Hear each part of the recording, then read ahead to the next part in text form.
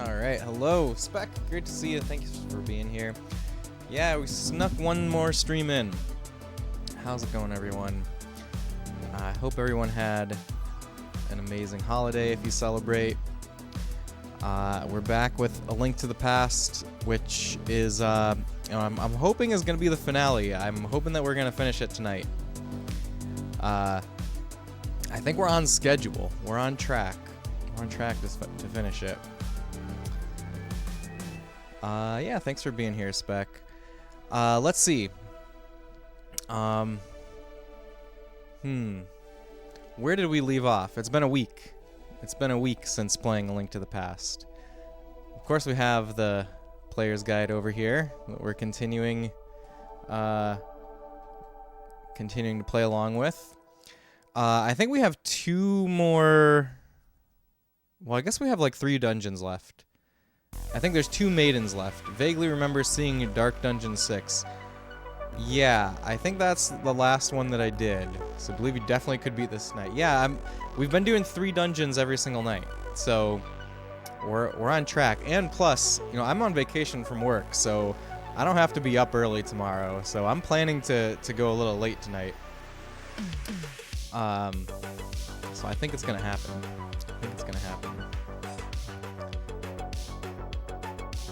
Let's see. Do I have a controller that works? Yes, I do.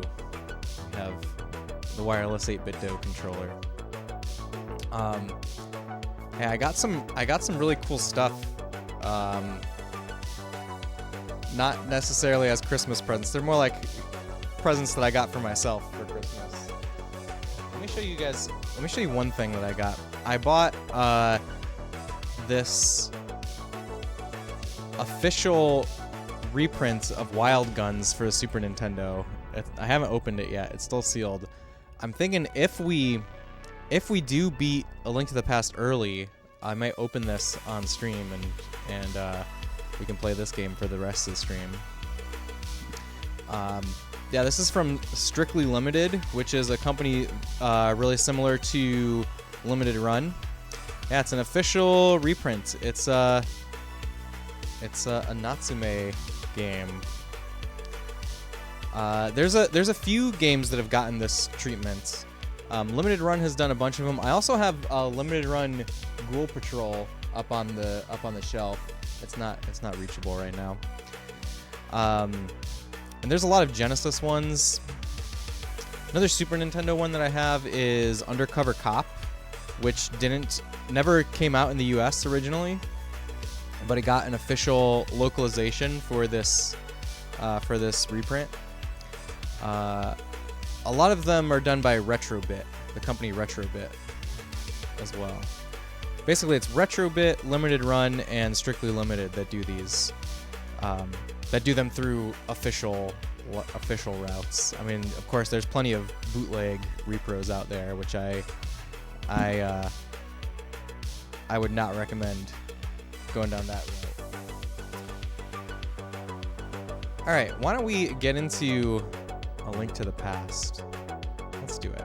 I've been missing A Link to the Past. You know, every time that I've played a Zelda game on stream, well, when I played Zelda 1 on stream, I like played it off stream at the same time on a separate save file, and I was kind of tempted to do that with A Link to the Past. I have not done it with A Link to the Past, but yeah, I've been kind of tempted to like play the Game Boy Advance version alongside my Super Nintendo playthrough.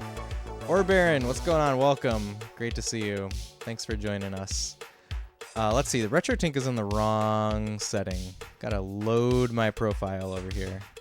I pressed the button one too many times. Lewis, great to see you. Welcome in. Hey, Space, glad to see you stream. Hi, everyone. Hello, Lewis. Hope everyone's having an awesome night. Thanks for being here.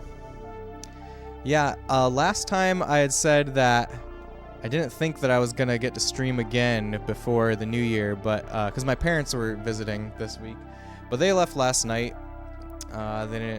They weren't into staying an extra day, so that means I'm streaming tonight. Oh yeah, new firmware is much easier to use. Ah, good. I'm glad that you like it, Spec. I'm glad that you took the initiative to update the firmware. RetroTink firmware, like what it is now compared to the stock firmware, is completely different. Actually, let's go here. Let's open up the book to where we left off.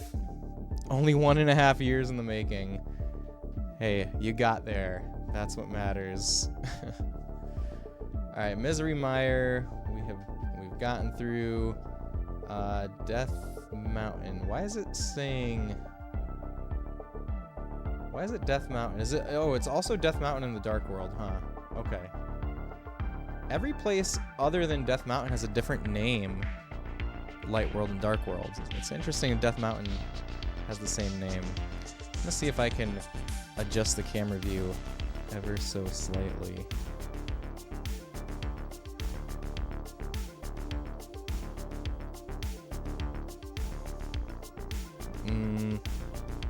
That's about as good as we get. All right. Got through a lot of your personal task backlog. That's awesome, Spec. I'm very happy for you. You know, I got a lot of like tasks done as well over the last couple days. I did it today, especially. I spent a lot of time organizing things. So, okay, you guys know that I really love my CRTs.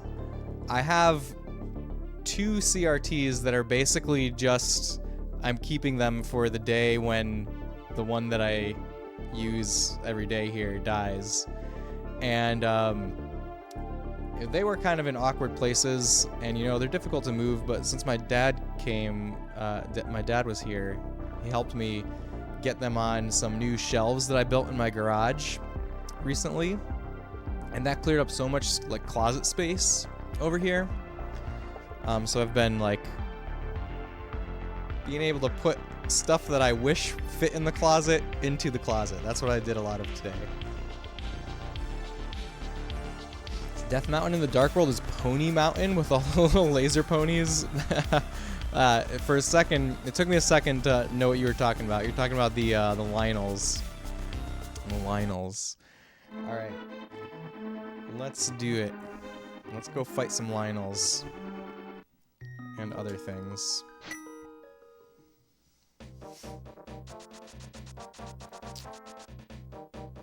All right, shall we call our duck friend? Yes, let's start out with that. You're trying real hard to come up with a name for the Dark World version. It's just called Death Mountain. In the in the guide it says it just says Death Mountain here for the Dark World version. Also quite sick, unfortunately, so maybe a bit brain-addled. I'm sorry to hear that you're sick, Spec. Hope it's nothing too serious. Hope you feel better ASAP. Okay, that's right. The bird can't come. Bird can't come yet. One thing that I want to figure out is how do you get the super bombs? I might look it up in the guide. Tested negative for COVID at least. We'll take another in a day or so, but it's probably just a bad cold. Alright, I'm glad you're at least negative for that. You had accrued a short list of games put on indefinite hiatus over the past few years. Been busy trying to complete them all before the new year comes. Nice, Orbaron. There's nothing like cramming at the last second, am I right? What are some of the games on your list, Orbaron? What have you been playing? Kind of hit you in the middle of the music stream and been sick ever since. Oh, that's a bummer. That's a real bummer, Spec.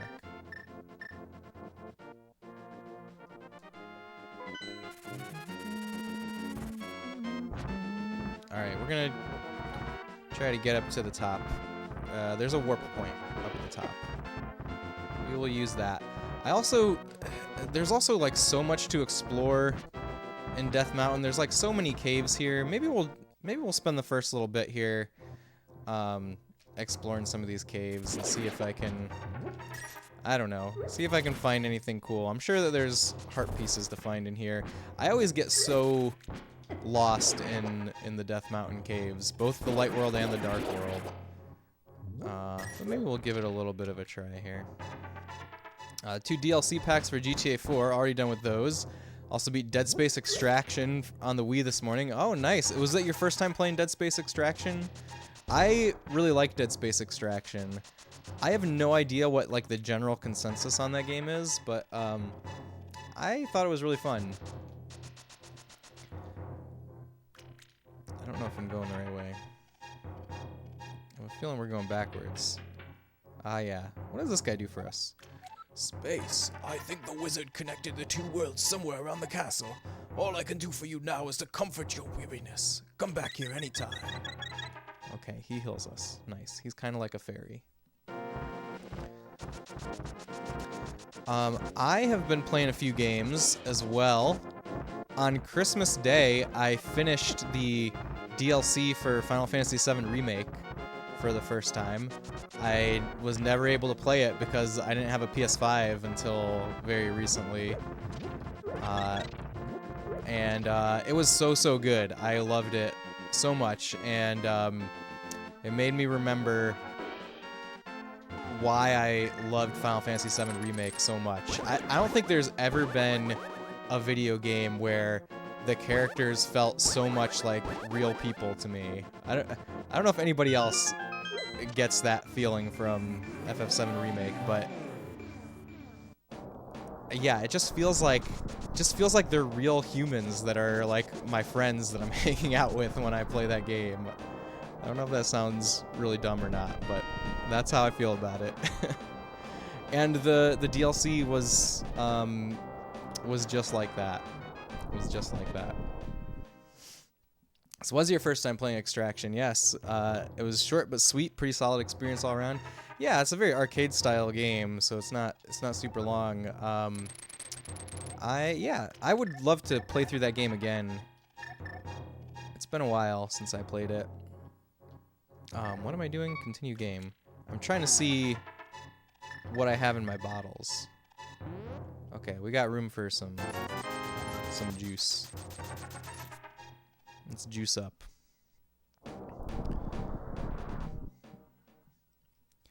Let's see. I also started playing Ancient Minister. Hello, welcome in.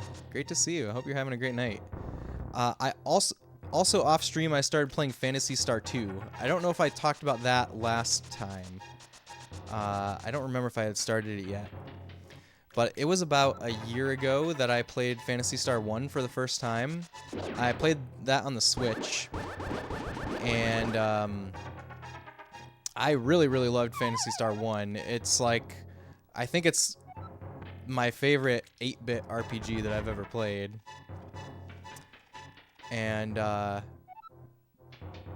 want to play through the whole original Phantasy Star series, 1, 2, 3, and 4. You know, a lot of people say just play 4, or like 4 is the best one. But I've also heard that 4 really pays off if you played the others. And I mean, I really love the first one as well. And I feel like a lot of people say 2 and 3 are kind of the lower points, but I'm in it for good now. Can't give up at this point. Remind me, is this your first time playing A Link to the Past? No, Ancient Minister. I've played this game many times. It's one of my favorite video games ever. I'd say it's like a top 5 game for me. But it has been a long time since I last played it. Before this playthrough. It's been like 13 years. But I'm kind of surprising myself at how much is just like muscle memory. Like how much just like I immediately know where to go and stuff. That's not always the case. There's plenty of stuff that I've had to search around for a while, but yeah, a lot of it is like riding a bike. Generally like playing these rather obscure, non-mainline console-exclusive games that add to the overarching lore of a series. The Resident Evil rail shooters will also like this. Yeah, I kind of felt like the Dead Space Extraction was heavily influenced by the Umbrella Chronicles and Darkside Chronicles for Wii.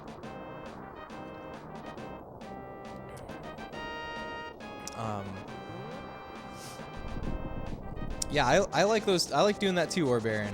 It's fun.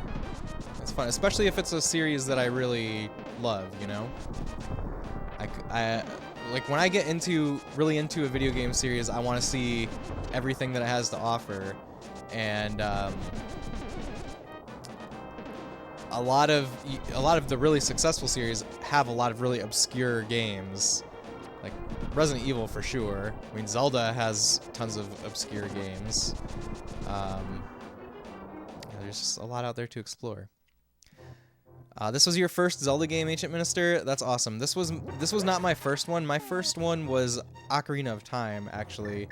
But I did have a Super Nintendo before I had an N64, and I think I was just kind of like, I felt like I was too young for the Zelda games, maybe. Like, I always was aware of the series because I read Nintendo Power, and they talked about Zelda a lot in there.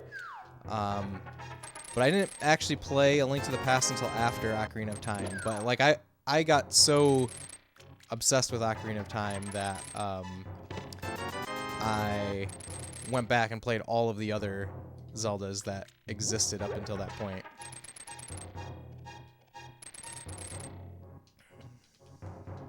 So yeah, it was 1999 when I played this for the first time.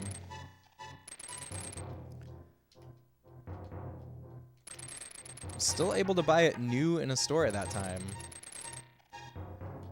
Speaking of Dead Space, he maintained to this day that Dead Space Mobile is the best original smartphone game. It's no longer available on the App Store though. Is there a way to emulate it? Do you know, Orbaron? I'm sure that there is. There must be. I think we gotta do a hard reset here. I should not have been throwing away all those skulls. We gotta fix that. At least you were able to play that one, unlike a similar Mass Effect game, which you completely missed before it was removed from the store. I hate when this happens. Yeah, mobile gaming is like the worst offender of that, too. I found out recently that there's a Resident Evil mobile game based on the movie Degeneration, I think, where you like... But it plays sort of almost like Resident Evil 4, which is really weird. I had never heard of that. I heard about it from the YouTube channel Stop Skeletons from Fighting. They're a really cool YouTube channel that goes into like some really obscure stuff.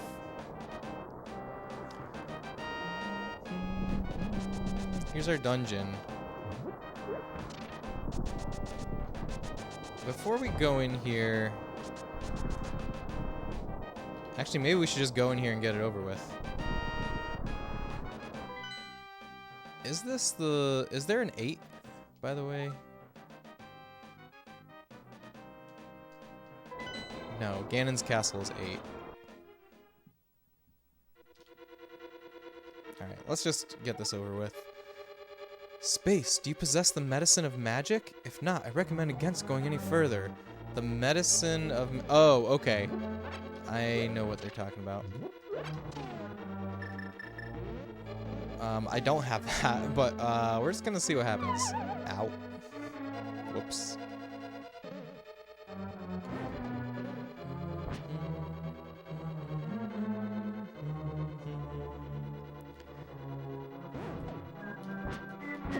Ow.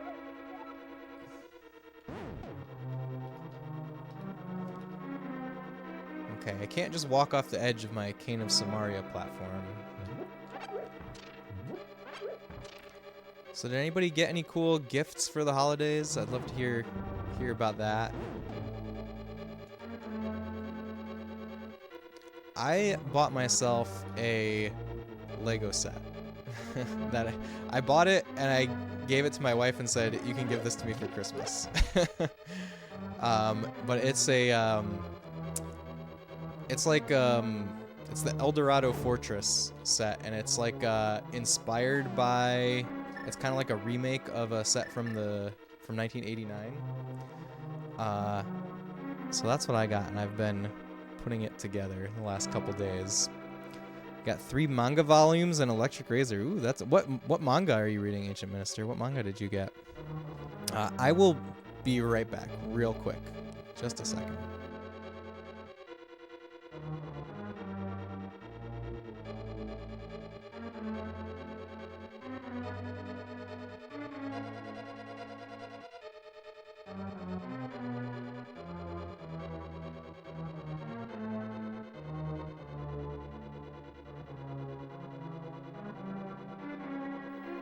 Alright, I'm back. I was invaded by one of the children.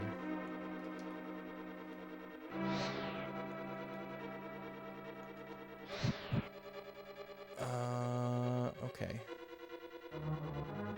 Those lanterns are gonna blow out, aren't they?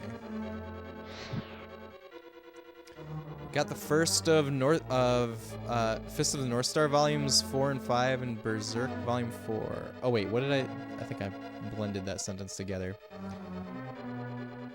Fist of the North Star volumes 4 and 5 and Berserk volume 4. That's very cool, Ancient Mister. Do you like anime and manga too? I appreciate those things, but I have not ever dived super deep into them.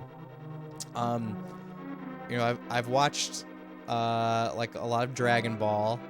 I've watched some cool anime from like the late 80s, like Bubblegum Crisis is one that I like a lot.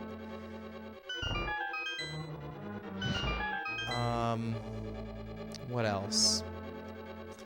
I've watched Iria Zerum, which is another kind of like either late 80s or early 90s one that's really cool. I would like to get more into it. Especially Fist of the North Star looks really cool. I would like to watch Fist of the North Star. Gamer James, how's it going? You started watching Hilda, great cartoon. I've heard of Hilda. I think my wife might have watched that. I've never seen it though. Hope you're having a great night, Gamer James. Thanks for joining us. Berserk, top nice. Love old anime, me too. I really love old anime. If you've got recommendations, I'd love to hear them. I've also watched the OVA Megazone 2-3, which is really cool. That's one that gets that has a lot of clips that are used for like city pop and future funk playlists on YouTube. Megazone 2-3.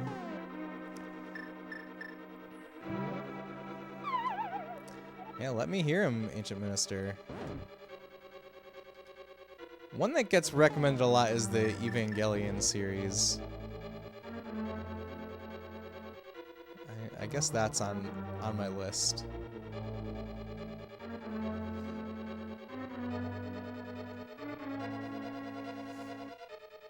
I've also watched a good bit of the original Sailor Moon, the Japanese version of Sailor Moon, because some of my streamer friends have a shared Discord where they have like a Sailor Moon watch party.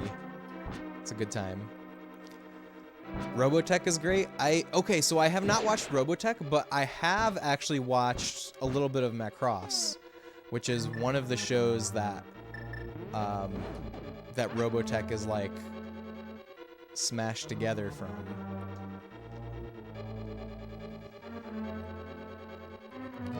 I've also watched a little bit of the original Gundam. That's really, really great. Negatron, what's up? Welcome in. How are you doing tonight, Negatron? Thanks for joining us.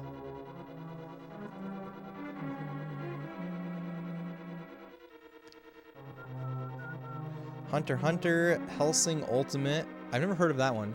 Dragon Ball, Yu Yu Hakusho. Oh, Yu Yu Hakusho, I guess, is something that I should watch because a lot of people talk about that one too. Samurai Champloo, I've heard of that, but I've never watched it. Monster, Berserk, Cowboy Bebop. Yeah, Cowboy Bebop and Trigun are both ones that are, I guess, on my list as well. Gungrave. I've never heard of Gungrave. Evangelion is unique in how most of the overarching lore is provided in a PS2 video game, not the series itself. I'm not aware of any other franchise doing that. That's the first time I've ever heard that, Orbaron. That's very interesting. Yeah, we're at Turtle Rock. Hey, Wingman, how's it going? The night is finding me very well, Wingman. How are you? Thanks for joining us. Is this the entrance? I think that's the entrance. Oh wait, I have a map. Where's my map?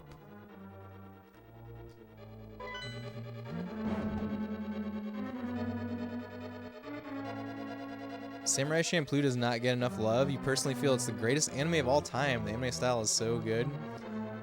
Okay, that's a very glowing review, Wingman. Maybe I'll have to look into Samurai Champloo sooner rather than later, based on that one. That little eyeball thing that we just did, that has not shown up in the game before. That's like completely new. But I think that's one of those examples where I just knew what to do. And I'm honestly kind of surprised that I could remember something like that.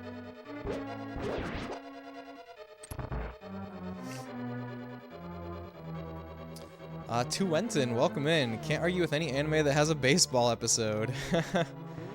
Tuenton, thank you for joining us. I hope you are having a lovely evening. I feel like there's a baseball episode of Dragon Ball Z, isn't there? That is like ringing a bell in my head. Why do we have this switch? There must be a good reason.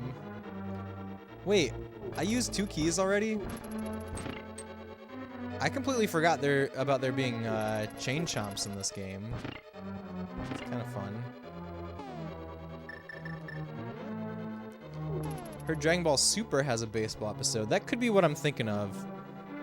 Yamcha was playing in the DBZ. Oh, okay, that's what I'm thinking of. I'm thinking of when Yamcha became a baseball player. Yeah, Ancient Minister said it as well. Don't like modern Dragon Ball. The series ended with Majin Buu.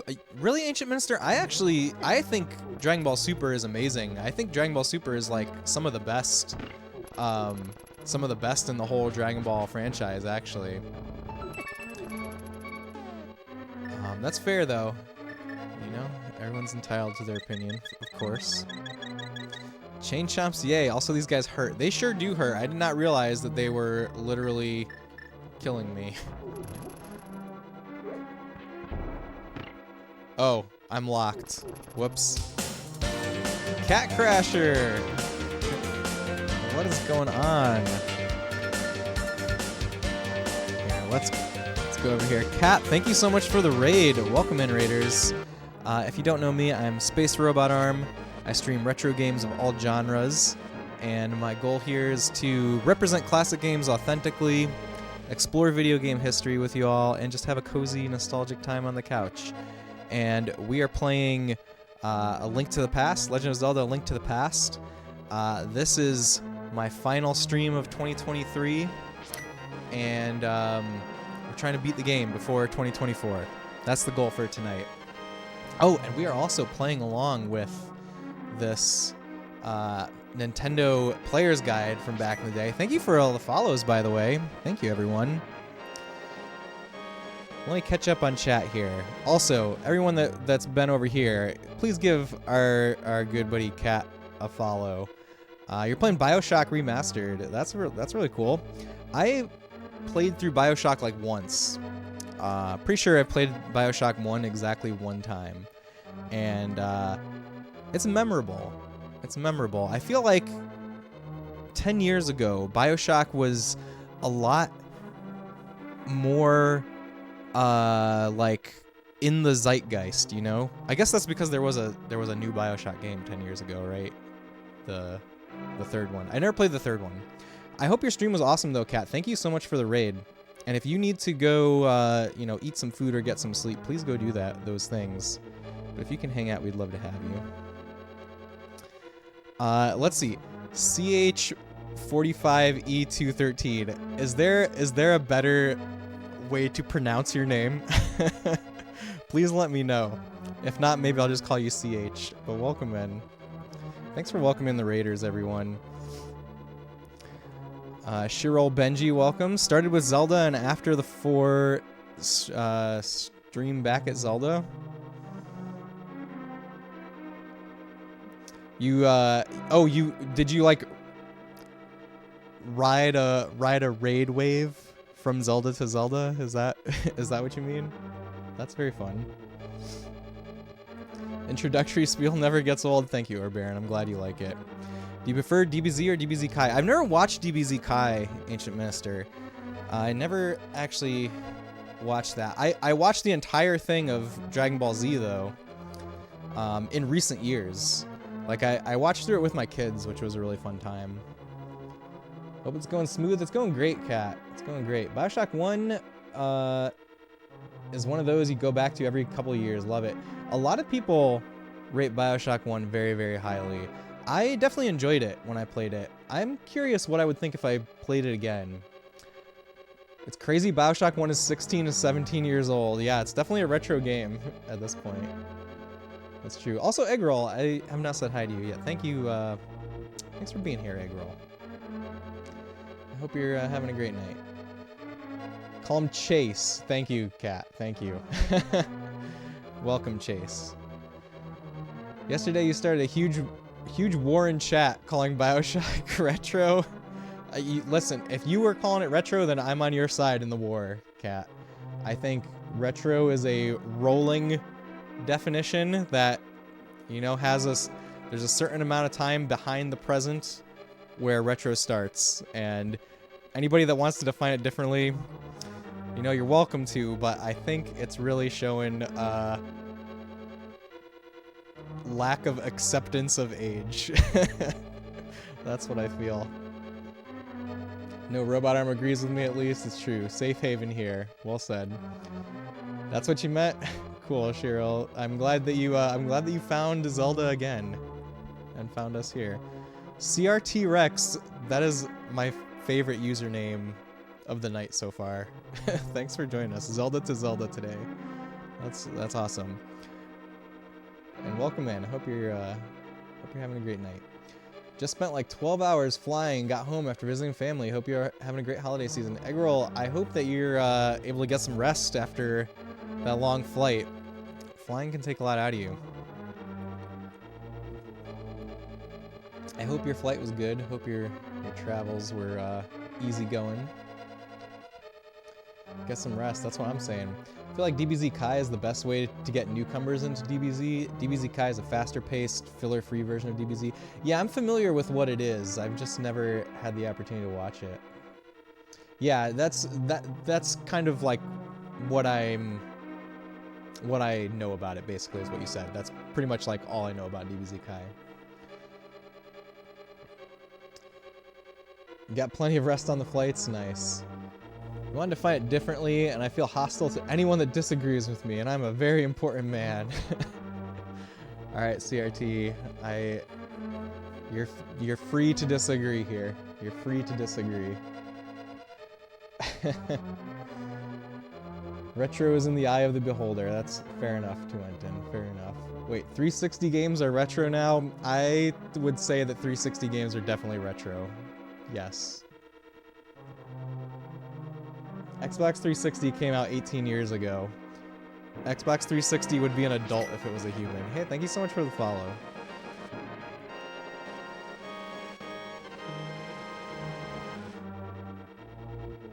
You're welcome, Rex. You're welcome. Oh, by the way, I just caught up to where you said thank you for the compliment on your name.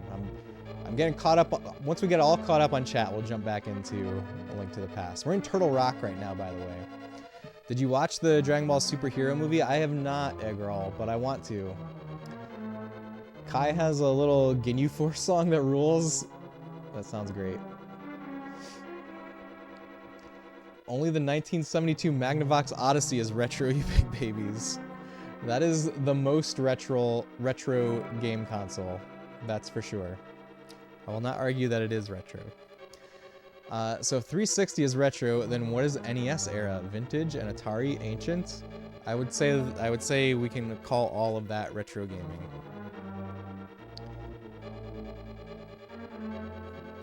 I don't think getting like too granular in definitions of eras is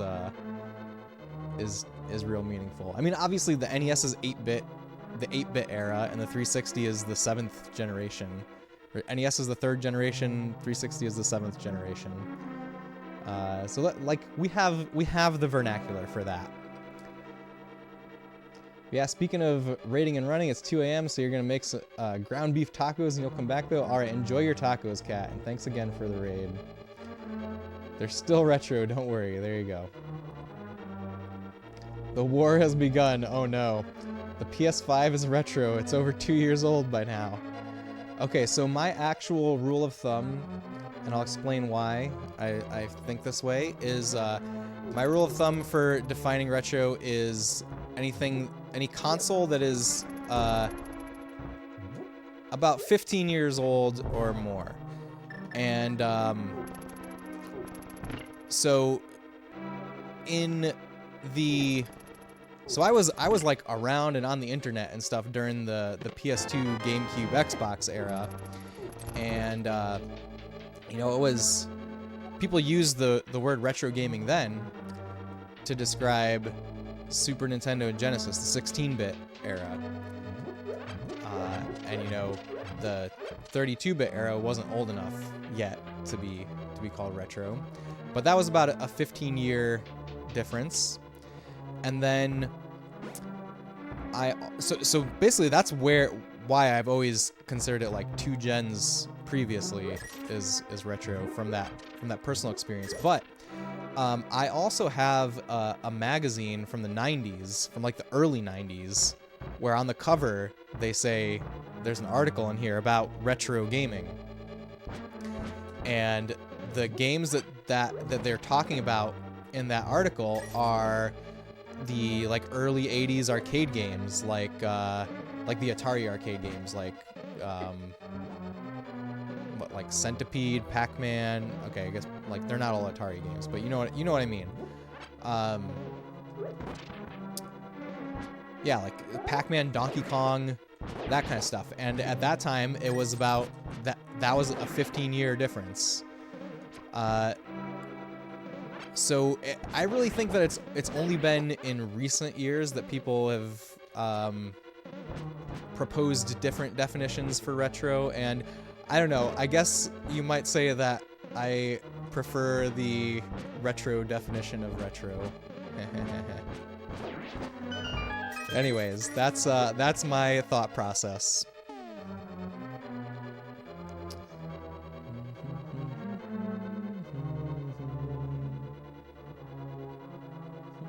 Sorry, my computer is very very slow since I started streaming at 60 FPS.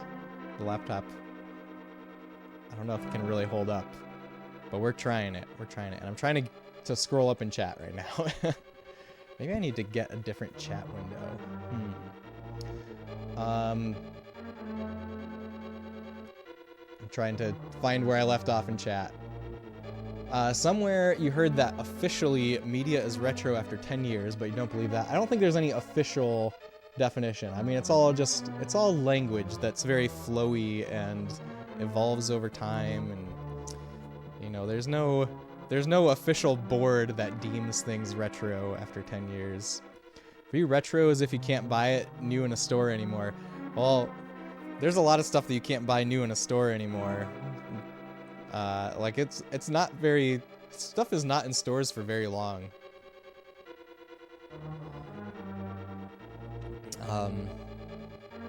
I also think a good rule of thumb is like if you have nostalgia for something. And personally for me, I definitely have nostalgia for like early Xbox 360 and Wii games. Every year the number of retro gamers can enjoy keeps growing. That's right, Orbaron. Okay, in all seriousness, your personal take is this. There's no one size fits all. Depends on the age of the person or how the person thinks. To me personally, nothing past the 16-bit is retro at all. Someone who grew up with the 360 will think differently. Yeah, I mean, definitely people have different takes on it.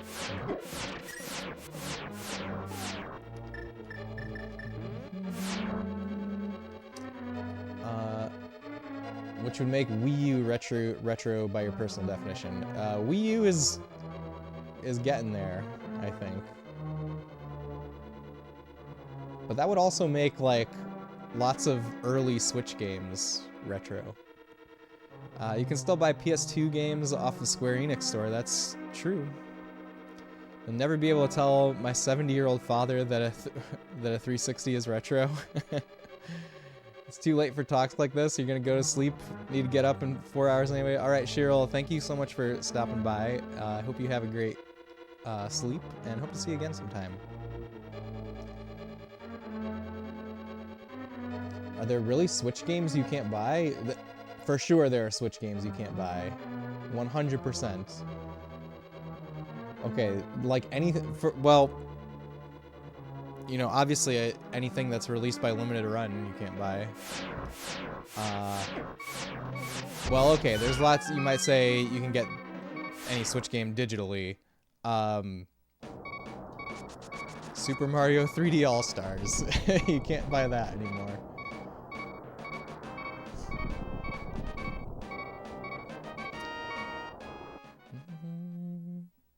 Guess if it's a limited set, that you guess that makes sense. Yeah, but like you wouldn't define something as retro. That would be an exception to your rule, right? I'm kind of trolling a little bit, Spec. Who's your favorite Dragon Ball villain? That's a great question.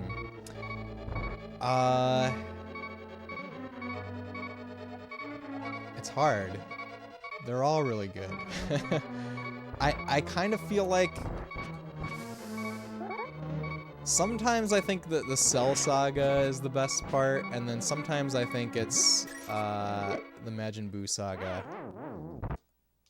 And then sometimes I think it's Frieza. I mean, it's got to be between those three at least. Right?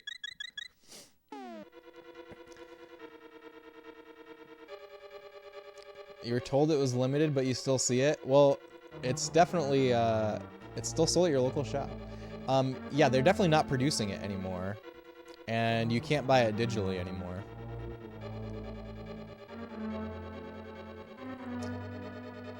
Baby from Dragon Ball GT. I have not watched Dragon Ball GT at all. I've not seen any Dragon Ball GT.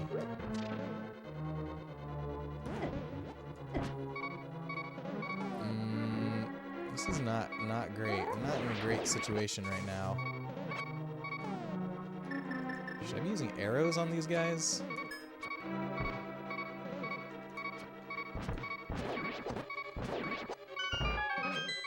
I will take that heart. Such a strange decision for Nintendo to make. Yeah, I think they were like trying to experiment with like FOMO-based marketing at that time, because they also did the Fire Emblem game, Shadow Dragon and the Warrior of Light, or Shadow Dragon and the Blade of Light, as a limited release, and that one was only digital, so you can't get that anymore. That's actually a retro game though. That was a Famicom game. Us Floridians don't consume Super Mario 3D All Stars enough to run the stock out here. I guess not. Optimus, what's going on? Welcome in. How are you doing tonight? Thanks for being here. Remember when Star Fox 64 for 3DS was a limited production too, which you never understood? Was that an intentionally a limited production, or was that just like there was low stock of it?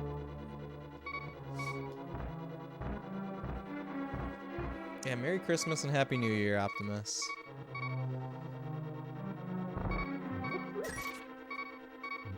Let's see, this is the big room. There's more to explore in this room, I believe. Let's check this place out. To be honest, don't know their intention. Yeah, I that's a time when I was not following the gaming industry very closely during the 3DS and Wii U era. That was really during my PC gaming phase.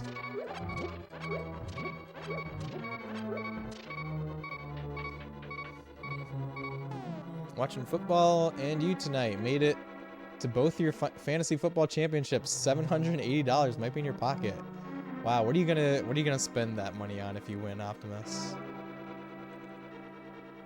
To be honest, I read that already. Imagine there's a complex reason behind digital scarcity, but I can't say that you understand it.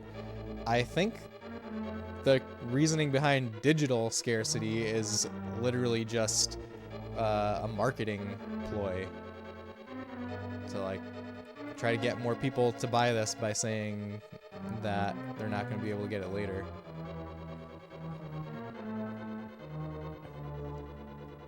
Another game you had placed on indefinite hiatus since 2021 was The Evil Within, RE4 clone directed by RE4's lead developer, Shinji Mikami, yes.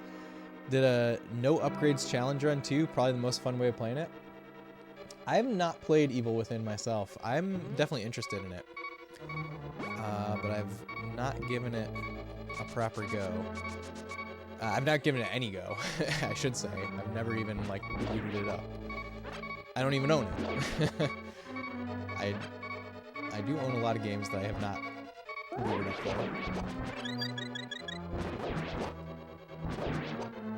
wonder if an enemy is going to drop a key. There's zero complexity at all for digital scarcity. It's just gatekeeping. I think it's a marketing technique. They're trying to get people to think, oh, I better buy this because if I don't buy it now, I'll never be able to buy it again. And that's what I've always thought it was. Oh, I'm a bunny.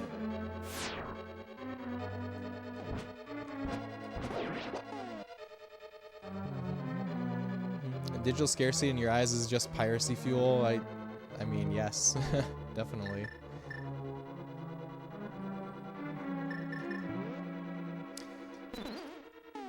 Oh yeah, let's catch these suckers. Keep it in a bottle. Okay, I couldn't catch that one.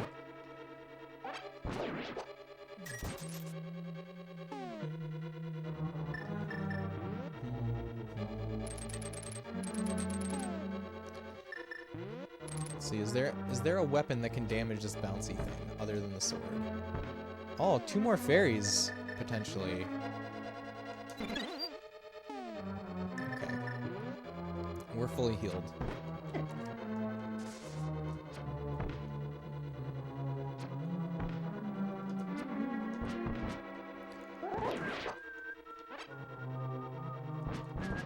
So I was starting to talk a little earlier about my experience with Phantasy Star 2, by the way.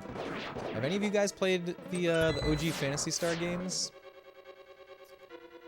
Yeah, I started playing Phantasy Star 2, and that game is brutally difficult. It's, I don't know how many hours I've been playing it for, but I have not finished the first dungeon yet. There's a lot of grinding, a lot of like going into the dungeon, getting within an inch of death, and then leaving and going back to town. The problem is, a lot of times I misjudge being within an inch of death, and I just actually die. Don't even have it on your backlog. Does that mean you're just not interested in the Phantasy Star games, or Baron? Phantasy Star 1 is really amazing in my opinion. Phantasy Star 2 so far I'm really enjoying. But I'm still at the very, very beginning of it.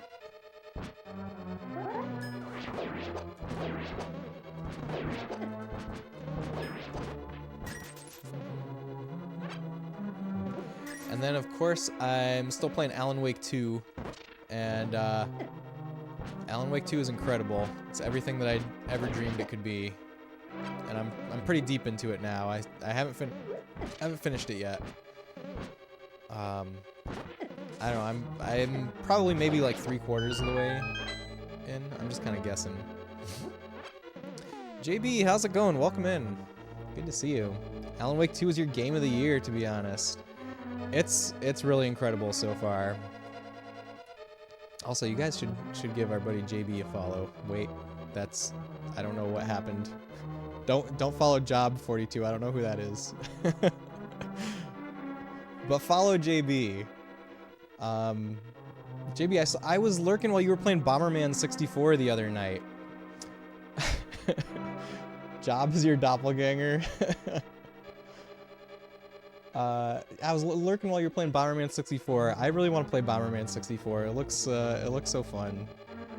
Not interested, you're afraid? From what you've seen of those games, nothing really piqued your curiosity. Might be wrong, but you generally trust your gut feeling. I mean, you've got to be into old school JRPGs to be interested in Phantasy Star, I think. Like, if you're not into that genre, then probably no. But I think if you are into that genre, I would recommend them for sure. Dude, Bomberman 64, you love that game so much. Yeah, I only really remember playing it when I rented it as a kid. It's kind of in my mind as something to come back to, though. Excited to show Bomberman 64 legitimately has secrets to offer. Ooh. You know, somebody else is playing Bomberman 64 on stream right now, too. Do you know Heinz Ketchup? Heinz hangs out here from time to time. Let me give him a shout out. I mean, like, of course you know Heinz Ketchup, but this is a streamer named Heinz Ketchup, spelled like that you guys should also follow. You do know Heinz. That's very cool. Yeah, he's also playing Bomberman 64. Maybe this is the time for Bomberman 64. The time is now. You found the mirror shield. You can now reflect beams that your old shield couldn't block. All right. Shield. We're ready. What are Jundies, by the way? It's one of your stream tags. Jundies is a stream team that I'm on. And there's so it's the Jinrei is the partner that runs the stream team, and it's hard to explain the lore behind Jundies. I would kind of just direct you to go hang out in a Jinrei stream sometime and maybe ask him.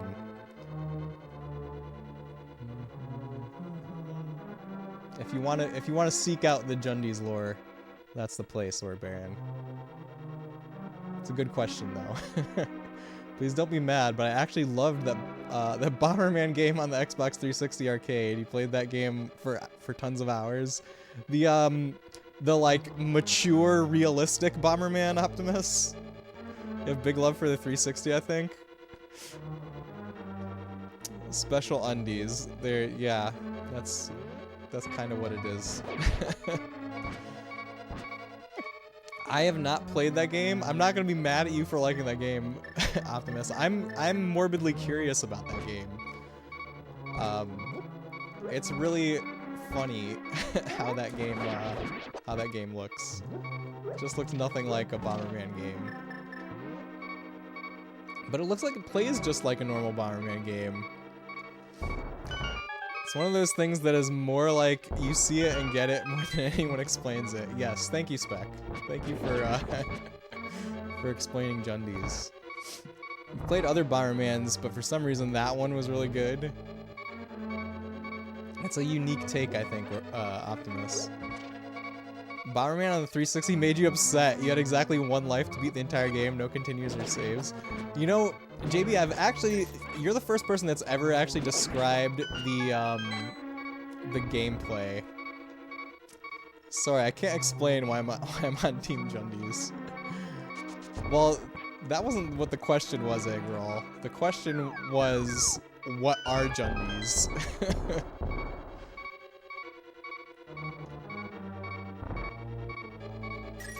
Which is a much harder to explain question. Ah, no, we have a fairy. We have a fairy. Also something about soap. Yeah, there's a lot of weird Jinrei lore out there. Why am I collecting rupees in this room when I have 999 rupees? Let's leave. Why did I even do that? I played it way back in high school. Don't know, you're more accustomed to the cartoony aesthetic. Yeah, that's the thing that people talk about with that game. Nobody ever talks about the actual gameplay. They just talk about how ridiculous the art style is for it. How un-Bomberman the art style is. Oh no! Ugh! Took a hit. There had to be a way to not take a hit. That room reminds me, have you ever found the Chris Houlihan room? I've never found it. I know of its existence, though. Have you found it? Ah! There's fire! It's like something really complex to find it, right? How many fairies do I have now? We got one fairy. You have found it in pre-internet days by accident. Wow. There are deterministic ways to get there. I do know that, but it's really complicated, isn't it? That's crazy to find it in pre-internet days. What did you think when you found it? What does it say on the telepathy thing when you go there, by the way? I don't remember exactly what it says. Your IRL name is Chris, so it threw you off. My surname is not Houlihan, though. Isn't the Chris Houlihan room just a failsafe if the game bugs out?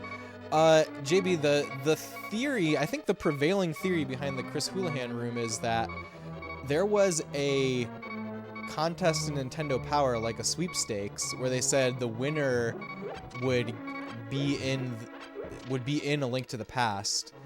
And the theory is that Chris Houlihan is the person that won that sweepstakes. But you know, nobody has ever come forward and said, I am Chris Houlihan and I won the Nintendo Power sweepstakes. Nobody's ever confirmed it. But that is the prevailing theory on what it is. Oh, I really wish that button turned the lights on in this room instead of opening a door somewhere. The way you found you could get there reliably was by starting at Link's house and Pegasus boots dashing as far as you could to get to the right side bush hole just outside Hyrule Castle. It reminds you of how we did end up finding Kurt Zisa, who won the Kingdom Hearts 1 contest. He's still doing contests, actually.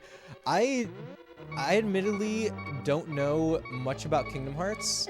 I've actually never played a Kingdom Hearts game. I told this to Bone Shock the other day, and he was shocked to hear. Maybe someday I will. But yeah, I have no idea what who Kurt Zisa is. If you want to fill me in, feel free. Aquamarine Alex, welcome in. Thank you for joining us. Hope you're having a great night. This is your favorite Link game. This one is up there for me. I think it's probably number 2. It's probably number 2 for me, after Ocarina of Time.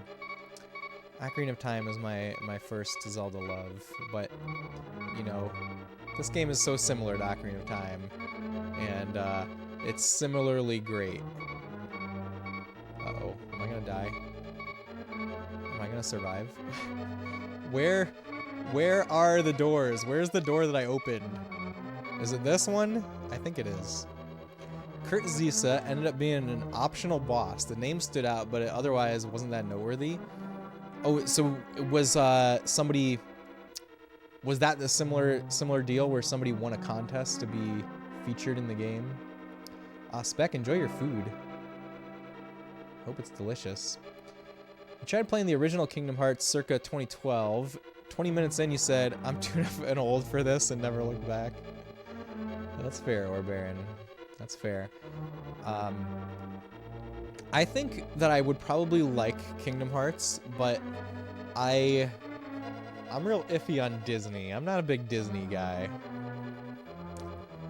When I think of Disney, I just think of, like, monopolies and AI actors and movies made by committee.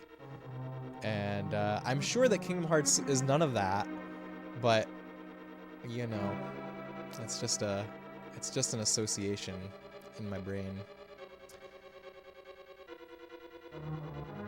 Maybe if you open back up game redeems, Kingdom Hearts 1 would be on the table. I don't think PS2 games are, do I have PS2 games as part of, as redeemable? I'm not sure. Yeah, featured in the game. That's really cool. If I had known you never played it, you would definitely requested it. Ah. Maybe someday, Egg. Maybe someday. I feel KH does a good job with distancing the Disney brand from the gameplay and story. That's encouraging, JB. Yeah, I feel like I would love Kingdom Hearts because, like, I love Final Fantasy. I love Final Fantasy VII Remake, which I hear is very Kingdom Heartsy.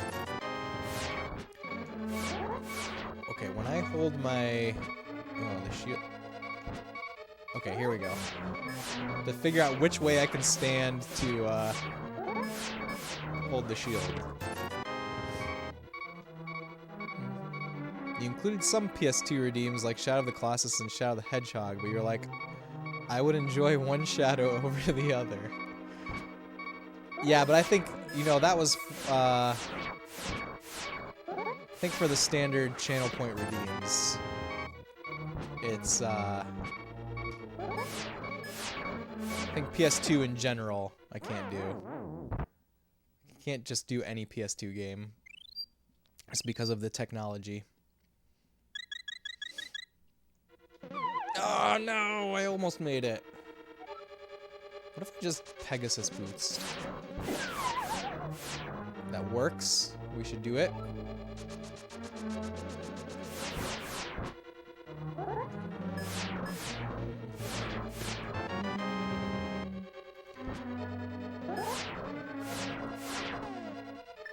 I'm not sure if there was a locked door somewhere. I don't remember.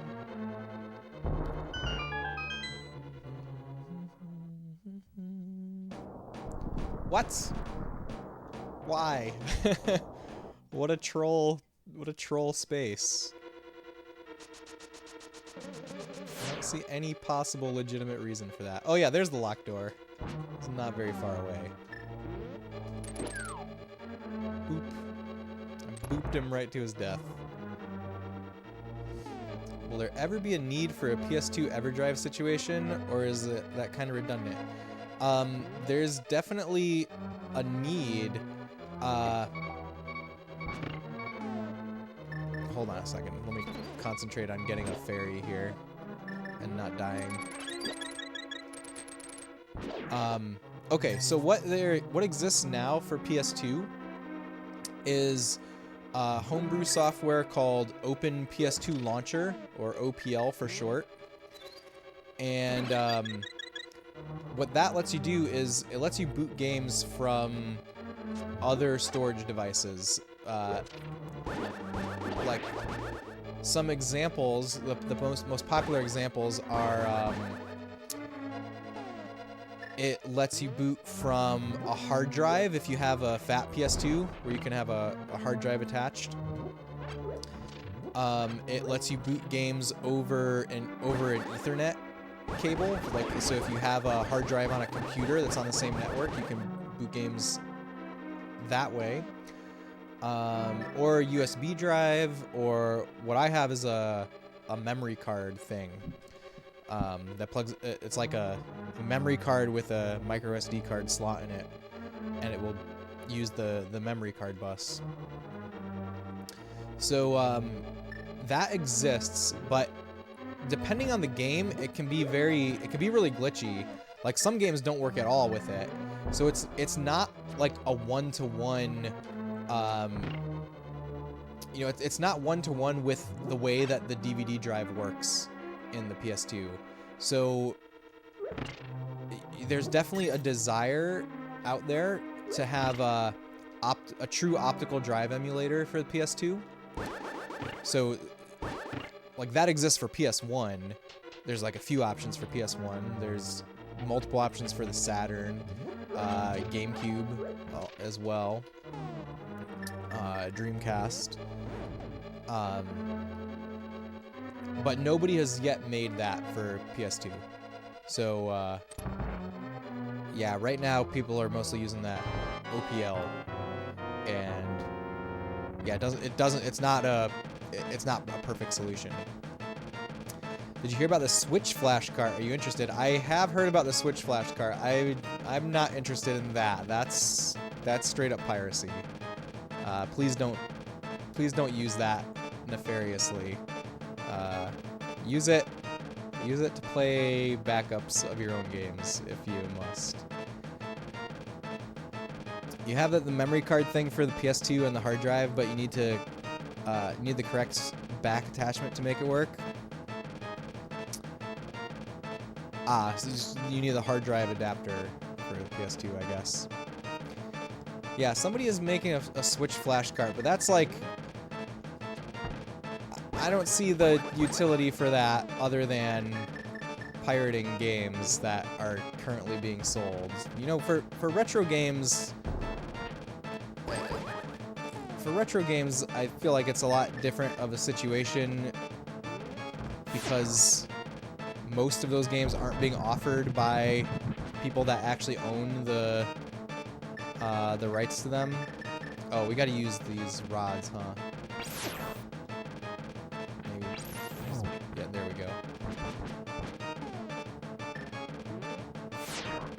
But like when you're talking about a console that's still like actively on the market, it's a different situation.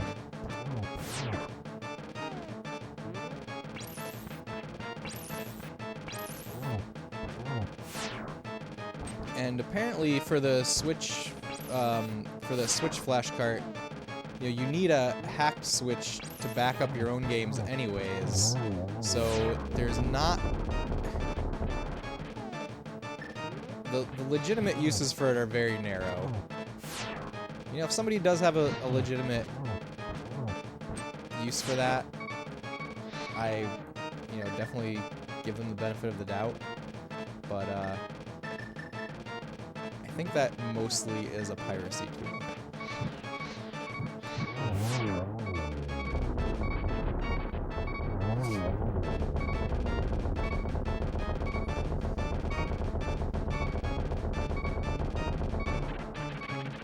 Oh god, he's still alive.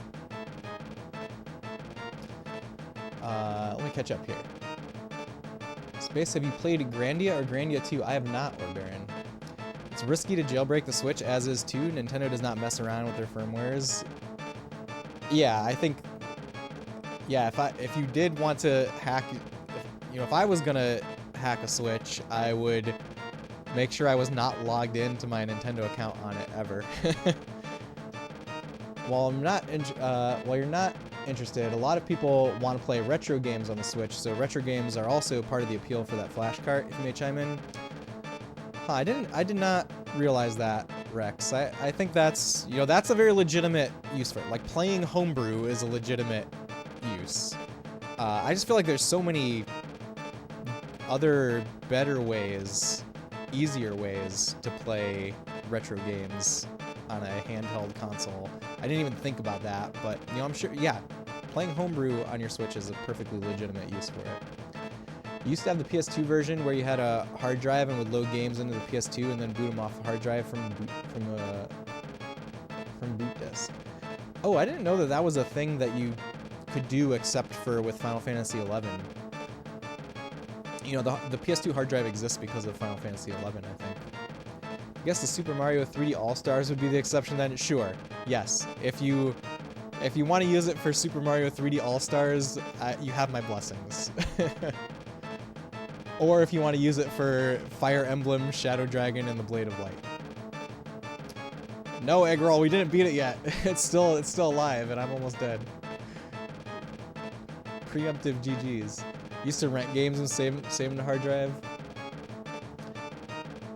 As for the PS2 ODE, would help people who want to play PS1, and currently Popstarter doesn't have good compatibility. Yes, yeah, that's true, CRT. I didn't even think about that. Yeah, there's similar homebrew software to load PS1 games, and yeah, that's even worse than OPL.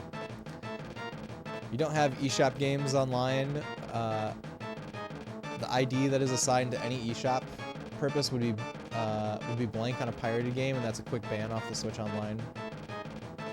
Yes, yes. Sure, I do too, but some people just want one device from what I hear. Personally have all the portables you could get, but not everyone is into that, of course. Sure, yeah. But what is the overlap of people that want to hack their Switch? Or, well, I guess you don't need to hack the Switch to put the homebrew on it. Okay, sure. I guess I guess there might be some niche of people that applies to. Because I was thinking, like, people that are into getting a flash cart for their Switch are probably people that are also into getting different handhelds. Can't believe they had the audacity to do 3D All-Stars and not put Galaxy 2. Yeah, it really feels like Galaxy 2 was missing from 3D All-Stars. I agree with that totally, JB. That has always bothered me. Yes, this, yeah. You were also upset about this? I know, right? And why haven't they ported the Zelda HD remakes from Wii U to Switch? I think they're saving them for a rainy day.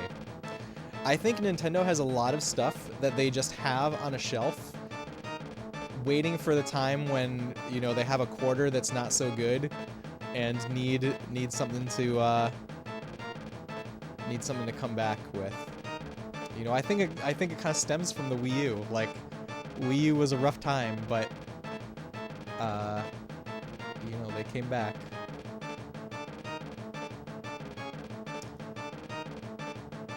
See, honestly, people jailbreak their Switches a lot to export their Pokemon files, and PK hex them is kind of rampant. Oh, I don't know anything about that, JB. Is that something that happens in, like, the competitive Pokemon scene? I know that there is a competitive Pokemon scene, but I don't know much about it at all. It's almost impossible to make a 3D All-Stars Volume 2. What are you going to do? Put Galaxy 2 and 3D Land in one volume? I bet they're going to do a 3D All-Stars 2 and have Galaxy 2 on it. Yeah, what else would be on it, though? I mean, what Eggroll said is kind of all there is, right? Alright, let's see if I can beat this boss.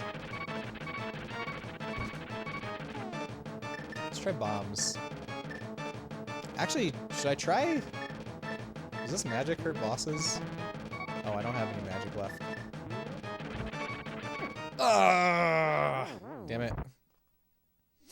Oh yeah, gosh, you'd wager the majority of competitive teams in VGC are hacked with PK Hex. That's a bummer.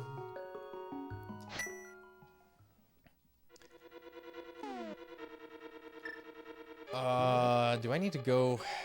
Oh, this is like a checkpoint. That's why this exists. It's a checkpoint. Alright. We're gonna try. Unless you try to buffer it with other 2D Mario games to make up for it, like Yoshi's Island or something. Yoshi's Island 3D remake? I don't want a 3D remake of Yoshi's Island. Yoshi's Island is perfect as it is. No! Oof. A checkpoint, exactly. Yes.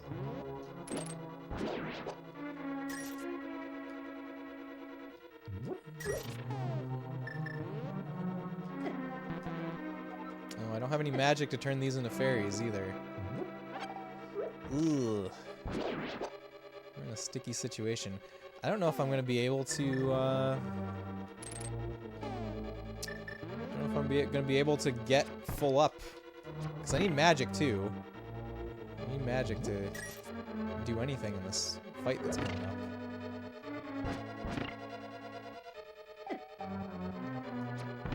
Well, now I have less magic. Hooray.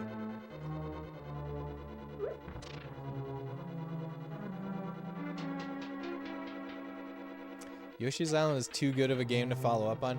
Yeah, I mean, they've tried to follow up on Yoshi's Island multiple times, and all of the Yoshi's Island sequels have been subpar from my understanding. I've honestly never played...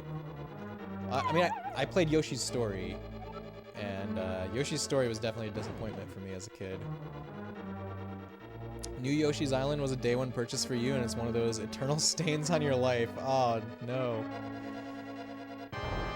That's a bummer. Yeah, I haven't played any of them, really.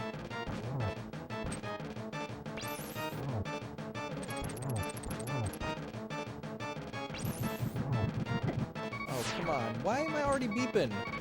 Alright, I guess we're probably gonna have to leave and go get medicine. Ugh.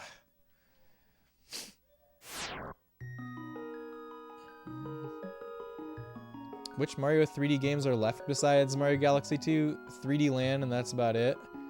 What if they put Wario World from the GameCube on it, though? What about that? Would that work? OMG, there's a Yoshi's New Island. Today I learned Yoshi's Island DS was good, but it was almost the Lost Levels comparison of difficulty. I would like to try the DS one. I would like to do that. They already ported 3D World to Switch, and Odyssey is also on Switch. Yeah, they could do like a collection of the games that are already on Switch, though. Oh boy, we beeping. We started beeping very quickly.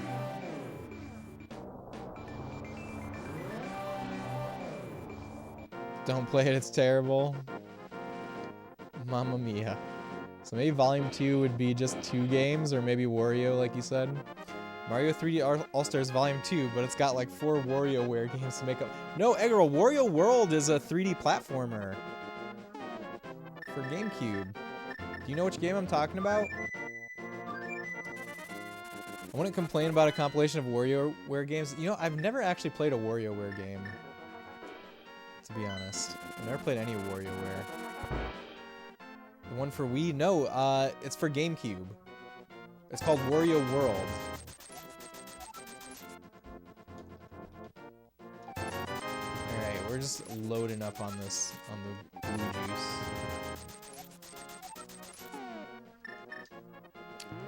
1 second, guys. I will BRB. Waluigi Taco Stand could be a filler. What is Waluigi Taco Stand? What? Is that a game, or is that like a WarioWare minigame? You're thinking Wario Land Shake It. That's called Wario Land? It's not called WarioWare Shake It? Okay, BRB, real quick. Actually, it's not gonna be real quick. I have to go to the bathroom too, so just like 2 minutes. That's still real quick, right? Okay, BRB for real now.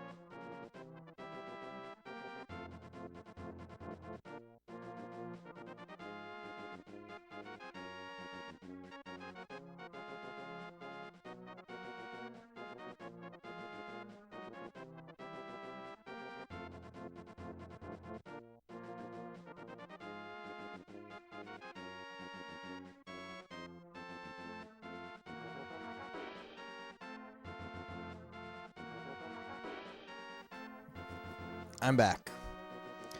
My camera's out of focus. Camera, focus. Please. Focus? Alright, we're focused. It's just a joke name folks make up in response to Waluigi being literally the only Mario character without his own game. Ah, I see. You've only ever played the 3 original Super Mario Brothers games. The rest of the series is a complete mystery to me. Wow, really, Orbaron? Those should be on your list of games to finish in 2023. Super Mario World is my favorite of the Mario games. I mean, it's pretty close between Super Mario World and Super Mario Brothers 3, but Super Mario World for me, I think it, you know, for most people, I think it comes down to which of those 2 you played first, but like it's right up there. It's right up there.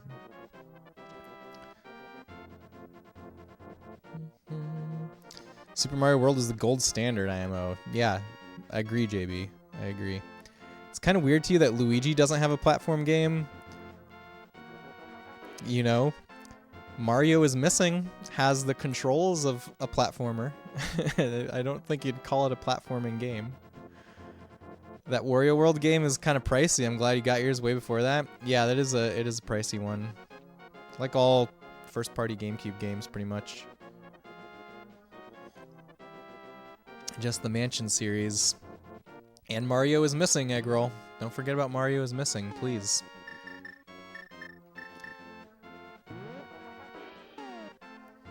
Did you hear that about that GameCube mod that doesn't need soldering that's coming out? No, but the mod that I have, the GC Loader, does not need soldering. That's been around for a long time. What is the what's the new one? What's that called, Optimus?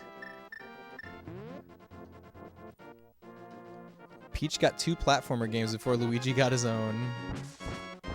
What about Luigi had DLC at least, right?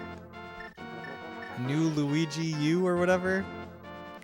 I thought Mario's Missing was a forgettable game by many reports. Who could forget that game?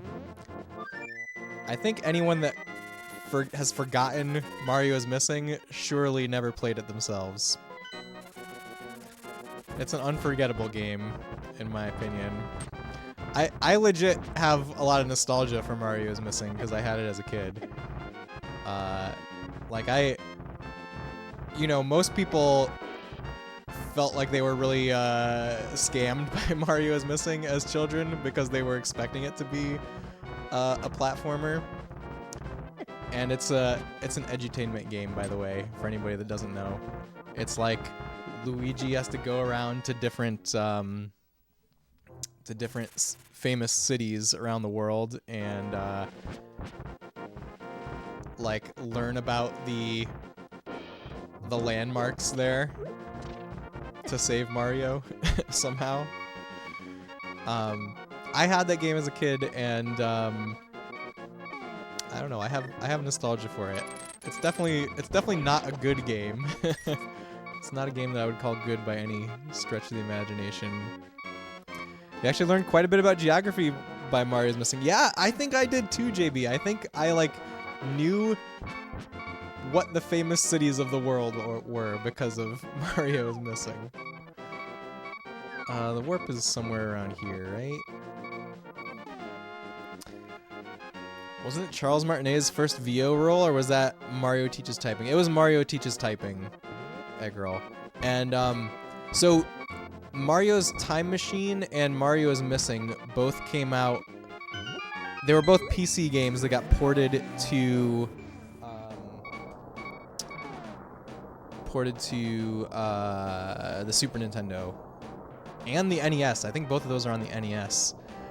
Dave Ham has redeemed Scanlines for 10 minutes. Dave Ham, thank you so much for the redeem. Thanks for being here. I hope you're having a great night. We will take a journey to the glory days of the CRT with some fancy RetroTink Scanlines. You know what I did recently was I tried the RetroTink 5X on my 4K OLED TV for the first time this weekend. Actually, that's how I've mostly been playing Phantasy Star 2. And it looks really amazing. The scan lines look amazing on a 4K OLED with HDR.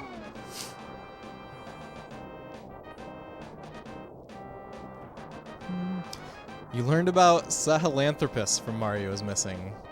I missed that part, Negatron. I didn't get that far. I didn't get far enough to learn about Sahelanthropus.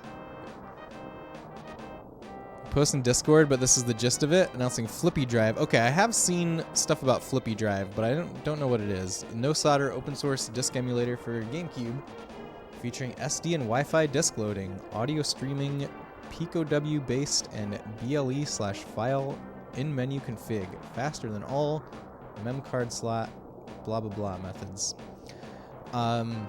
That's very cool. That's very cool. That's open source. I did see a menu for Flippy Drive that I actually posted on Discord, or a menu from the person that makes Flippy Drive. I wasn't really sure. Yeah, I haven't looked into. I know there's been a lot of new GameCube stuff, and I haven't looked into it too much because, kind of because I'm all set for GameCube. Super Mario's Wacky Worlds, 10 out of 10. Not really. That game never came out, JB. That's a prototype game. As much as I'd like to say it's not fair to judge it, I think, I think that was, so that would have been a CDI game for anybody who's paying attention. Don't know if you watch Spawnwave on YouTube, but he's getting it, and we'll post a video of him installing it. I know of Spawnwave. I don't watch him too much, but I know of his stuff. I'm sure that'll be good content. Did get canceled, yes. It has incomplete assets floating around. Yeah, I know that there's a like a playable prototype of it. Even, I don't know if. I was assuming that it was like an actual prototype that exists, but it might just be like reconstructed from assets. Like Angry Video Game Nerd covered it, or maybe he didn't cover it as Angry Video Game Nerd. It might have been he might have been doing it as himself. But that's where I've seen like all of it that exists. You're gonna get it if it's that easy. You should also look at the GC Loader, Optimus. That's what I have, and it's honestly sounds like it might be easier than this one. But I don't know if the GC Loader is like available right now. That's the only problem. I think he was just as James Rolfe. You're 100% right. Yes, yes.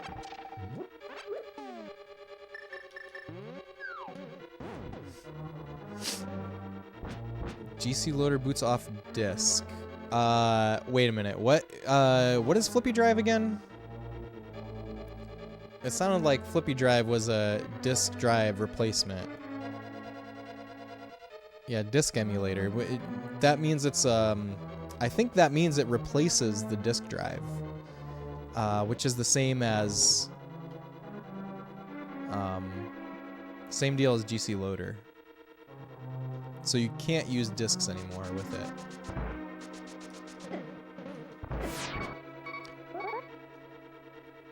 I should have just like bought all the hearts from that shop, huh?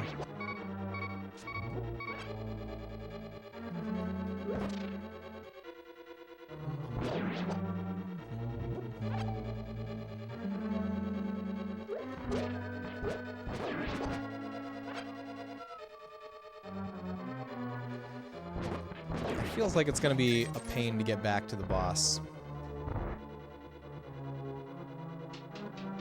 Maybe not.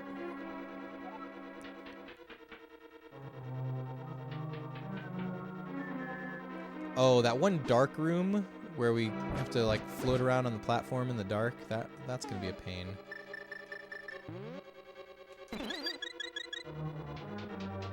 Alright, we try to get some fairies as we go.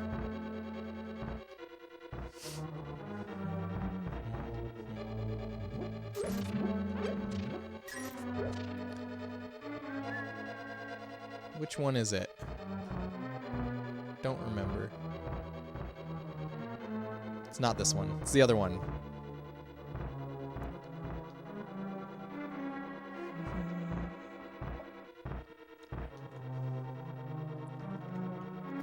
So, has anyone else been playing any cool games lately?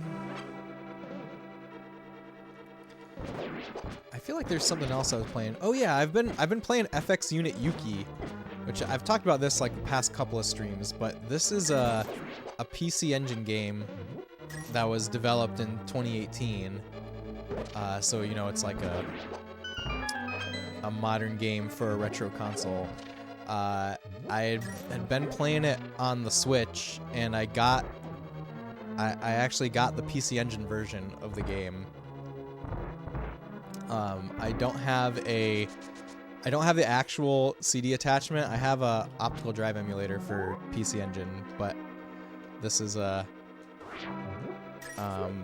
case where I can actually rip the disc and play a game on there. So GC Loader doesn't use a disc to boot. That is correct. You have to replace the disk drive with the GC Loader. And that's the case for most optical drive emulators.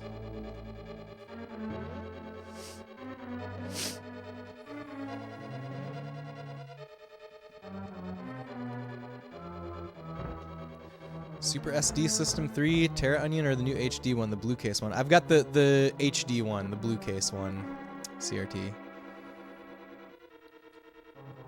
No soldering, that is correct. It's just plug and play. You just unplug the disk drive and you plug in the GC Loader in its place. That's how you install it. It's super, super simple. The hardest part is unscrewing the screws for the case of the GameCube. Why am I chasing this guy? It's a sunk cost fallacy at this point. You've mostly been Minecrafting with the family. That's fun, JB. My older son, I have a 7-year-old son who is super, super into Minecraft, and I play with him a little bit. And we both play on the Switch. Like, he's got his own Switch, and I bought like 2 copies of Minecraft because I love physical games, so I wanted to have it physically. But we lost my copy, so I haven't been able to play with him recently. Although I can play on the PC with him, so I guess we can still do that.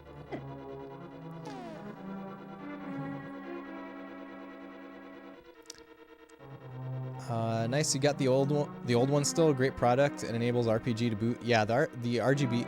I think I said RPG, but RGB. Yeah, it's very nice. I mean, I really love that it basically unlocks the entire library of PC Engine. And you know what I've been saying is that my New Year's resolution is to play more PC Engine games. PC Engine is such a rad console, and really want to get more into it. I've played a few. I've played a bunch of the must-play PC Engine games, but I think 2024 is the year for some of the deeper cuts from PC Engine library. Why do I have such a hard time with this area? Oh man, you're gonna look into this? Is it really hard to unscrew screws, or was that sarcasm? That was sarcasm, Optimus. I mean, no, but that is legitimately the hardest part about it. I mean, I was being sincere, but it is not hard. Oh my god, I'm gonna die. Oh my god, I gotta drink one of these here. I was being very sloppy. We need to fix this.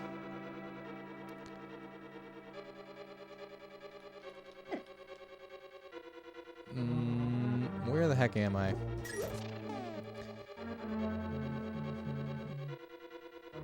It's pretty fun having 5 of us in a world doing things like the Nether, me, your parents, and your sister and her husband. That does sound very fun. Like, the most that we've had is me, my 7-year-old, and then my 4-year-old. But my 4-year-old, he's not, like, doing too much yet. He's just, you know, he's just messing around pretty much. Okay, did I get it? No. What? What is the issue here?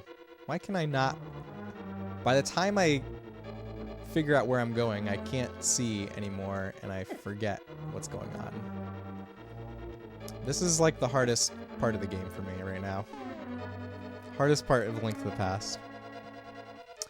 Alright, thank you again, Dave Ham, for the scan lines. We're gonna revert to the crisp pixels for now. I hope you guys enjoyed it.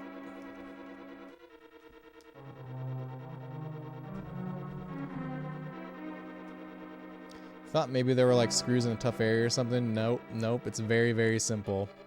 You're gonna look into this and see if you can find one. Good luck, Optimus. I hope you can. Your 4-year-old was playing Super Mario World on SNES the other day. He loved it. Ah, that's awesome. My 4-year-old really loves the Switch Mario games right now. He loves Super Mario Wonder and Super Mario 3D Worlds. And he was playing a little bit of Odyssey, too. Okay, we made it. Finally. We gotta go get that checkpoint. Because I'm probably gonna die. Alright, I will BRB. I'm getting a knock at the door. Hold on a second.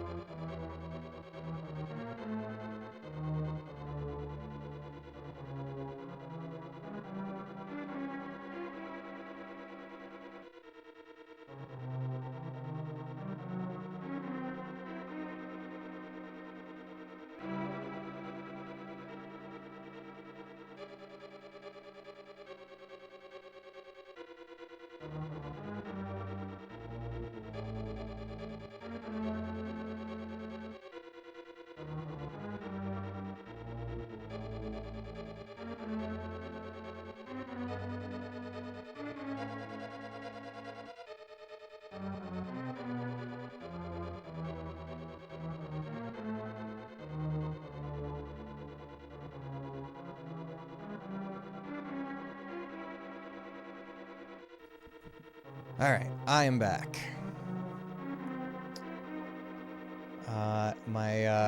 My kids were knocking on the door. They're not asleep yet. They're on vacation from school too, of course.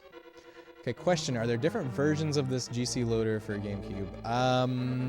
I don't know, Optimus. I don't know off the top of my head. Welcome back, Ancient Minister. We got to the boss of Turtle Rock, and I died and needed to go buy potions, so now we're going back. Ailes, welcome in. Hope it's going well. It's going great, Ailes. I hope you're doing awesome tonight as well. What have you been playing on stream, Ailes? Ooh, Hades. I've never played Hades myself, but some people whose opinions I trust a lot have told me that they think it's one of the best games ever made. But I've never really played any roguelikes. Something about like the random nature of roguelikes kinda turns me off, but maybe I should give them a try one of these days.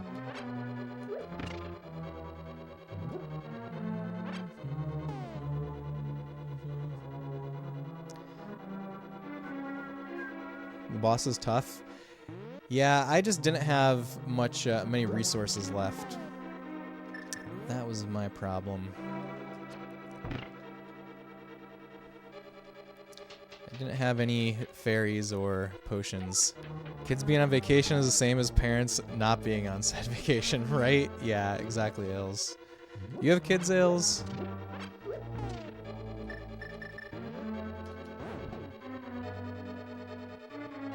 I mean, my sleep schedule has shifted to stay up later over the last week, but so has theirs. I don't know if maybe mine has shifted in response to theirs shifting.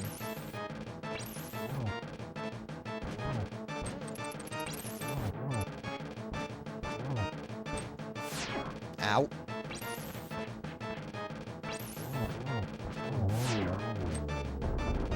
Okay, one turtle head down. Hades is great. To be honest, it was your first roguelite. Love it. Cool. Maybe one of these days I'll give it a shot.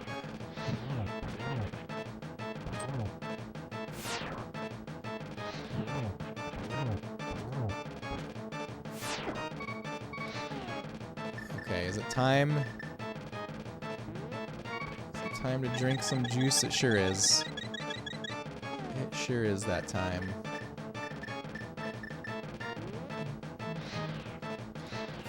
Come on.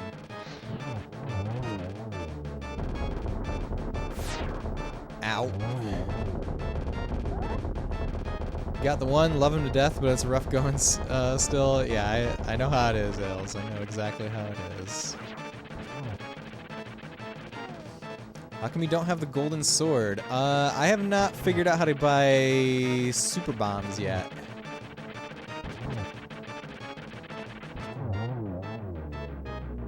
We will try to do that before going to the final dungeon.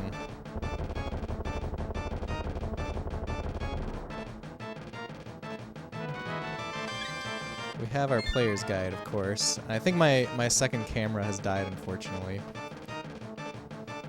What size SD card do you need to have all GameCube games on it? I do not know, but I have a 400 gigabyte card that can fit quite a lot on it.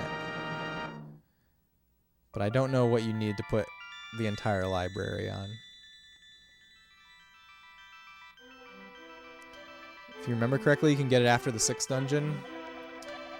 I appreciate your coming so far to rescue me, as I thought you are the legendary hero. I have felt this from the first time we met. Ganon is waiting inside of his tower to pass through the gate linking the two worlds. Once Ganon enters the light world, it is unlikely that anyone can stop him. But if he stays in the closed space of this world, you can find him wherever he runs. Now, go to the Tower of Ganon. We will use our combined powers to break the barrier. Let's return peace to the country without fail. Do you understand? Yes. May the way of the hero lead to the Triforce. Woohoo!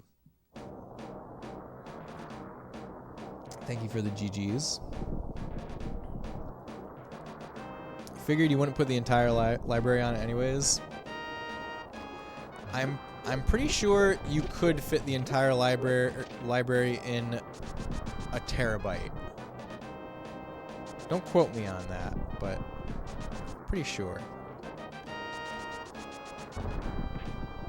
Okay. Should we go in there?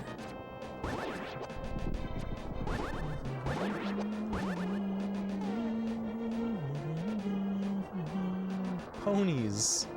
Yes, we can call them ponies, Spec.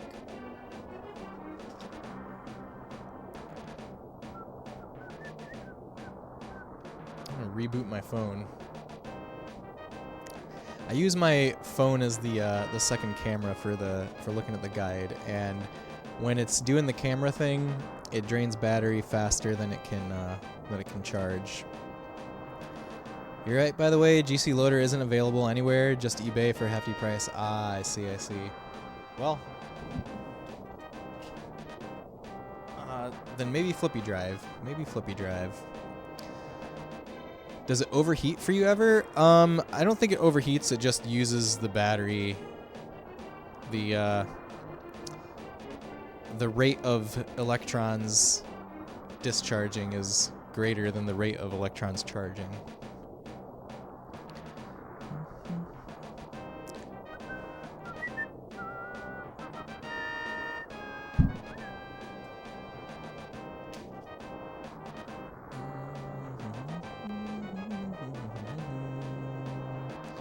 Ah, things are upside down.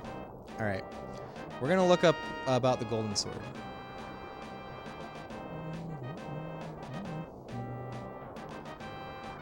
According to a quick search, GameCube, 867 gigabytes. As for GC Loader, you have 2, but forget it with the restock. Nowadays, you can achieve similar results with the Pico Boot. GC Loader, no longer the one solution. Yeah, I think Optimus is really looking for like a plug-and-play solution that doesn't involve any soldering whatsoever. That's the goal there. But it sounds like this flippy drive thing might be it.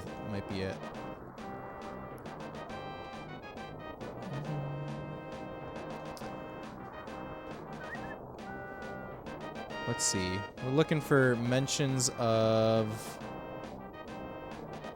Okay, here it is. And you know what? I can't read it off the preview, unfortunately.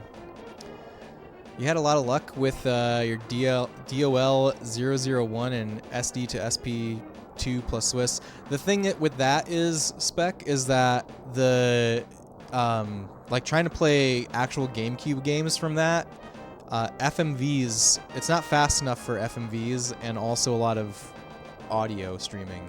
So like games will not run very well. Most games don't run very well trying to play them that way.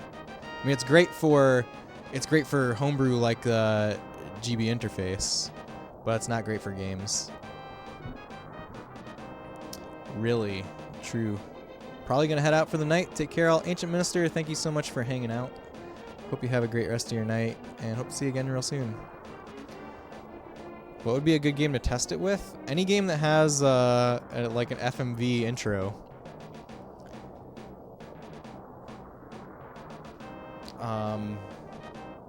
Probably like any game that was also on PS2 and Xbox, probably. Okay, the Bomb of Bombs. After receiving a message in Misery Mire that he could now buy a new sort of bomb, I did not get that message. What? The key to misery. Let's read that. Let's read this part first. The complex passages of Misery Maze made Link's head spin. He was searching for the big key that... No, that's part of the dungeon. We did that. Let's keep reading the Bomb of Bombs. Hello, Plunge. Welcome. Link headed for the bomb shop in the Dark World.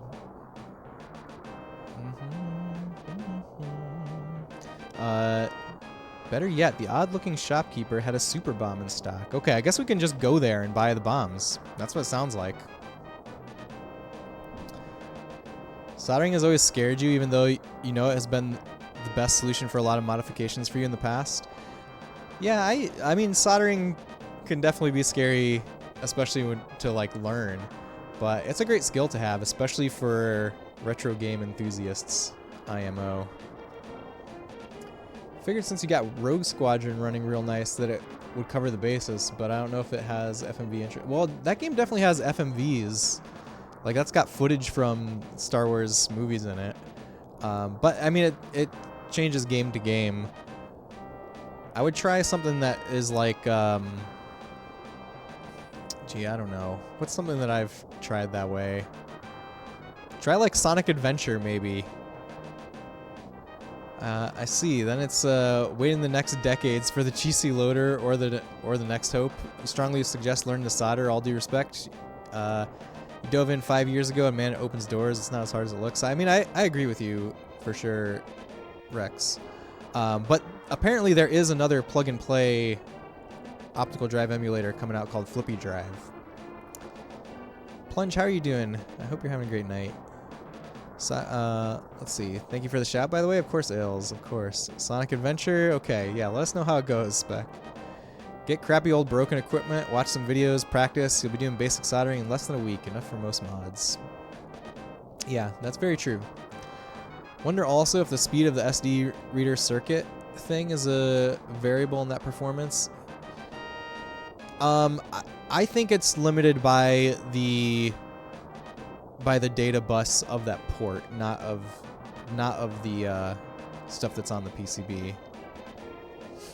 What's the name of it again? It's called Flippy Drive. Here, I saw that Optimus, I think, posted about it in Discord, so I'll just throw out the Discord link if anyone is interested. But also, I'll spell it out. Yeah, it's called Flippy Drive like that. So 150 is the going rate for GC Loader on eBay. Actually, that doesn't sound too terrible. I think it was like $90 buying it from the manufacturer. The SP2 bus, yes, that's what I was thinking. Let's see. Also, please check out our buddy Plunge, everyone. What have you been playing lately, Plunge?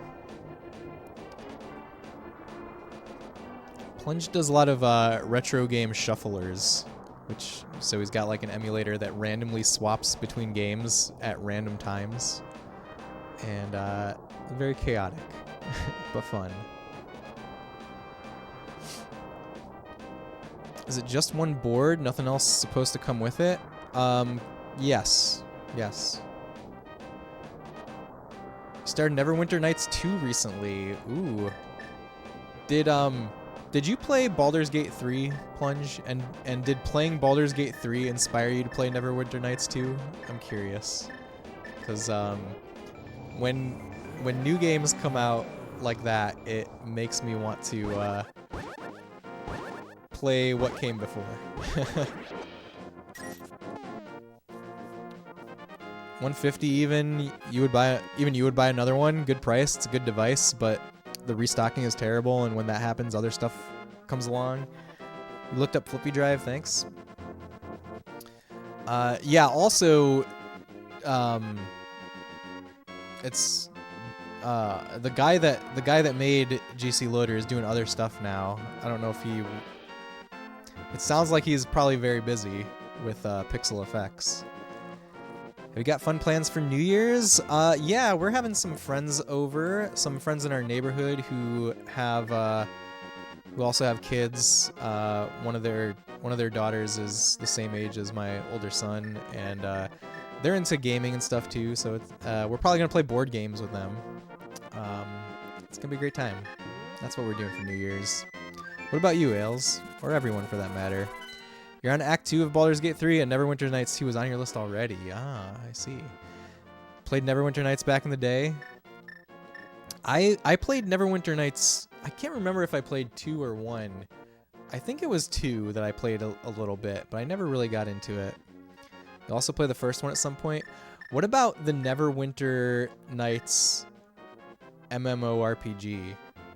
Not Neverwinter, but Neverwinter Nights. Do you know about that game? Oh, we gotta go to the Dark World for this. That's right. It was the first MMO with graphics. Yes, old AOL game. Yeah, and it's the first MMO with graphics. I think it's pretty cool. I mean, I've not really like seen gameplay of it, but it's something that I would be interested in trying for sure.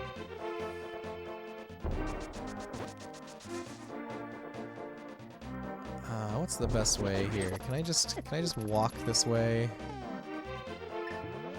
Yeah, we can do some poundies.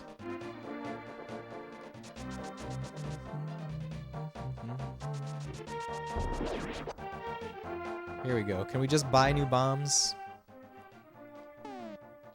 Ah, yeah. Thank you very much. You can drop this bomb off anywhere. Press the A button. Please don't forget it. Sounds like fun. We'll be doing cheese fondue at home. I'm sure our kiddo will love it. Then holiday ales into the night. Nice. Very nice. Are you finishing this game tonight? I'm planning on it, egg roll. Oh, no. We gotta go. No! Okay. Can't jump off of ledges with the super bomb. Understood. Looks a lot like the old blobbers. Wait, what is the... what do you mean? What are you talking about there, Plunge? What is an old blobber and what looks like one?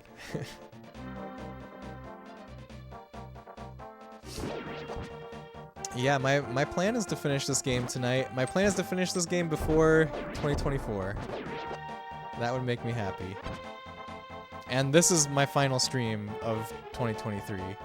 So we gotta do it.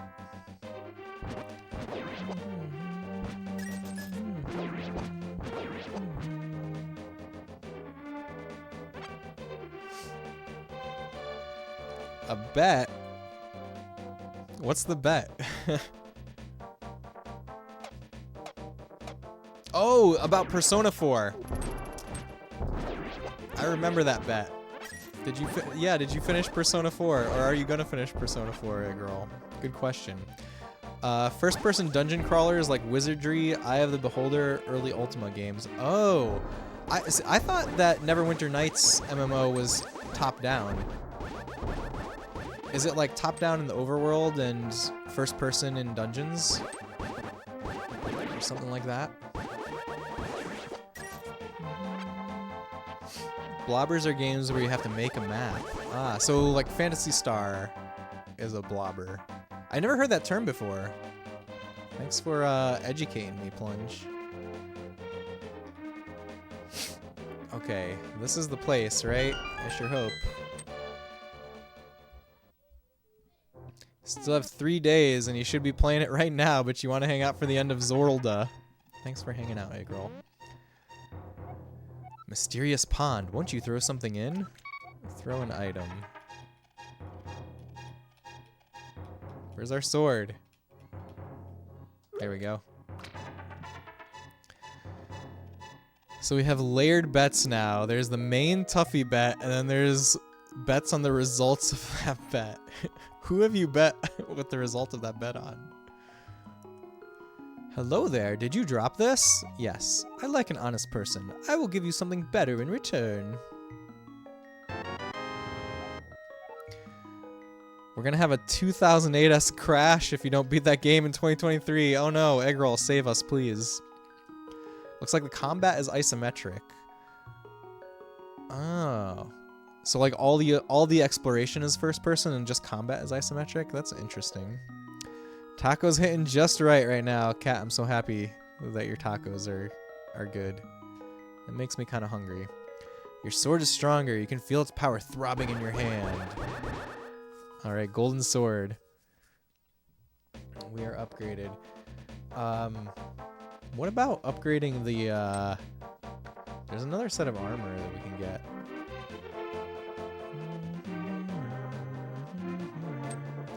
What was the big item in... Oh, it was the mirror shield. That's right. It was the mirror shield.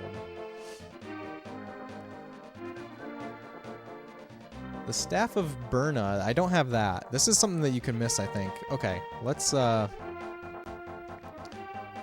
over here and read about the Staff of Burna.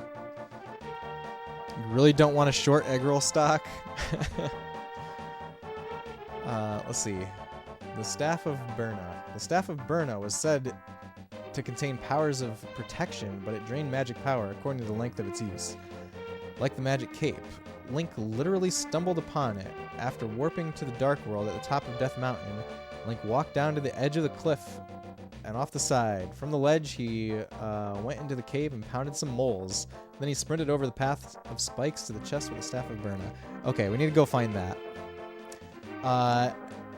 Apparently those little red things are supposed to be moles. Interesting. Did not know that. Alright, let's see. What's the Eyes of Doom also? The laser eyes that Link encountered late in his journey were deadly in their accuracy and damage. Okay, that's just saying he can deflect them with the mirror. After that, we go into Ganon's Tower. Alright, let's go find the Staff of Burna, though. Let's make that nice and completed.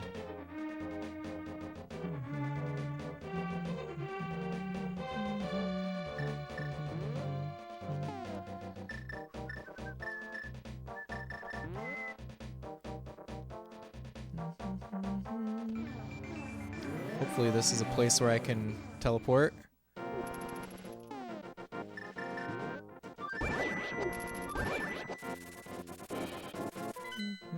I wish there was a place where the bird could drop me off at the top of Death Mountain. Wouldn't that be nice? Why don't we have that? Alright, we're looking for a warp tile up on the top of Death Mountain.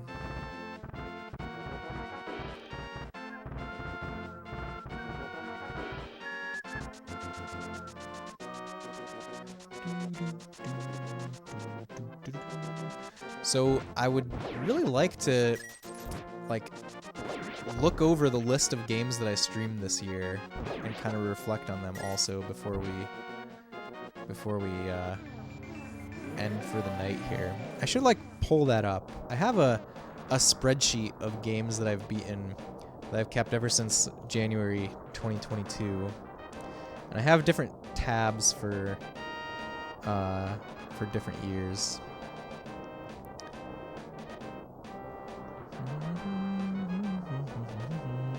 I'm not like set up to share my screen, but I can read off of it for you guys.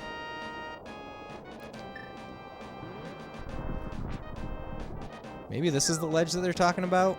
I sure hope so. Oh yeah, we can use the... Here's the moles. Those are moles. Thank you for the collection command, Eggerl. But that's not the spreadsheet that I'm talking about. But that is a fun spreadsheet. I need to update that. I haven't updated that in so long, and I never completed it either. The collection spreadsheet. Maybe that's a New Year's resolution for me. Keep the collection spreadsheet up to date.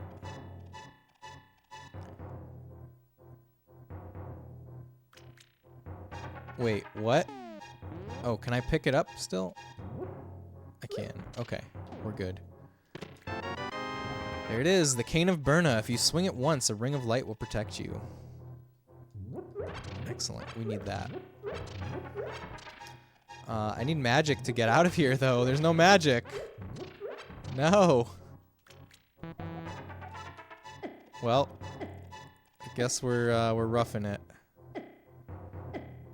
I have enough hearts to make it, I think.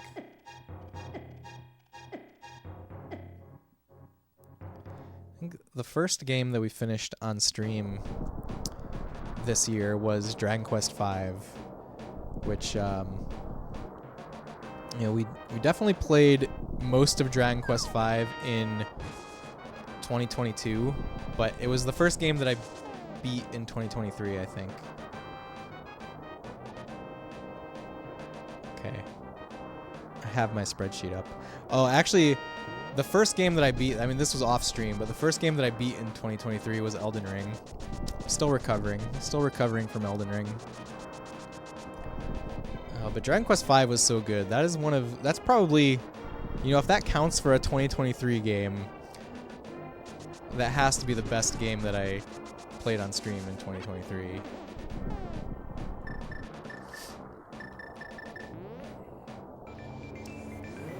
I highly, highly recommend Dragon Quest V to you guys.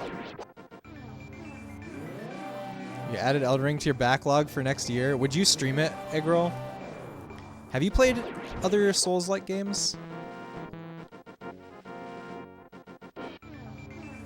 Wow, that's like the worst magic mirror that I've ever done.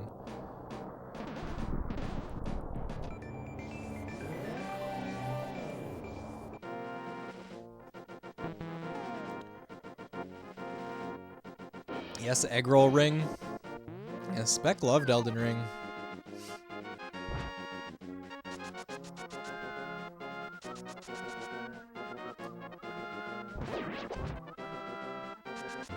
Alright, Ganon's Tower. Let's do it. We just have to swap worlds again. Hello, fairy. Wait, there's a heart piece that I haven't gotten? Right there? How do we get there? There's got to be a way. I'm out of magic? Oh my god. Long-awaited DLC pack should come out next year. That has been long-awaited.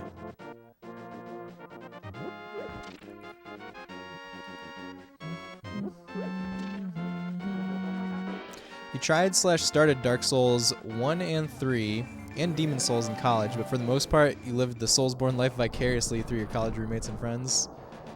I see, I see. Yeah, so Elden Ring is the first one that I ever tried. I'm interested. My fatigue from Elden Ring is starting to wear off a little bit. Maybe 2024 I will play a Souls game.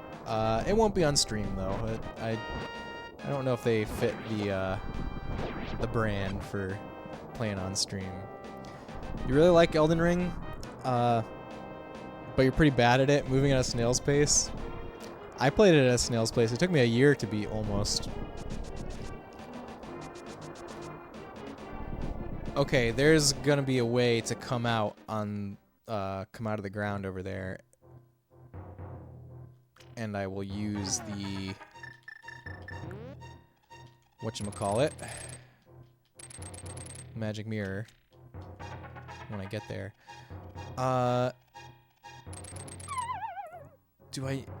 What does the cane do? Do I still have any blue juice? I do. Let's drink that.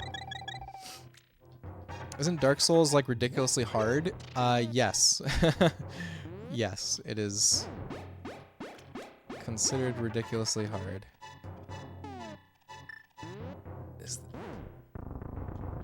There's an invisible... Ooh! Okay. There's an invisible walkway here. It's coming back to me. Dang it.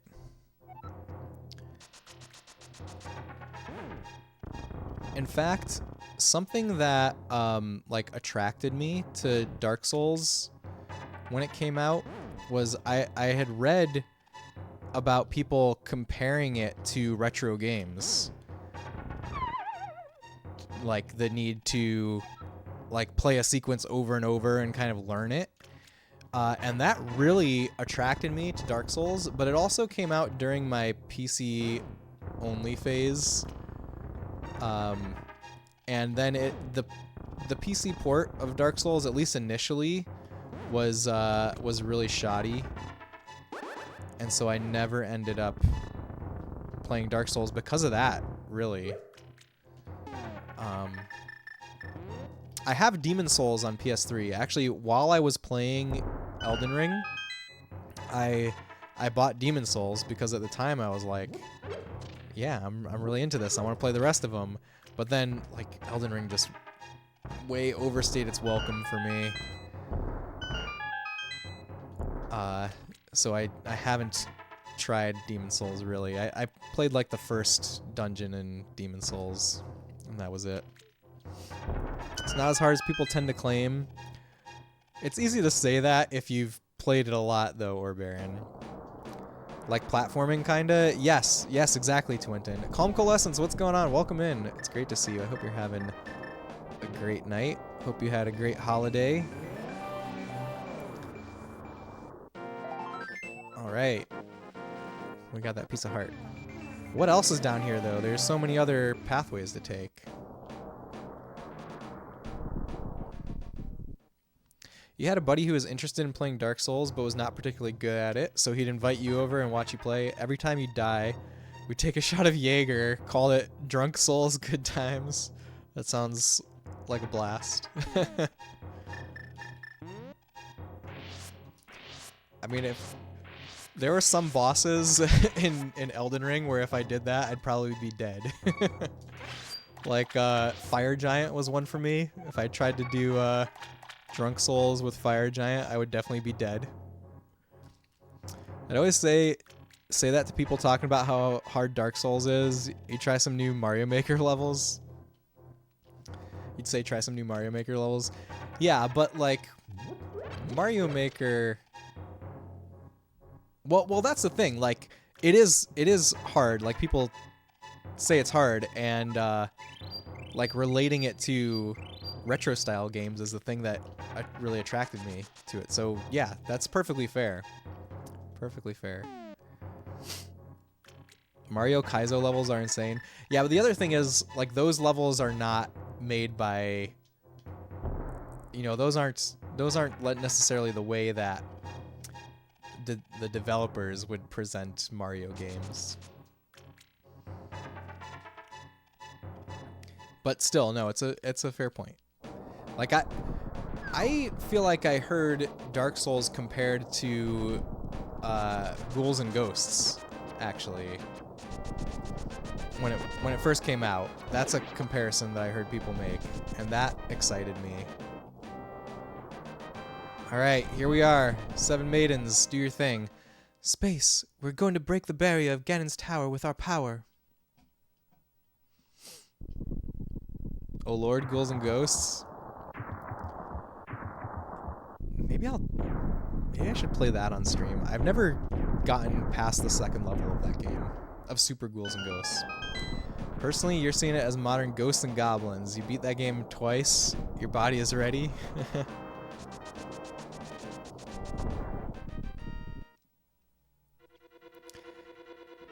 Yeah, I'm thinking right now, maybe like my Dark Souls stream would be playing Super Ghouls and Ghosts on stream.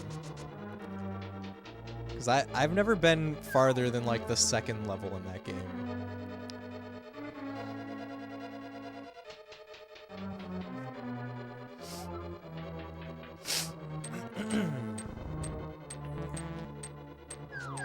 Maybe. I have lots of ideas.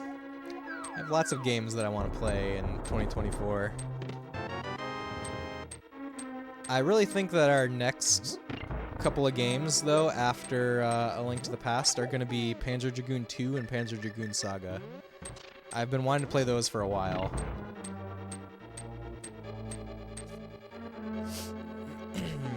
You've seen someone do it with the loop, and it was a wild sight. Which game, Spec? Super Ghouls and Ghosts? Ghouls and Ghosts was torture. You've never beaten that game. You tried for maybe a year straight at your cousin's house. He was the only one that you've seen beat the game. Super Ghouls and Ghosts. Just like vanilla Super Ghouls and Ghosts was a wild sight. I feel like it can't be harder than a Souls game.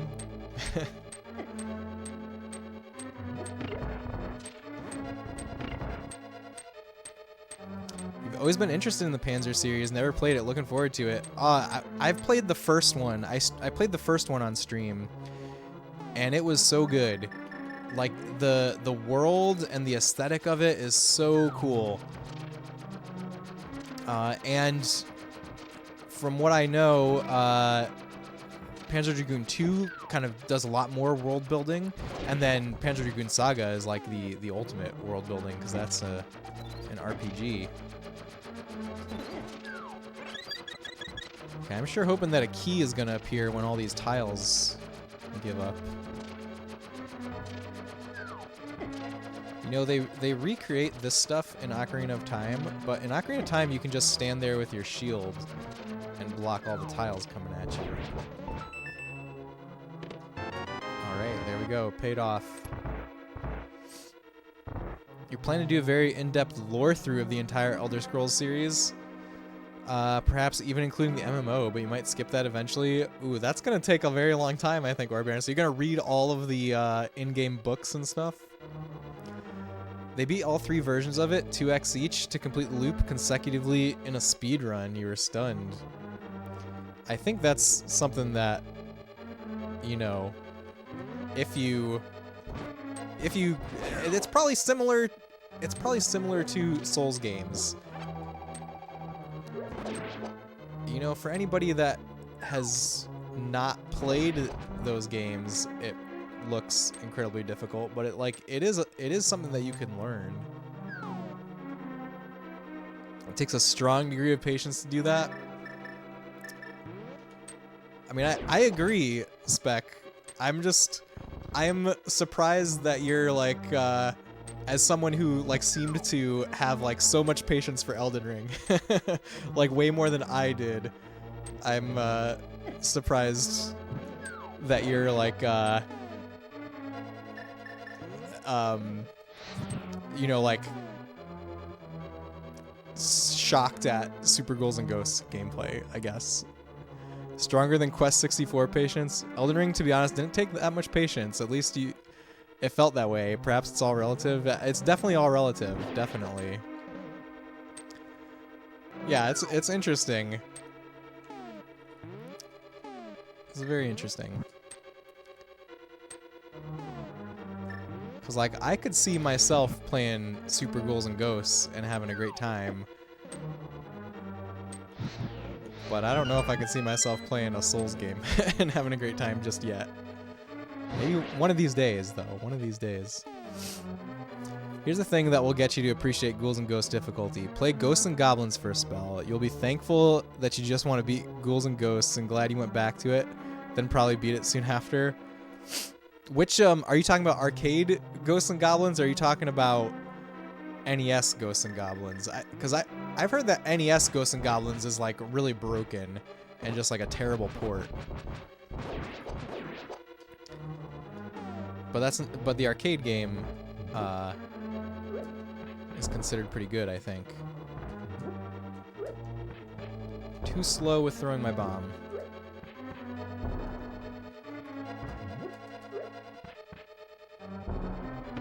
There we go. Oh, I gotta do it again.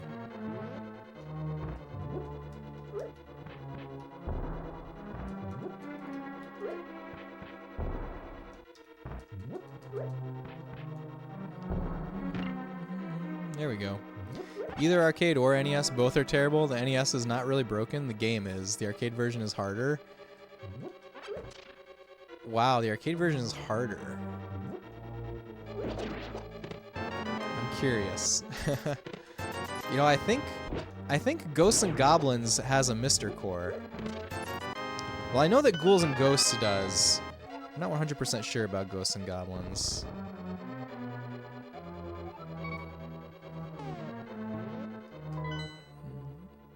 Just saying that because it's like a game that I could easily try. The NES is actually a pretty faithful port to the arcade. You can play the arcade one on PS1. What's it on PS1? Is there like a Capcom arcade collection?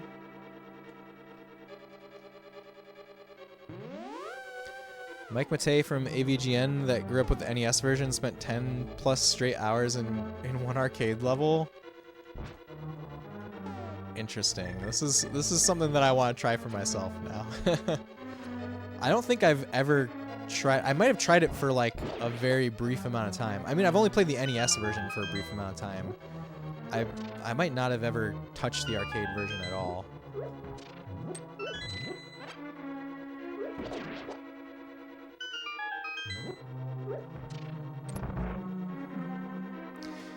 Capcom Generations or Capcom Generation 2 in Japan. That's cool. I love that that exists. I love that there's a in-home port of that. It's like accessible. Well, I don't know how accessible that is. Oh no, we're too late here. We are too late here. It's horrific. You beat it in one sitting once. Then it took you 24 hours to beat it on another try.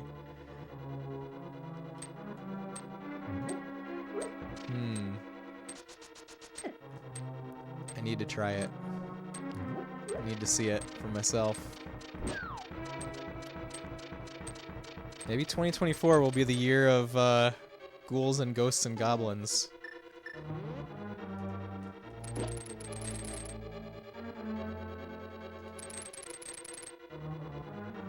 What are we doing here? Ah, there we go. Very tricky.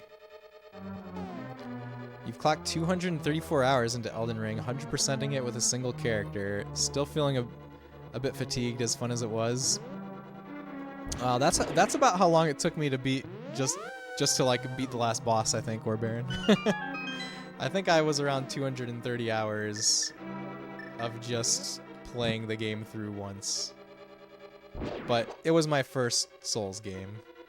Again.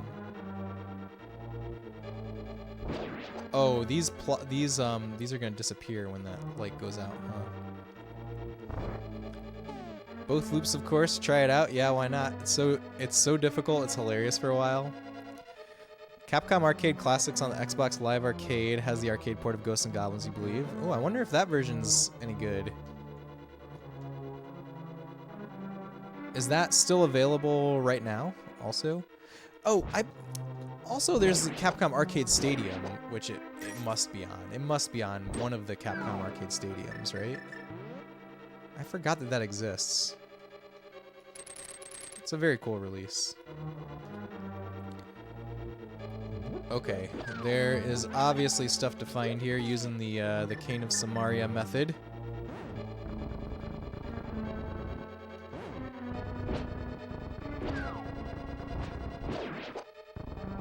Ah!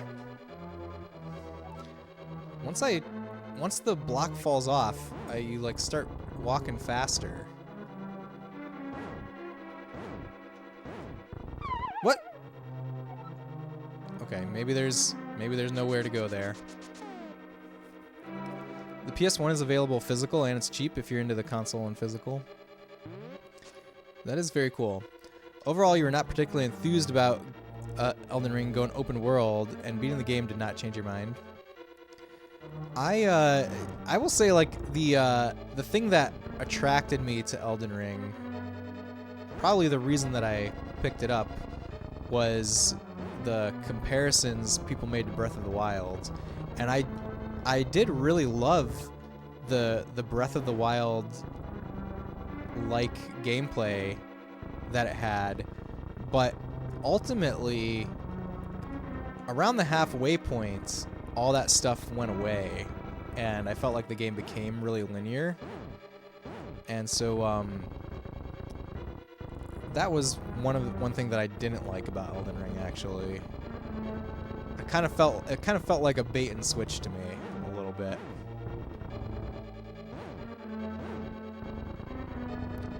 Wow, where are we going here? I'm gonna run out of magic.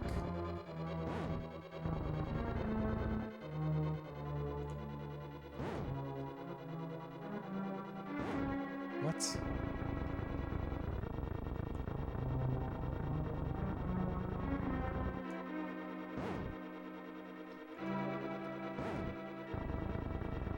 Okay, how would we have found that? I mean, I guess I did find it just by trying stuff. There was no tell that I had to, like, walk up a tile. Yep, now we're out of magic. Okay. Let's try this again later, I guess. Capcom Arcade Classics is available on 360 and backwards compatible on Xbox One and Series X, you believe.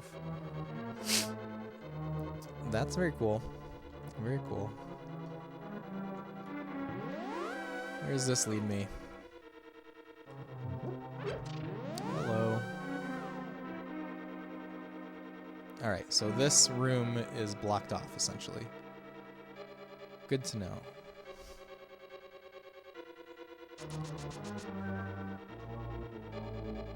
Ooh. Don't have the key. Ow, why? Hitbox. Okay, and of course you could not get in there. Hey, it's a key!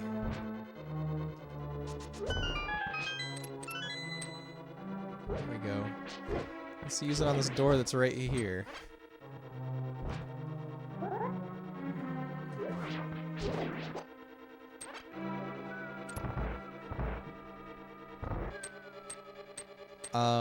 I've been over here already, haven't I? Yep.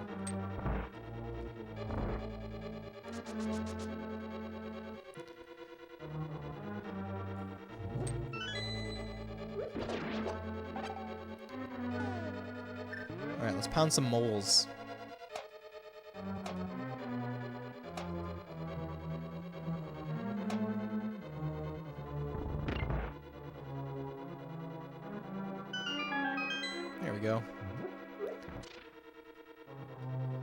Need lots more magic to do that Cane of Samaria puzzle.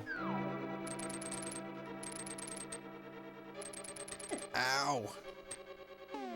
For some reason, you added more to your backlog for next year despite falling short of your backlog for this year. How many titles was your backlog for this year?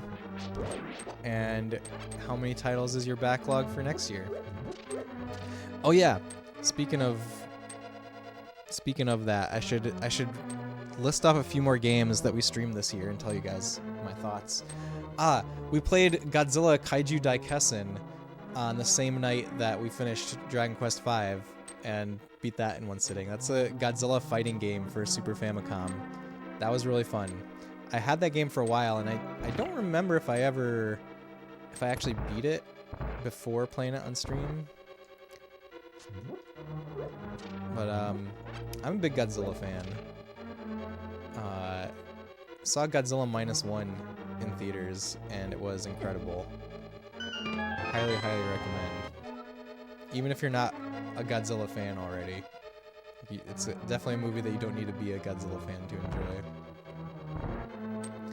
Just checked it. It came out on the original Xbox as well.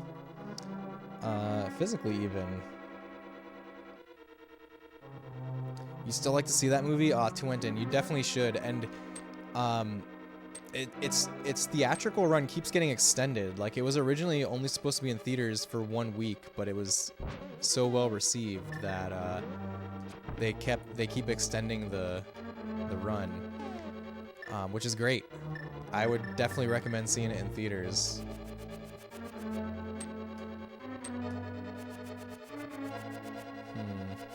Can't do any fancy shenanigans with the boomerang here.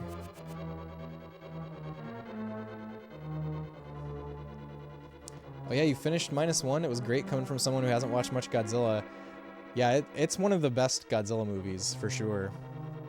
I thought it was pretty moving. It's very simple, but the human drama evoked a lot of complex emotions from you. Yes, yeah, it's by far the best human story in a Godzilla movie. You know, normally the human stories are pretty silly and corny. This one was like very serious, and yeah, it's great.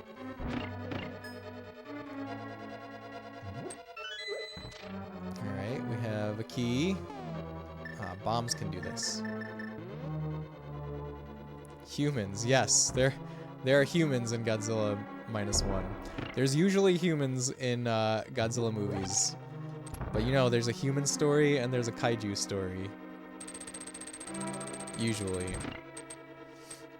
And yeah, most of the time the human story is very silly and cheesy, and you're really only there to watch giant monsters fight each other. But in this one, the human story is very good, very serious. The only other Godzilla movie you watched was King of the Monsters, and that was pretty forgettable. So I will say, as someone who loves like the old Japanese Godzilla movies, King of the Monsters was amazing. I loved it so much. But it's really like a great homage to those old school Godzilla movies. So I can understand, like, if you haven't seen the source material, it would be forgettable.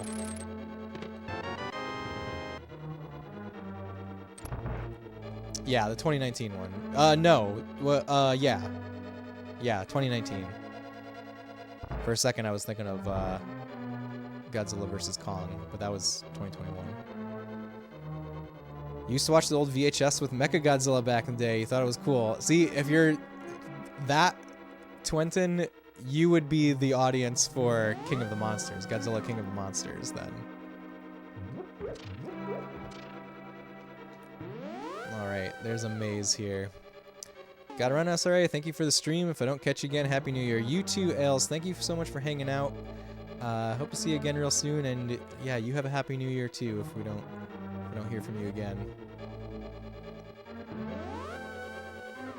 Also, King of the Monsters was amazing. I agree. I love King of the Monsters so much. Was that the one with Kong? You saw that one. That was Godzilla vs. Kong. That one also very enjoyable, but nowhere near as much as King of the Monsters for me. I really love the 60s King Kong versus Godzilla. I love that movie a lot. Okay, how did we do this?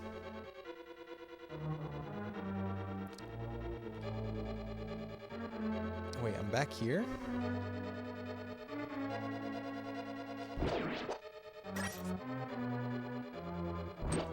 Maybe eventually I'll come back here enough times that I'll have magic. Who's the big bad at the end of King of the Monsters? Was it King What's-His-Face? And was Mothra there? Mothra is there, and yeah, King Ghidorah. King Ghidorah is the big bad.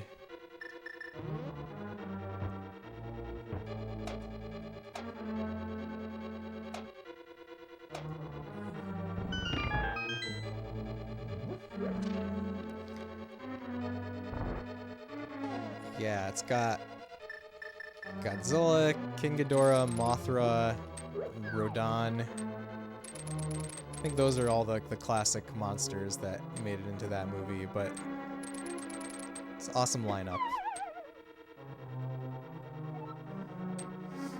It's interesting how differently Godzilla is treated in some movies. Yeah, the Godzilla franchise has everything. It's got like these really serious, somber movies that are like reflections on Japan's involvement in World War II. It's got crazy, over-the-top, wacky stuff like King of the Monsters. It's got something for everyone.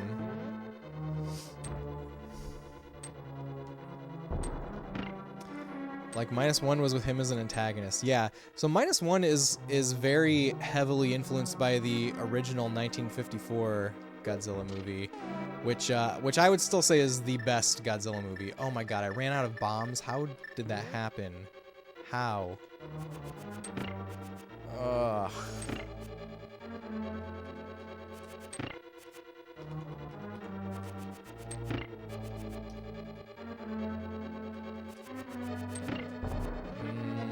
I need bombs. No.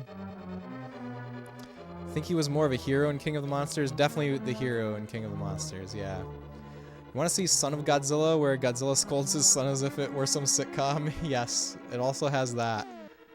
I mean, also, Godzilla vs. Megalon is a similar level of insanity. Maybe the room with the conveyor belt and the switch? I don't know what you're talking about, Spec.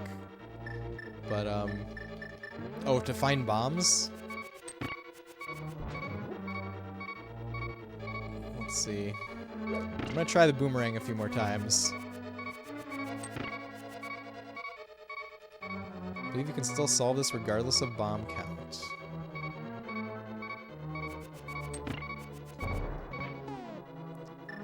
Okay, so you think there's a way to do it, to activate the switch without bombs.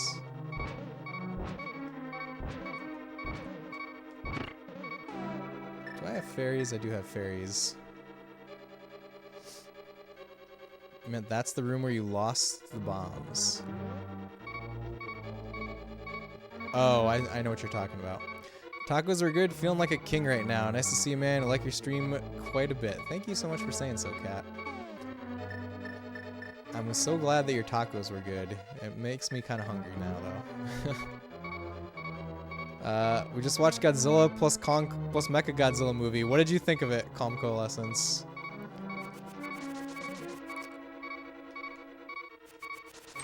I like that movie.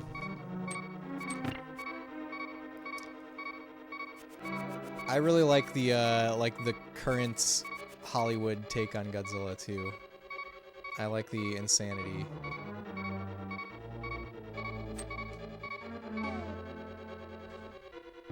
Alright, I'm gonna go look for bombs. Wait. Okay, there we go.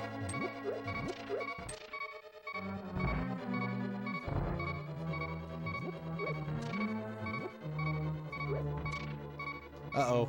Wait, there's nothing here. What was here before? Just a key, maybe? Love the Matthew Broderick one. That's a lot of fish. That's like maybe my least favorite Godzilla movie, Cat. That's my least favorite. Mashup was pretty good. We like the movie a lot. I think it's so fun. I love how insane that movie gets. You know, there's a new one coming out called Godzilla X Kong: The New Empire.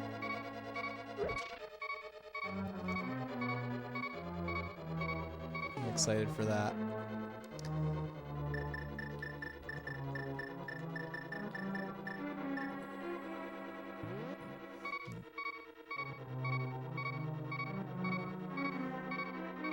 I can't hook shot over the switches, right?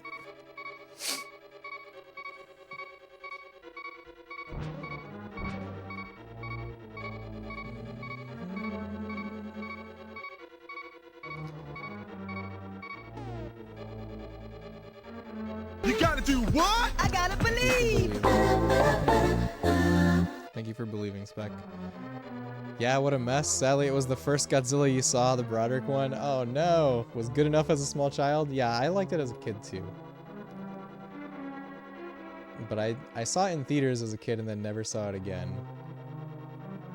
Yeah, there's a trailer for the new one, for Godzilla X Kong. It looks even more insane than Godzilla vs. Kong.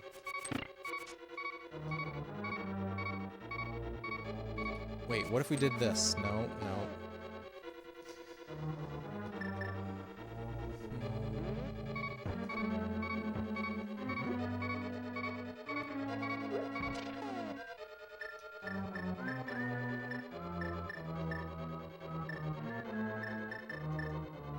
Does magic powder do something to these things?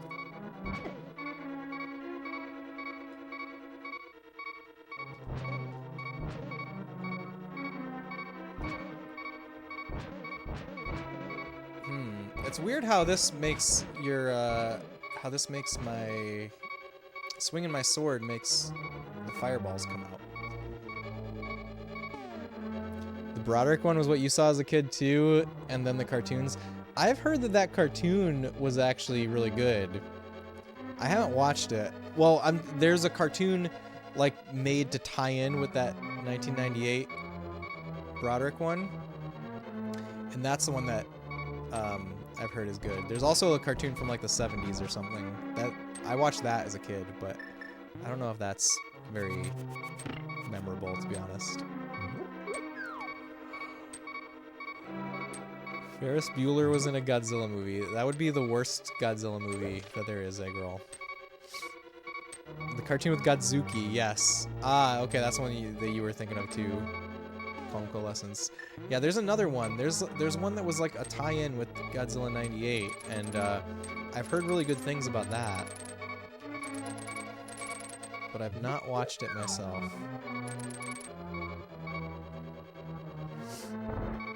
Wow, look at all these chests.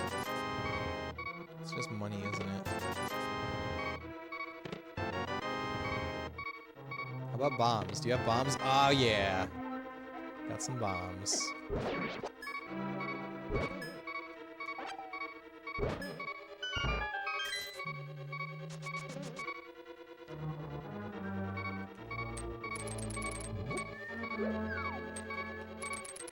The sequel to Ferris Bueller's Day Off. Ferris Bueller's Day with Godzilla.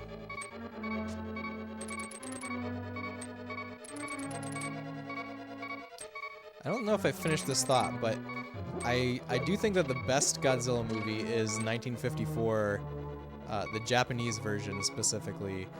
The American version is like a completely different film. It's one of those examples of where like editing, making like even like small edits completely changes a movie. Like they created an American character and like interspliced scenes of this American character, and he's like the main character of the movie. It's really weird.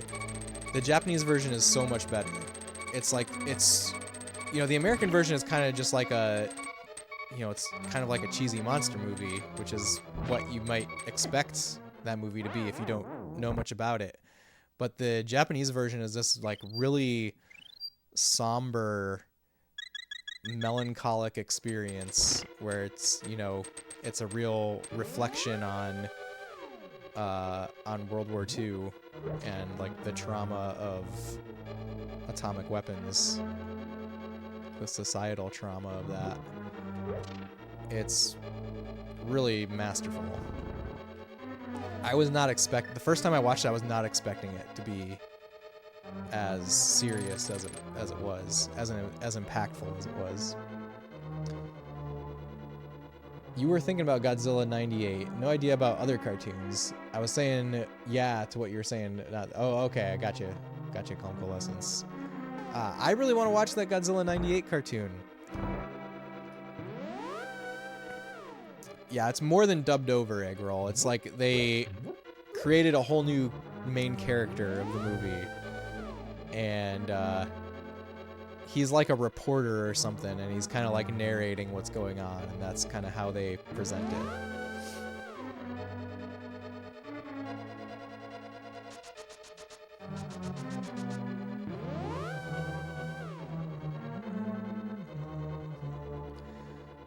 Okay, we tried the one on the right. Let's try this one.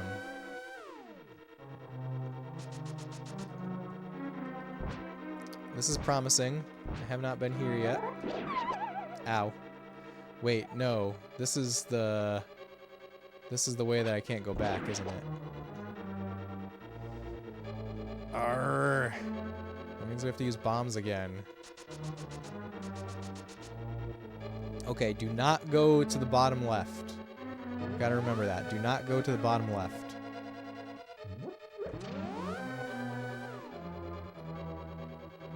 No bottom left tile.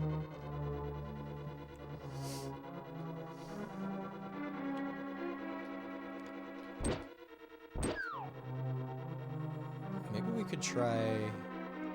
Oh, you know what? I was thinking that I needed to like walk all the way across this, but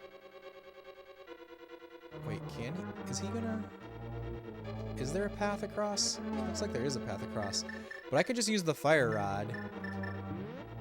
Let's see if we can solve this. Ah, come on.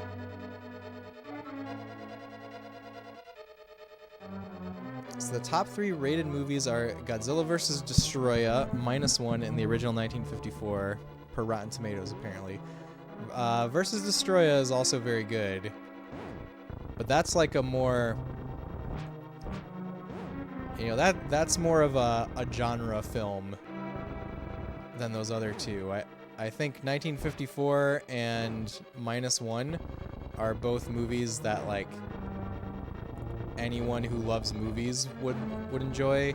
I think Godzilla vs. Destroya is a movie that for Godzilla fans. Followed by Mothra vs. Godzilla and Shin Godzilla. Those are also some of the best ones.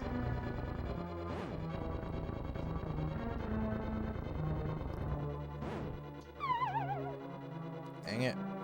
So Shin Godzilla is directed by the Evangelion guy.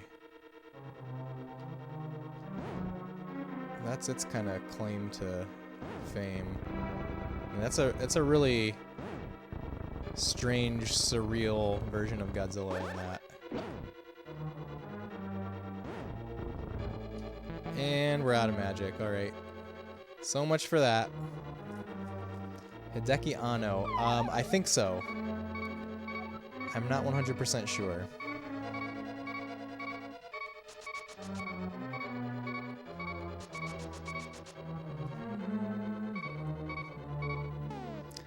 Destroya, yes. That's...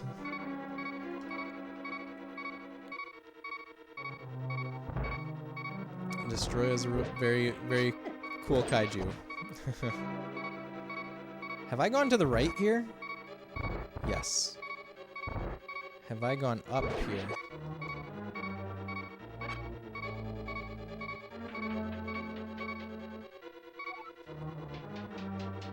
Oh, it's back to the main entrance. Is there anything like right outside? Any like ferries right out there? I don't think so. He's been spearheading a lot of the Shin movies. You think there was recently a Shin Ultraman and Shin Kamen Rider as well? Yes, those I know of those. I didn't know that he was involved with those too.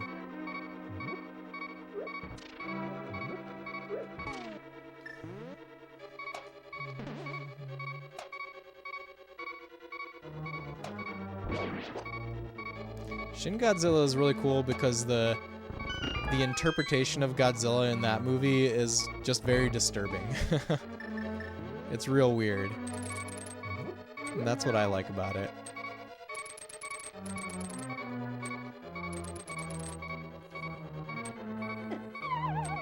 Come on.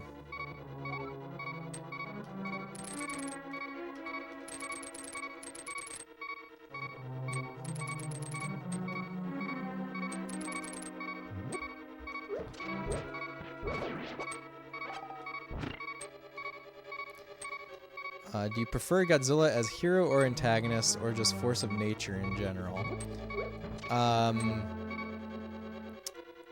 I think I prefer the movie. I think. Okay, so for sure, original Godzilla I think is the best Godzilla movie, and I also think -1 is really incredible, and also Shin Godzilla, but I still really enjoy the movies where Godzilla is the protagonist. Which one is disturbing? Piqued your interest with the word disturbing? Shin Godzilla. Look up Shin Godzilla. Or maybe just watch it. Maybe don't even look it up, because I feel like if you going into that movie spoiler free would be really a really cool experience. Like I had definitely seen what Godzilla looks like in that movie before watching it. Well, that's what got me to watch it, but still. I like movies that make me want to crawl up in my foster position in my shower and cry. You would like Shin Godzilla, Cat. I definitely think you'd like it.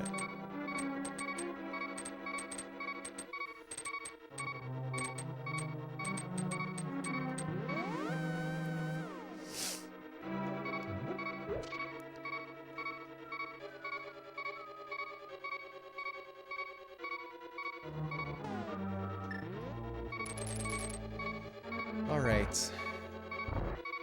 Can we make it through? Where does this lead me?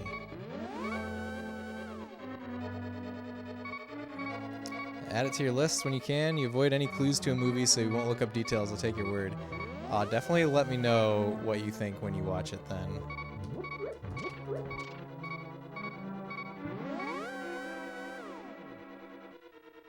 I'm not going to that bottom left one.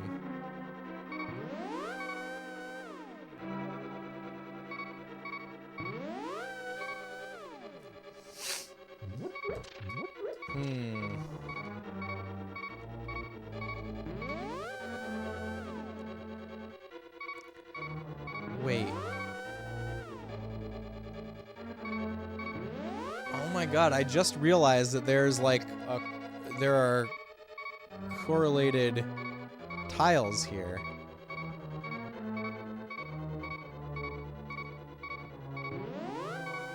I just realized that they're like the pattern of tiles is the same.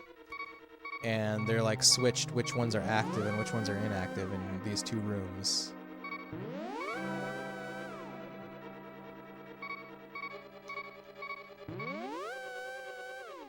So where do I want to go? I want to get into there. Right? I think I want to get into there.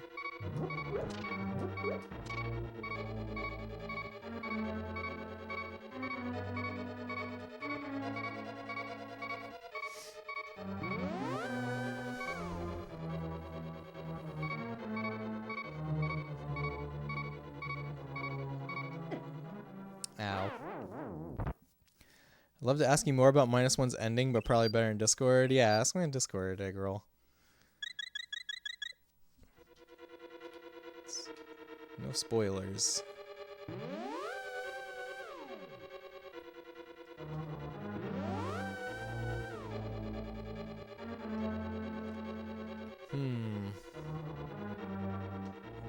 least I see a little bit of how this works.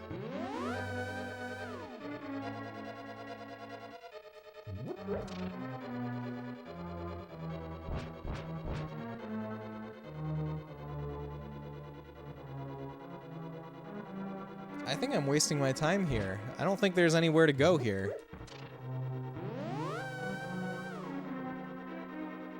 Because I came in from that north door, and all this is doing is going back and forth between two rooms.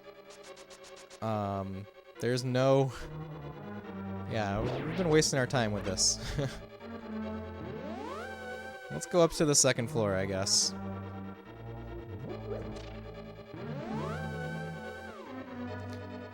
You know what? I just noticed that I have the virtual camera running on OBS. I'm going to click stop on this, and hopefully it doesn't break everything, but I don't think that should be running. Did it... In a recent OBS update, did they change the default settings for that and make the virtual camera like on by default? Because I think that like that started, I must have updated OBS right around the time that I started streaming in 60 FPS, and I suspect that I attributed like my computer running really slow to streaming at 60 FPS, but in reality it's because the virtual camera has been on when I've been streaming, because I just turned it off and now everything looks really smooth. John's infinite loop. We'll never make it to 2024. We broke free from it. We broke free. We're all good now, I think. Maybe. OBS 30.0 has been kind of funky.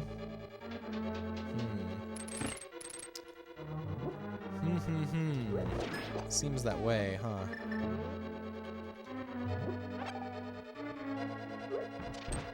We do still have to, do that puzzle with the, Cane of Samaria. Ah!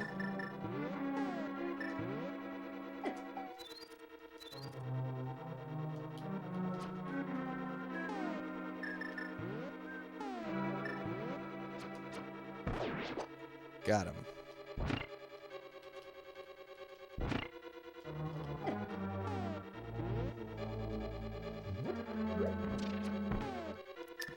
Where's my magic powder? Never used virtual camera before. What's its purpose? Its purpose is like you can have the output of OBS show up as a webcam. So if you were using, I mean, you could imagine applications where you'd want to use that, right? Like if you wanted to talk to somebody on a webcam and use OBS scenes for it.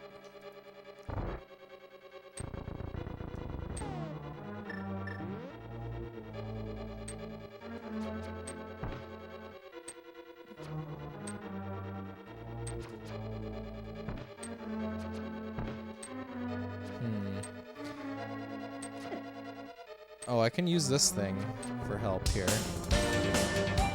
Bone Chalk! Hello, Raiders!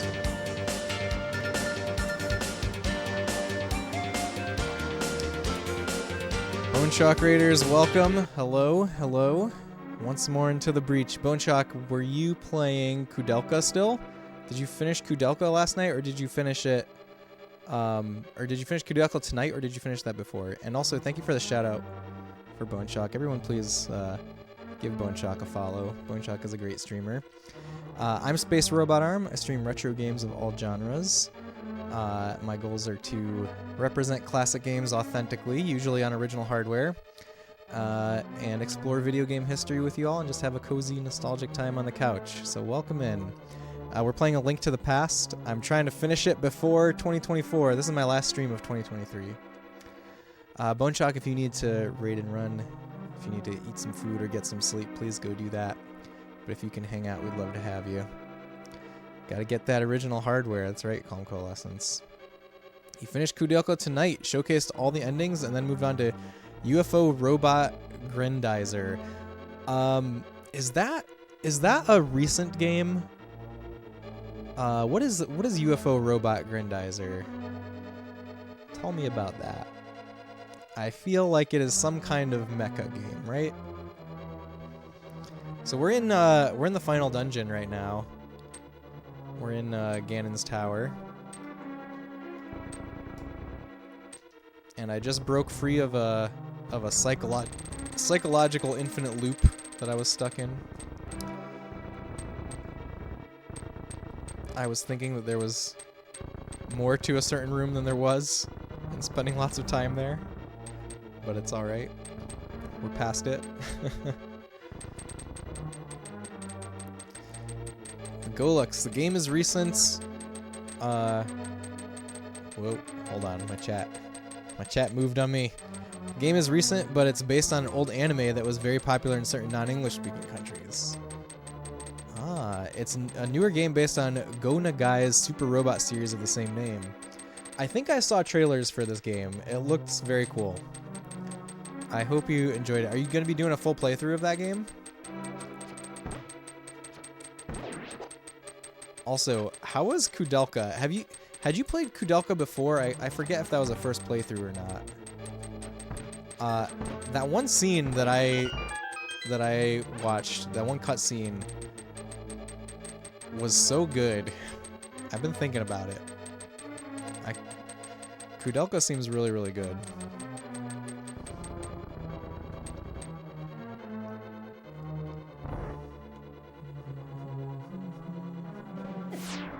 Yeah, thank you for shouting everyone out, Eggroll. There's a lot of cool streamers around here. The presentation is super on point, like I'm blown away with how much love the devs put into it. The gameplay, however, is something.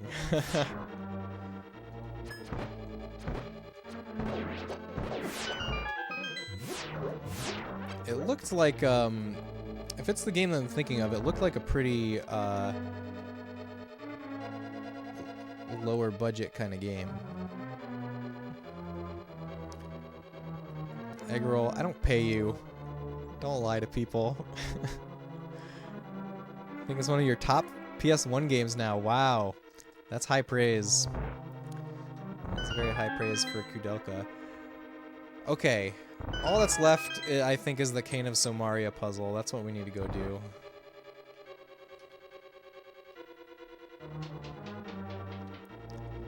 Yeah, I really loved the voice acting and the writing in Kudelka. It makes me want to play it. Alright, we need to find some magic. Where can I get magic? I feel like there's fairy fountains all over the place on Death Mountain. Is this a straight playthrough of this? Yeah, it is, Golux. It's a regular straight playthrough. That's what I specialize in here. I don't usually do any randomizers or ROM hacks or anything like that. If I do, it would just be like an English translation patch. That's pretty much the only time I'd play a ROM hack on stream. Yeah, what I'm just trying to do is present games in their original state. That's the goal here. Oh, there's fairies down here. Right? Oh, we gotta do this puzzle, though.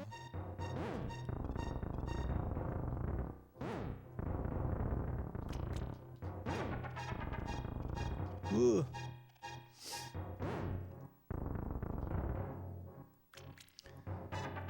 I think Eggroll made it back home today, right?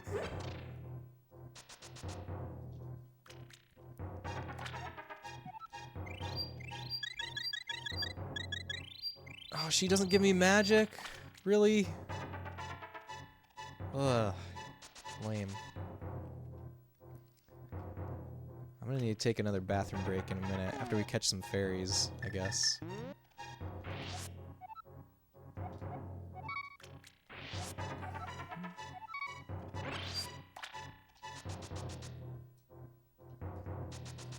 I'm disheartened by not having magic. Where does this lead me? Okay.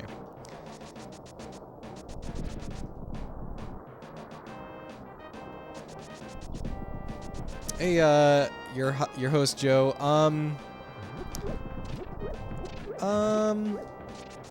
Sure, you can tell me where to find magic. Sure. Yeah, normally I don't want any hints though, but thank you for asking. But yeah, I'll take some info on where to find magic up here.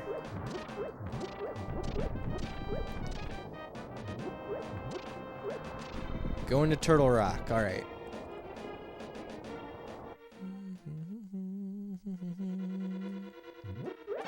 Ah, nice. Thank you.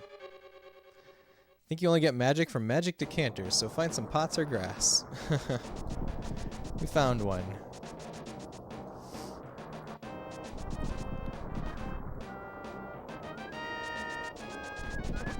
Alright, we're ready now. We're gonna do this frickin' Cane of Somaria thing. Need magic for the dungeons, so they were kind. Yeah, I remember that now. We just did Turtle Rock, like not very long ago. Earlier tonight. But I forgot all about it.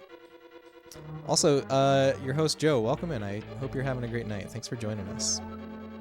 When you were a kid, you learned the word decanter from this. I did not learn the word decanter from this. But that's great. Just thought those were curvy pots. I always called them magic jars. Maybe I'm basic.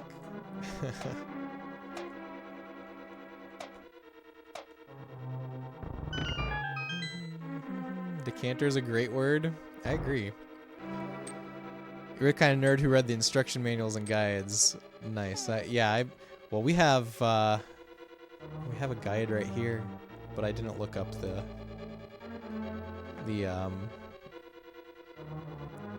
stuff, the item names. But now that you mention it, that does sound familiar.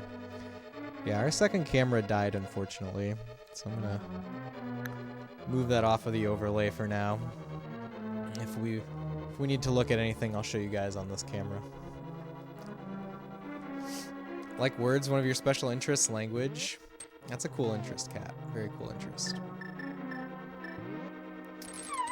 You do this randomized a lot, so I'm watching someone tackle it vanilla for the first time. Well, this is not my first time playing. I've played this game many, many times, actually, but it is my first time in quite a while. The last time that I did a full playthrough of this game was in 2010, but I've played it a lot.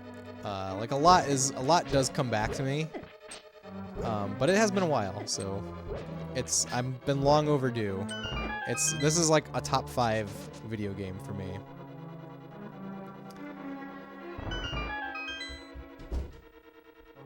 Oh my god, my kids are going nuts outside. They're not asleep. One of them just ran into the door. I'm sure it'll be fine.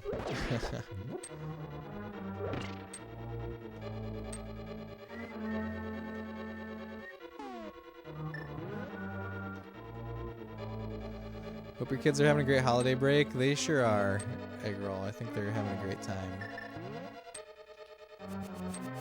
My 7-year-old, his grandparents got him a metal detector, and we took it on a hike yesterday, and we found a quarter. It was really exciting, though. It's more exciting than you would think it is.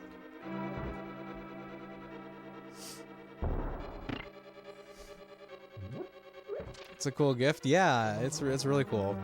And my wife took them to the beach earlier today, and he was using it on the beach. He didn't find anything on the beach, unfortunately. You always wanted a metal detector growing up? It is a really cool thing for a kid, I think.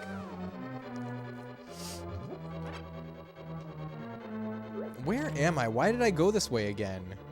This is the infinite loop way.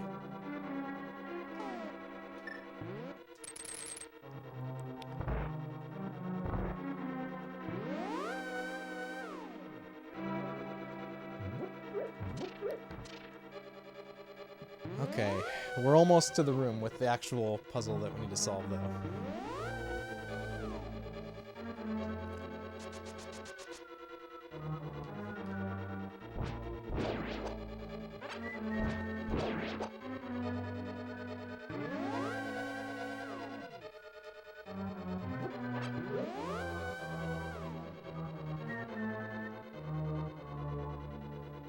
Okay, here we are.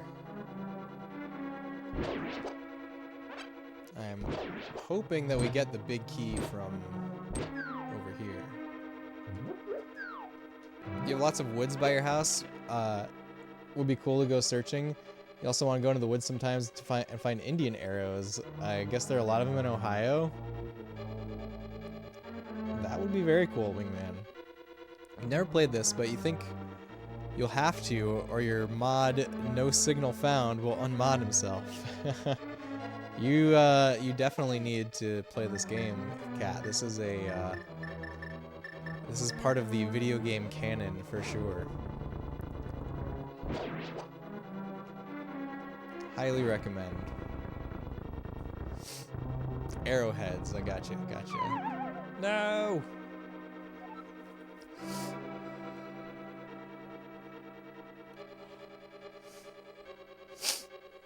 It really bothers me how much faster you move when the block disappears. Because, what happens is I'll push the block off, and then I'll start running, and I won't be able to stop myself, so I've got to just do like these gentle taps on the D-pad. It's the only way to make it. Oh my god!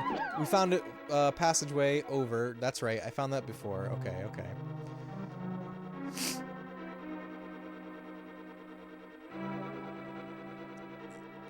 Oh, you can use ether to see. Golix, I generally don't want any hints like that, but we'll try using ether. That does sound like it would be easier. Yeah, much easier.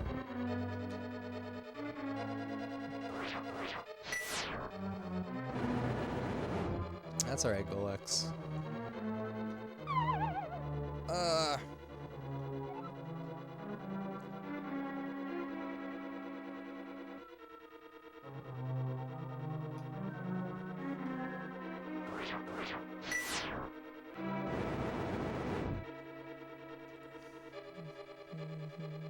Had some friends who didn't like the really short duration. Yeah, I can see that. Ugh. I'm gonna be out of magic again. You can use ether or... Thank you, Bone Chalk. Thank you. Thank you for bonking him.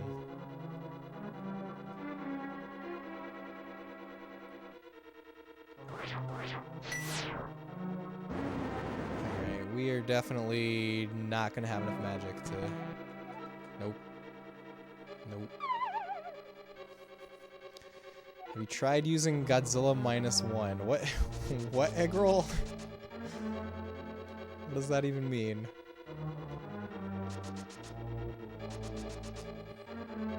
Okay, let's go get more magic and try again. Whoops.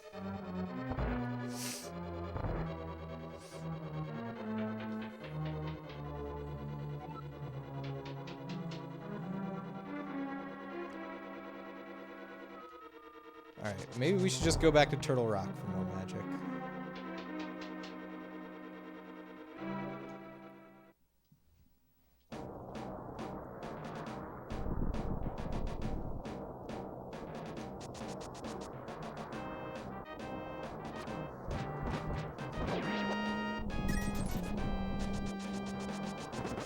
Funny thing while visiting your family, your sister and you couldn't agree on a movie to watch. You were interested in Godzilla and The Boy and the Heron.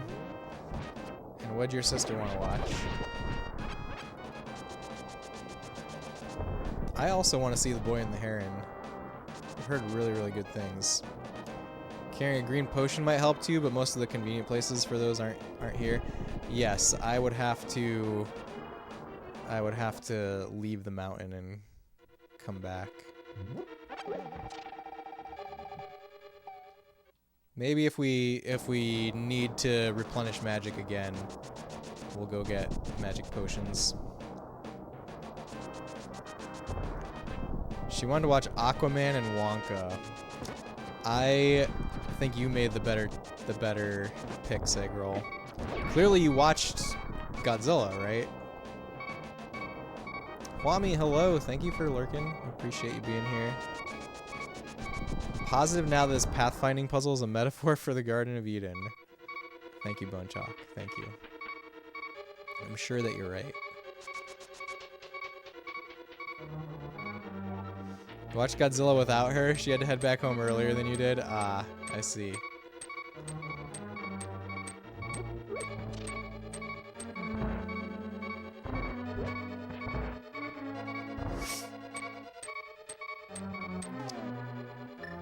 What? I thought there was a way... I should look at the map. Oh, there's rooms that I haven't been to. What? Okay, well, let's explore.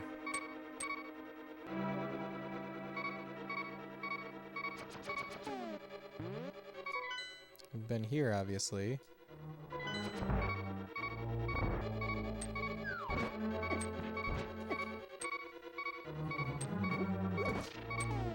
No loyalty? Sounds like it was just a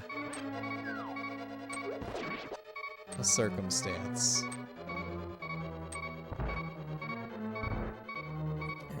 What do we have in here?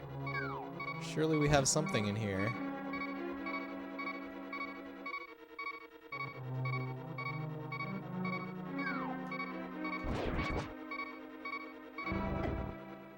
Ow. It's okay, we have fairies. Everything is fine.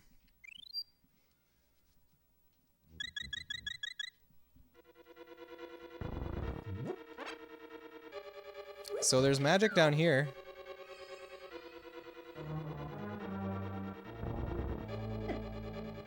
What else is here?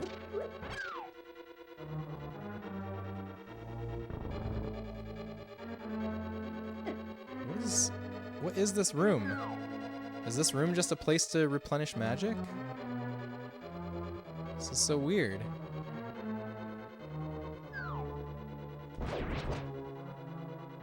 Alright. Maybe we move on.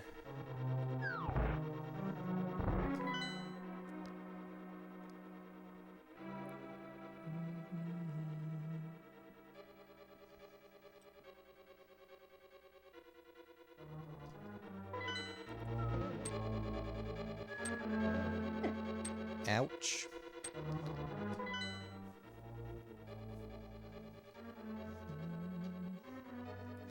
How did I go in those rooms that are north of me? What is to the north?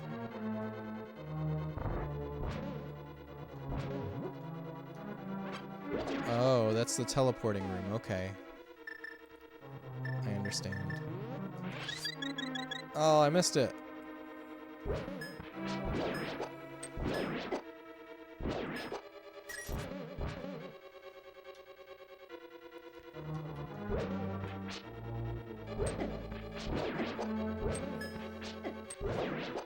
So hard to catch that guy. Just teasing and hope you enjoyed Harold and Kumar. From what you've seen, don't think those movies are for you. Agree those movies are not normally for you. Wait, when did you talk about Harold and Kumar? I missed that message. It's so weird that after later Zelda games that you can break pots with your... You can't break pots with your sword like in this. Oh, wait, you can't break pots with your sword in this game. Oh, it's so weird that you can't break them in this. I think they even added that in the GBA remake. Oh, I don't know if they did. I was actually considering playing the GBA remake off stream alongside this playthrough. It's because I love this game so much. You enjoy more sophisticated humor like Tim and Eric's $1 billion movie. Not sophisticated at all. I believe that. Do I really have to go around to get in there? I guess so.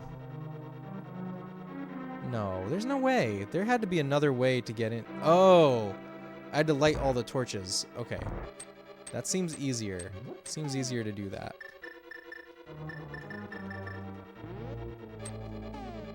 Oh, wrong one.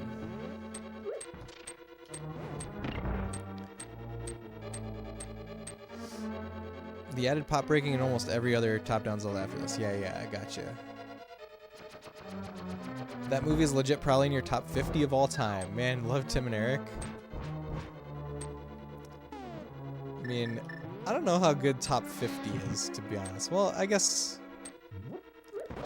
you probably watch a lot of movies, Kat.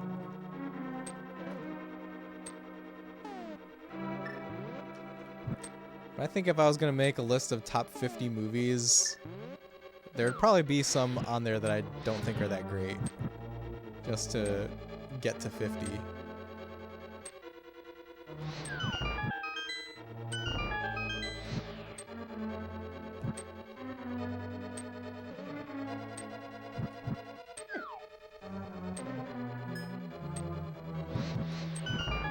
Oh, wrong way.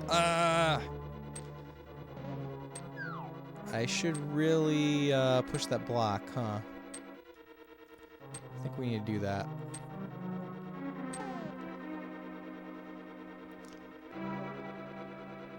Beginner's classic error. Seeing torches in a Zelda game and not lighting them. Yes. Always light torches when seen. What? I was not standing underneath him. I walked like 1 pixel into his hitbox. The funniest thing that ever happened surrounding that movie was when they both on camera did a watch along and they're just laughing hysterically at their own movie and how stupid it is. That's very funny. All right, I'm gonna take a bathroom break here. I'll be right back in like 2 minutes. Thanks for hanging out, everyone. See you soon.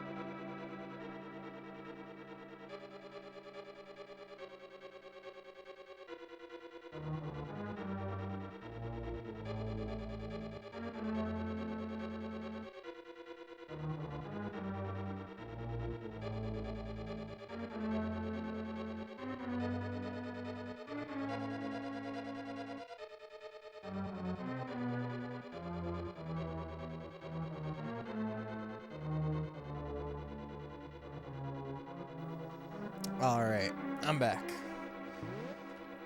Alright, let's do this thing. Let's do this thing. So hopefully since the hand grabbed me, that means all the magic decanters are going to be there when we go back.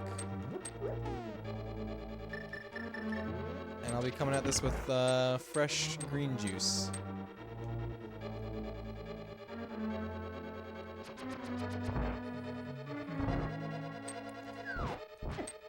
No! What the heck? I hate wall masters. They're my least favorite enemy. Least favorite enemy in any Zelda game.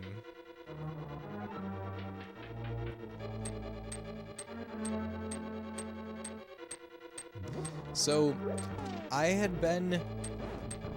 I had been keeping lots of shipping boxes in my closet because, you know, I just had this thought that what if I sell something on eBay that's the exact same size as this box? I might need this box. And I had like many boxes kept for this reason, and they were taking up such a large volume in my closet.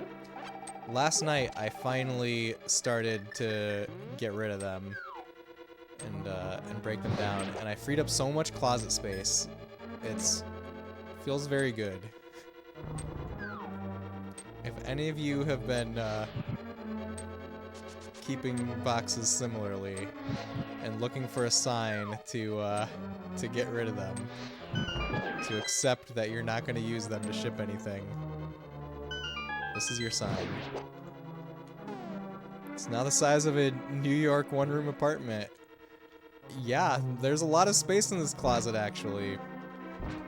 And it was being taken up by boxes that were serving no purpose. Also, I had a CRT in there, a Vega Trinitron that I'm keeping basically I'm keeping it for the day when the CRT that I'm currently using dies. I have a few CRTs laying around like that, and I recently built some new shelves for my garage, and so my parents were here for the holidays. My dad was able to help me move that CRT onto the new garage shelves, and that also freed up so much space in the closet. Like, it's so nice to have room in the closet again. I'm sure it's just gonna get filled up with more stuff, but at least for now, I can step into it again.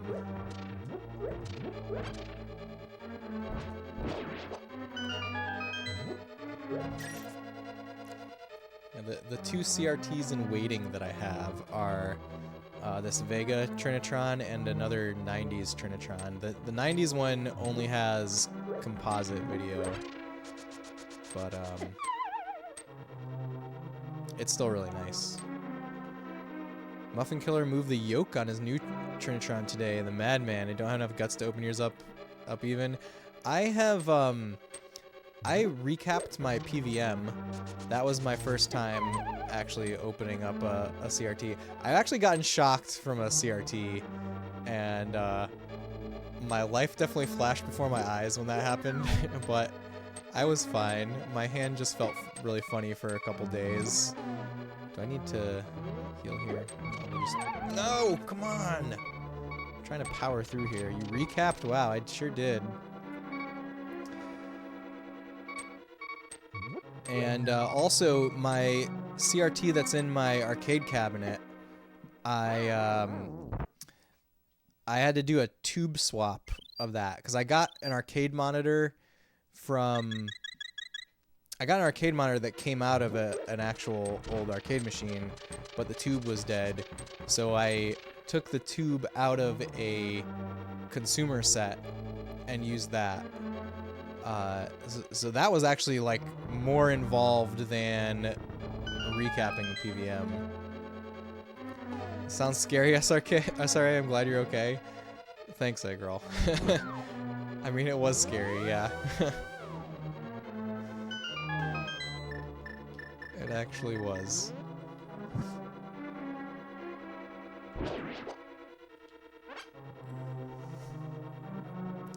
Man, I'm such an anxious person. I'm amazed I've made it to 27.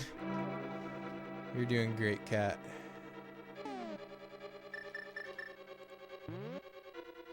Okay, let's see what I can see from here. These are they connected? Ooh, they are. Nice. Okay. Ooh. No!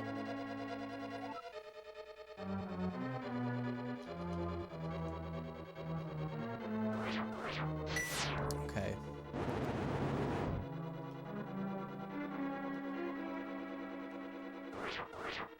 We're almost there.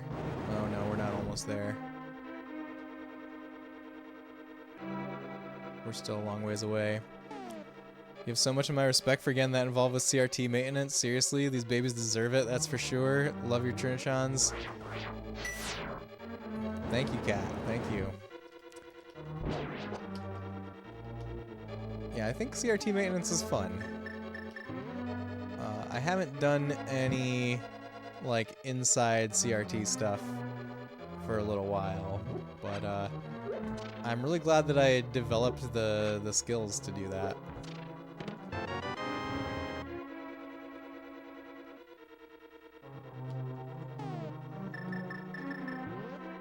Okay, we can maybe get a fairy. Nope, we're out of magic. Oof.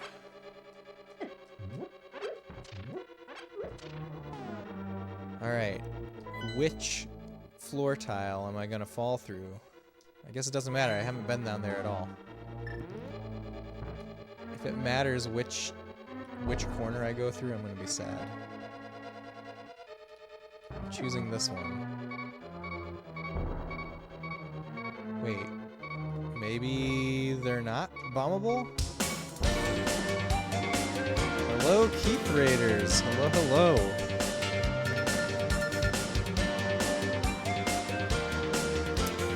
Keith, thank you so much for the raid. Welcome in, Raiders. I'm Space Robot Arm. I stream retro games of all genres and try to represent classic games authentically, explore video game history with y'all, and have a cozy, nostalgic time on the couch. I hope you had an awesome stream, Keith. What were you guys doing over there? Let's see. Let's see if the shout out will tell me. Yu-Gi-Oh! Forbidden Memories, is that what you're playing? How was it? We're playing Legend of Zelda: A Link to the Past on the Super Nintendo here, and we're in the final dungeon, and I am trying to figure out where to go, basically. But yeah, I hope you guys had a great time over at Keith's stream. And thanks again so much for the raid. If you need to raid and run, if you need to go do any post-stream stuff, please go do that. But if you can hang out, we'd love to have you. The blinks. Someone has low health. It's true. We're beeping a little bit over here. Want to open up your crown jewel and blow out the dust and just slightly adjust the rings.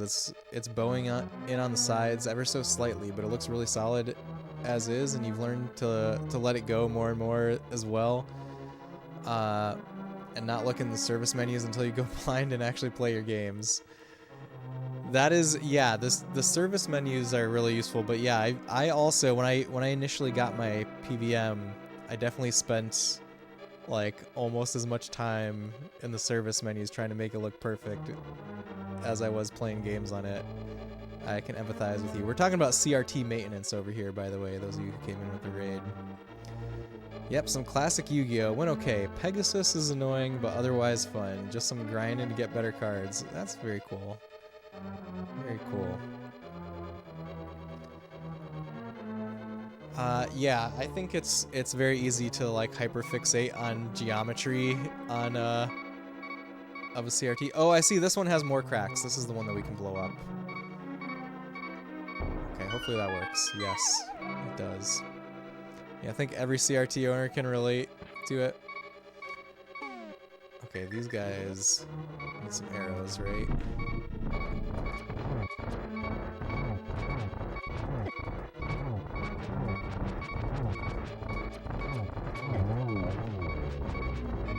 Okay, one down. Aw, that arrow went right to the one that didn't exist anymore.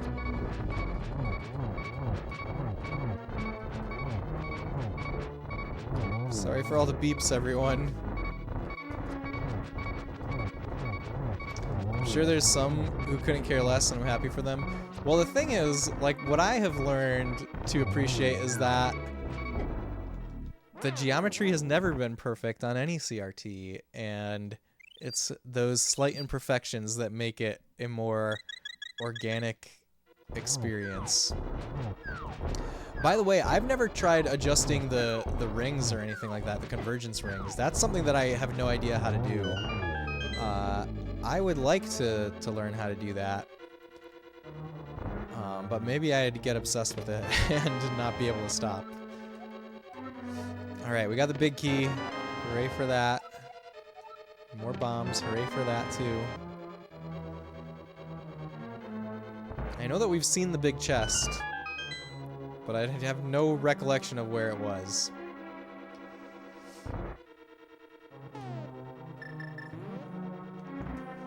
Alright, there's gotta be something good over here, right?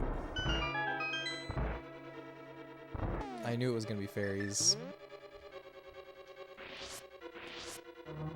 Fairies, come to me, please. Why are you going everywhere in this room but where I am? I think I have room for 2, right? Oh, we were all out of fairies. Alright, we're good now. Yeah, no, you're not touching the convergence rings. I think yours has rings for the geometry and pots for the focus, but the convergence rings you refuse. Yeah, I don't know how to do it while it's on. I don't know how to do it while the CRT is on. The red mail. This provides even better protection than the blue mail. Look at us, we're ready to go. We're fully geared up now. I'm so excited. The potential to mess that up for good is too great. Yeah, it's a good point. It's a good point. Also, like, consumer CRTs, they get, like, epoxied in to place in the factory. So you have to, like, break away that epoxy somehow, which I don't know how to do that. I'm sure there are people online who've figured all this stuff out and have guides and stuff, but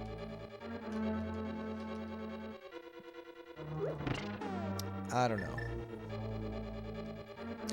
Morkin, it's great to see you. Welcome in. How are you doing? Morkin, have you been streaming lately? I'm gonna give you a shout out either way. Thanks for joining us, Morkin. I hope you're having a great night.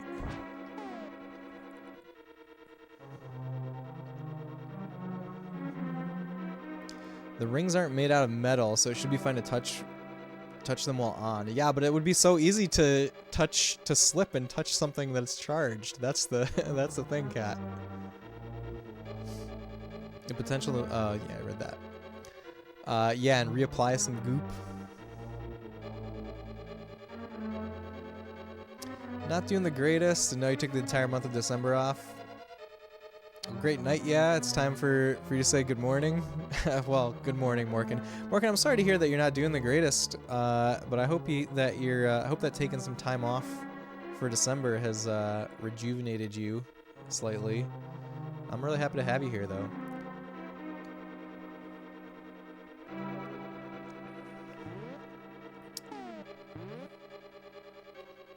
Let's see. Okay, got one down. Oh, this doesn't open from killing those guys? There's a switch somewhere, isn't there? Okay.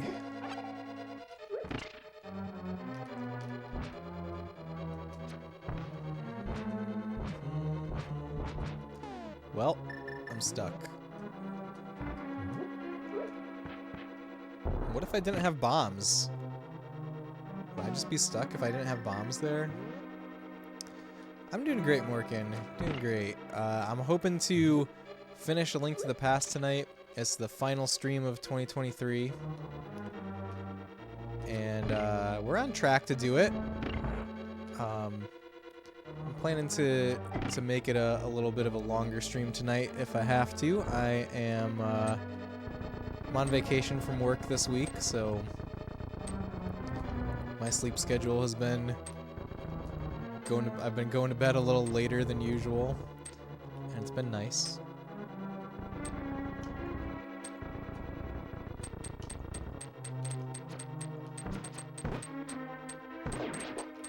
There we go. My shield blocks their fireballs. That's good to know.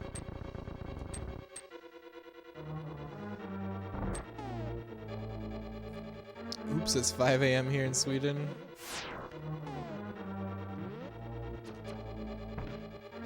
morning is beautiful out there. Hope there's a nice sunrise for you guys.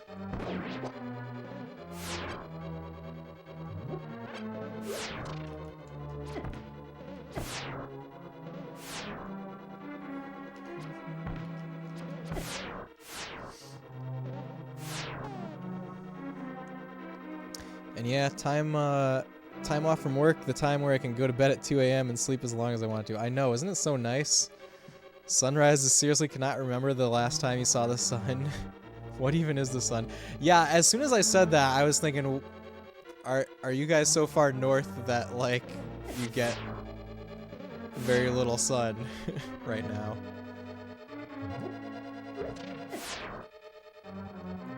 Why can I not line up this guy to shoot with the bow?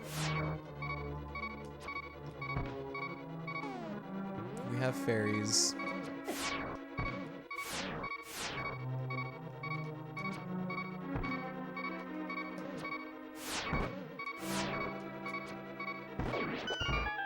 Okay, made it.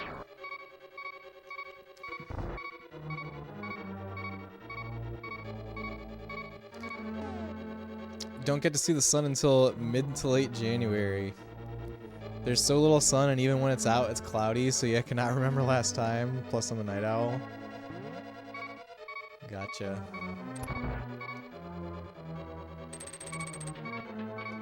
Okay, we must be getting close. Is this a good idea? No. Okay, there we go. Now that's a good idea. I like that.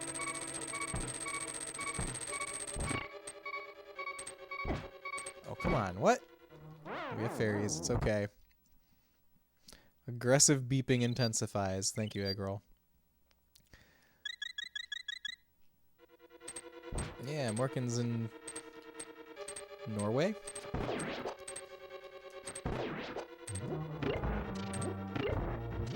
Wait. Okay, I stepped on the switch twice. That's what happened. Wait, am I shooting arrows when I need to be using my sword?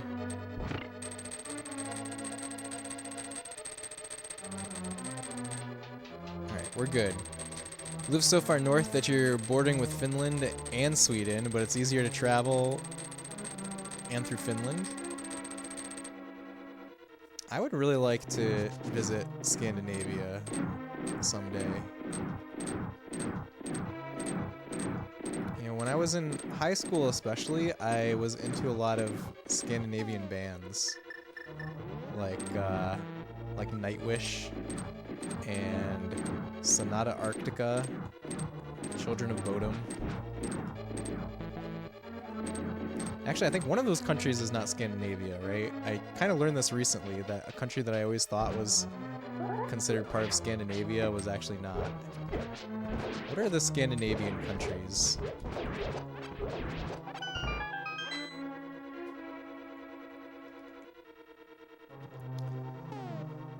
I've been to Norway plenty of times, but never Finland.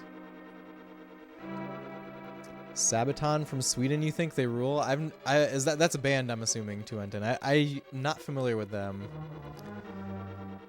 You were in Finland for your very first time in May. Ooh, Finland isn't Scandinavia. Okay, okay. Then 2/3 of the bands that I listed are not Scandinavian.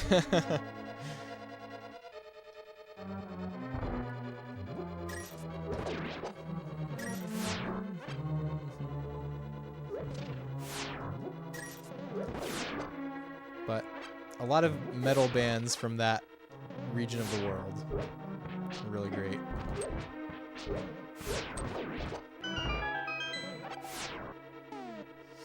Sabaton, a metal band, yep.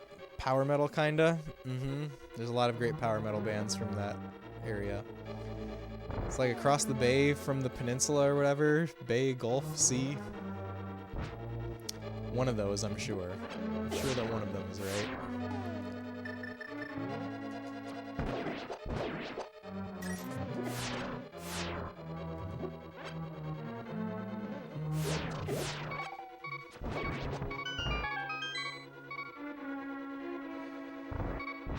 There's a lot of combat going on here. How many more fairies do I have? We still have 2, okay. It's cool to meet people on here that's like close to you because it feels it happens so rarely. That is very cool, Morgan. Sabaton really isn't your cup of tea though, oh boy. But each their own. I don't know Sabaton at all, actually. Thanks for giving Morgan a virtual hug. Metal plus history does it for you. Baltic Sea / Gulf of Finland looks like.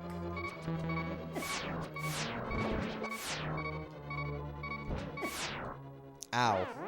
Do they only... No, they shoot whenever they see me. I was thinking for a second, do they shoot when I swing my sword? But that's not the case.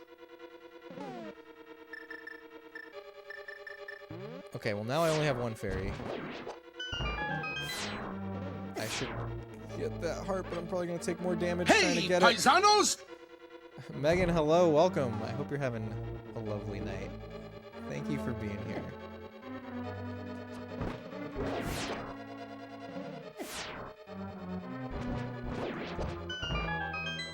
Okay, please be good things under these skulls. I need hearts. Do I have any fairies? It's only magic. It's only magic. I'm just going. No! We have 1 more fairy, right? I think we have 1 fairy left. Yay. That's the final one, though.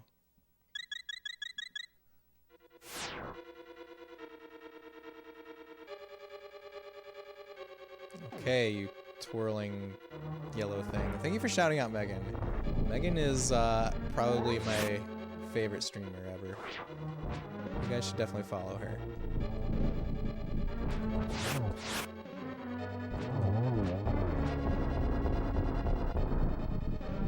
Megan's real cool. Well said, egg roll. I agree.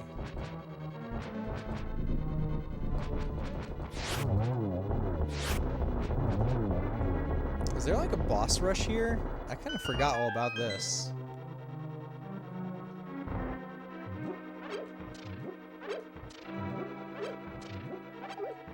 That means we have to do the whatchamacallit again.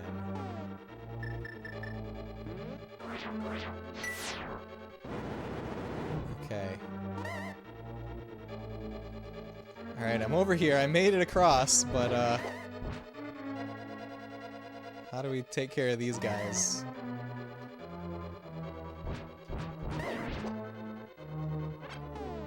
Will arrows work, maybe?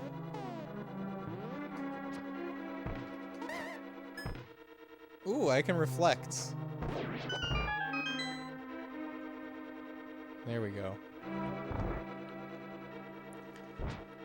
Alright, all's good in the world. Uh-oh.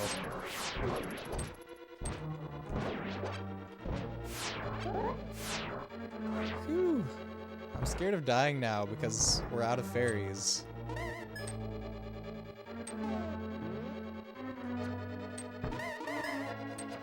I really like the arrows approach to these Wizrobes. Oh, I want that heart. I made it. I didn't die.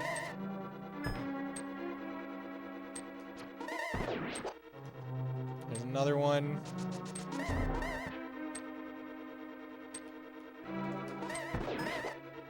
Okay, we don't need a rupee. I don't need to risk my life for that.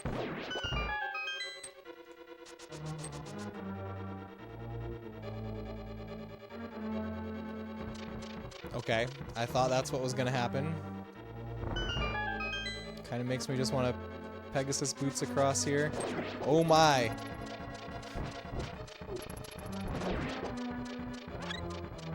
Alright, we're doing great.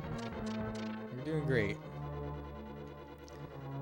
Thriving, you might even say.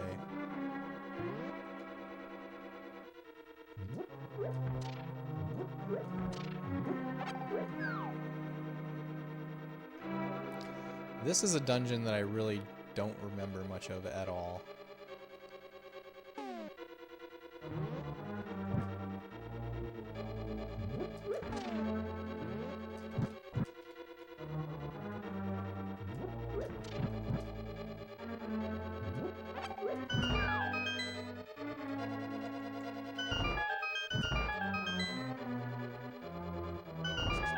No! I knew that was gonna happen. Alright. Well, now that the skulls are out of the way, I think I can kind of just use this. Oh, but it uses so much more magic. Need to be effective here.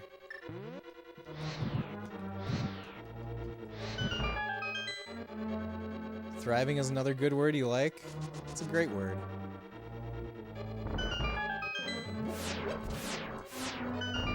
It's a high quality word. I agree.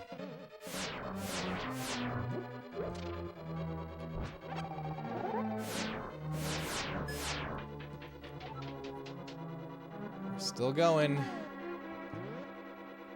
This dungeon is so long. Oh, we're okay. We're really going.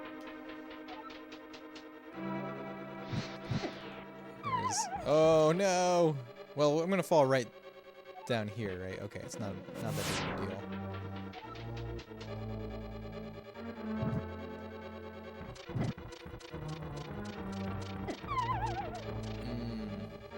Gotta be really fast here.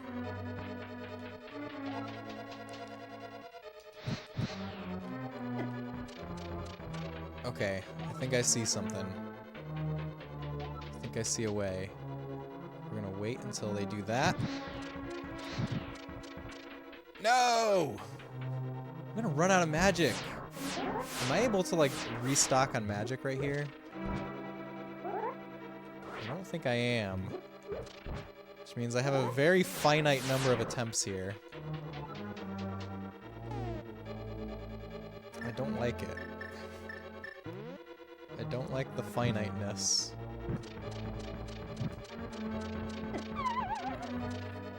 Okay.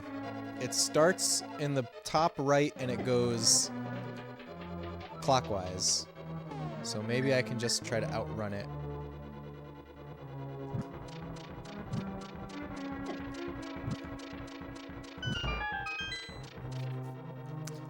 Got there somehow.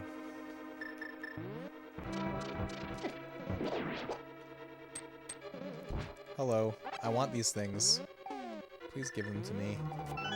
Key and magic, thank you.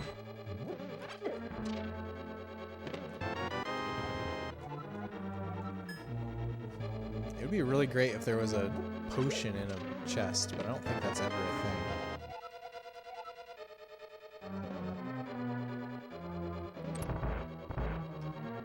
There's a trick for getting magic back, but it requires enemies. Alright, that's okay, Joe. I'll figure something out. I'm not looking for hints right now.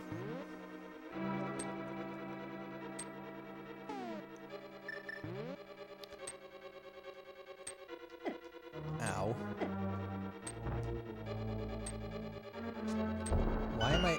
Why am I not able to move north? Okay, we made it out. It's fine. Somehow things worked out. Ooh.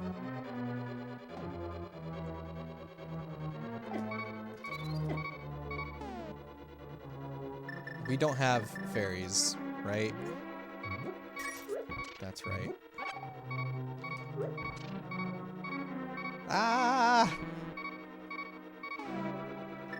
I forgot to equip the magic powder. Ah!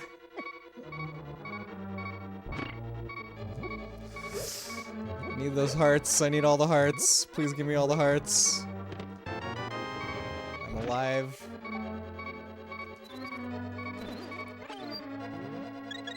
Okay, that worked out. It was pretty close. Pretty close, but it worked out. Alright. We have a thing. What's this thing called again? This is one of the most annoying bosses. And we get to fight again.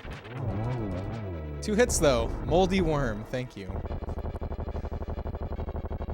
There's... That's not exactly its name, is it? Okay, we heard a chime. Oh. Well, it fell anyways. Oh my goodness. Moldorn, thank you.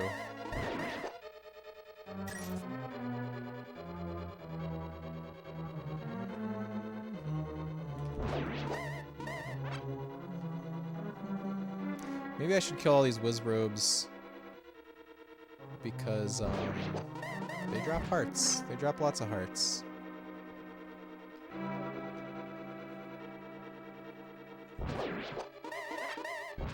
It seems like they keep respawning too, which is nice. We can just farm hearts for a little while.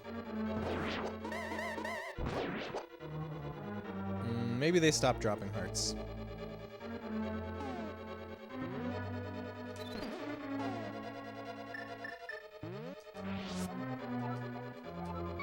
Alright. I think we're thriving again. We're thriving again with that fairy catch. Reminiscent of the wizards in Super Mario World? Yeah, I can see that. Love the sound effect those make. I do too. I know exactly what you're talking about, Kat. When I cast their spell, yeah, I know exactly what sound you're talking about, and I agree. It's a very good sound effect. Why do I have to fight this thing again? I don't believe that. Oh no! I don't believe that I should have to fight it again.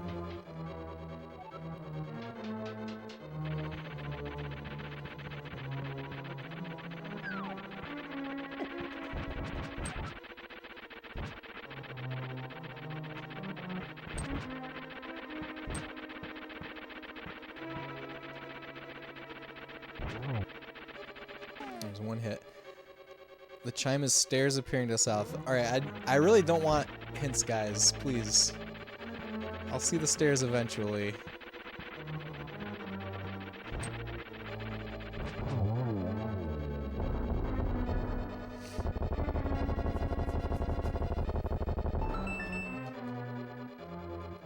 Ah, there's a chest.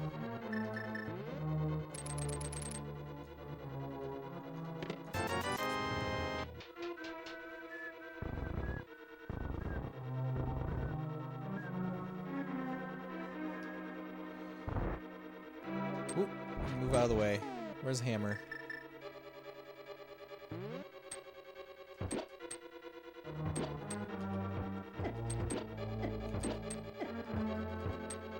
Yeah, south was the correct thing, though. I thought the hammer killed these guys easily. I guess not. I guess I was wrong.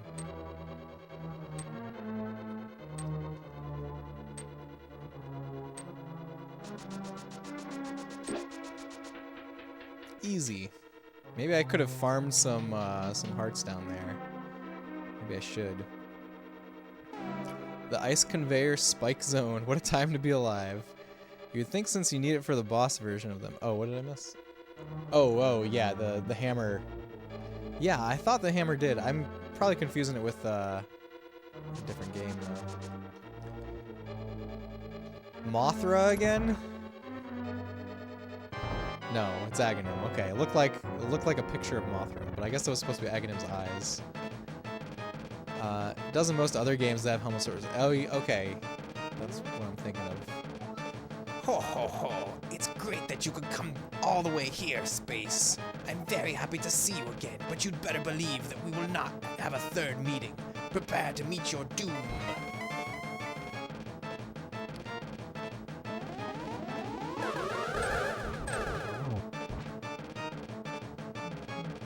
I totally forgot that you fight Aghanim again here. Also, I was wondering like what the boss of this place was because I know that where you fight Ganon is a different place.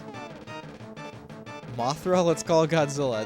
The boss's name, like the official English translation is Mothula, which is, I don't know if that was ever used as a translation of Mothra, but it's totally translated from Mothra, the same Japanese word, right? Speaking of Super Mario World, you found this hilarious project. 3 people made the entire OST out of memory. They get most of it right, but it's unsettling where it deviates. I'll link you in Discord. Kat, I think that I've heard of that before. Please link it, though. I don't know that I've ever listened to it in its entirety. Actually, what I remember reading was people like made Super Mario World, like the whole game, from memory. Maybe it was just the OST, but maybe I'm misremembering. Either way, it's very, very cool. Very fun. There he is! Oh, he turns into a bat in this game? I forgot about that.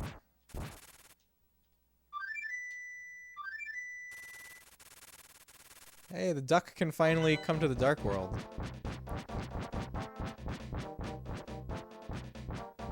How come Ganon never turns into a bat again?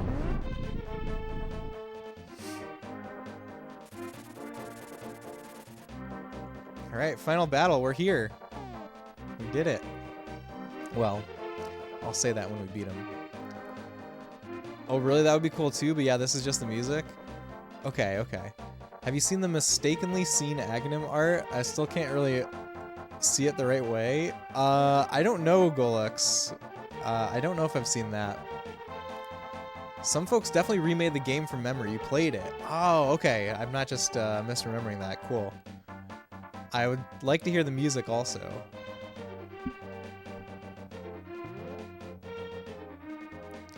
Alright, there's the ferry right over here.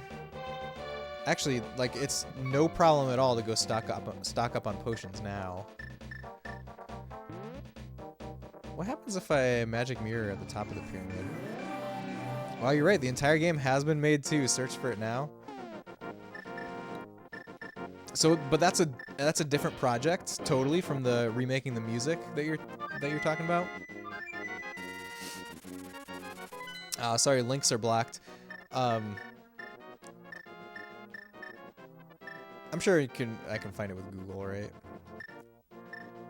I will say, like, if you want to post links, Discord is the place to do it, because then I'll be able to see it after stream.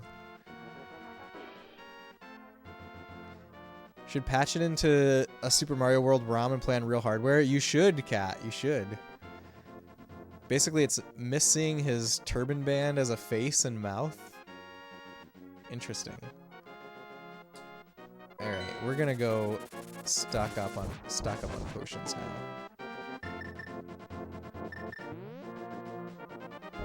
Wait, where are you going?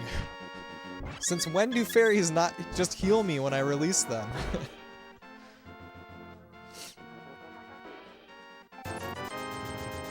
Do I have enough for 3 bottles?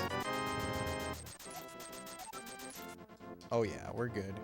It's all my rupees though, pretty much. You always saw it that way? Aga just always makes that O face. Oh, that's the Aghanim thing. Missing his turban band as a face and mouth. Wait a minute. Maybe that's how I see him. I always see him with a face and a mouth.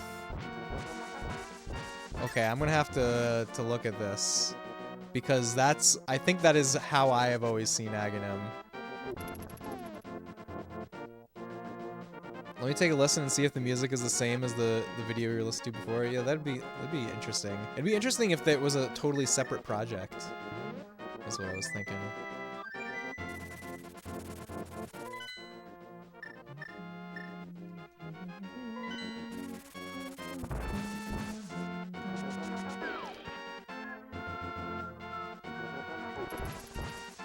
So what am I missing? I'm missing like 6 heart pieces and a bottle. I think that's everything that I haven't found. But we're just gonna go end it.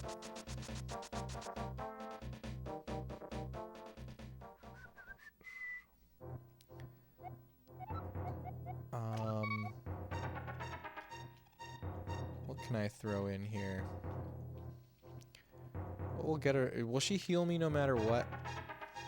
Let's try throwing this in. There's no more upgrades on the sword for sure.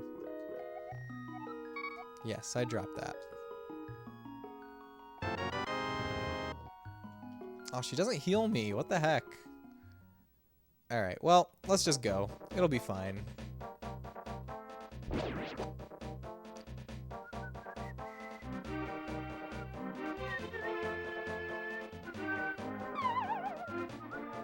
Isn't the background, like the sky at the top of the pyramid, so good? I never imagined a boy like you could give me so much trouble. It's unbelievable that you defeated my alter ego Aghanim the Dark Wizard twice. But I will never give you the Triforce. I will destroy you and make my wish to conquer both light and dark worlds come true without delay.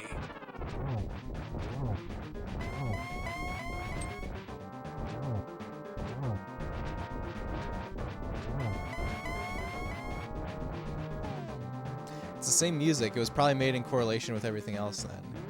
Ah, okay, cool. Well, I'm glad that we solved that mystery.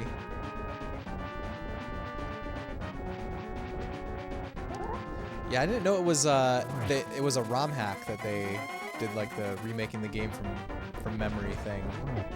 I want to play that too on original hardware. Oh, can I use the cane of Brina here?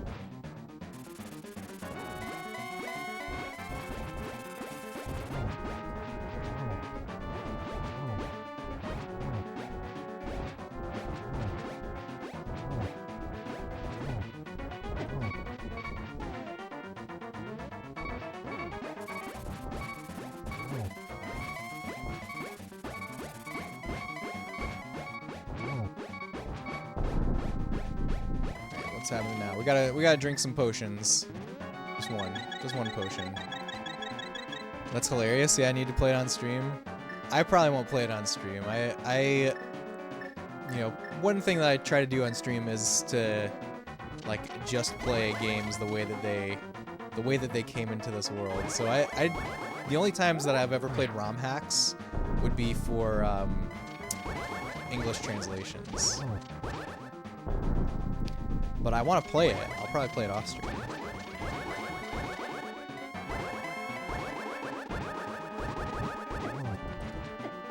Ooh. Where's the cane? You are doing well, lad, but can you break through the secret technique of darkness and God?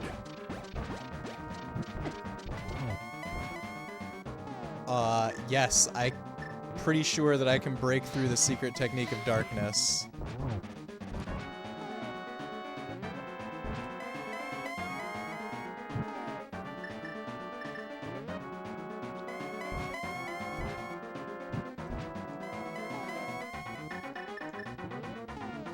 The secret technique of darkness. Turn off the lights. What a secret technique, right? I've never tried on real hardware. It fascinates you because we know these games so well, and it's gonna feel so jarring to play on real hardware when it feels like you shouldn't be able to. It is really cool playing stuff like that on original hardware with the EverDrives. Do you have a SNES EverDrive, Kat? I forget.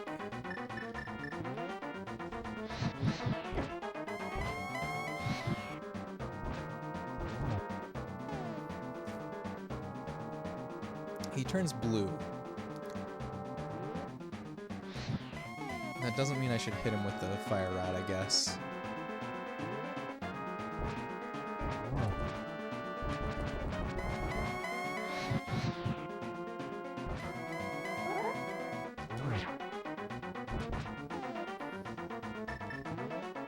The turning blue is throwing me off, like I'm not dealing damage to him. I'm not sure though. You dare bring light into my lair. What is that from?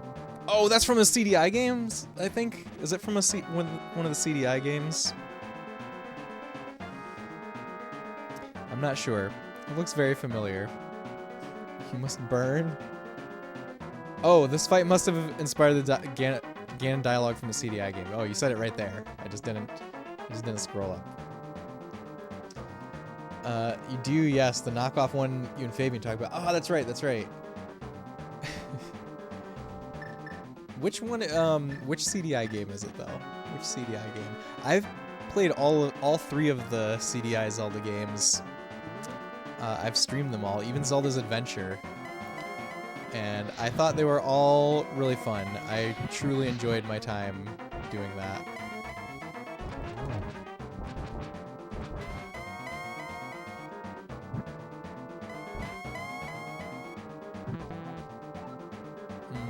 Out of magic.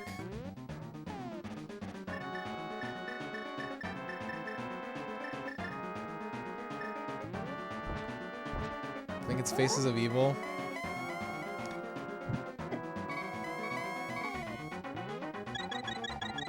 Yeah, I can't. Part of me wants to say that it's Zelda's Adventure, but that would be like Zelda's Adventure is so like unknown.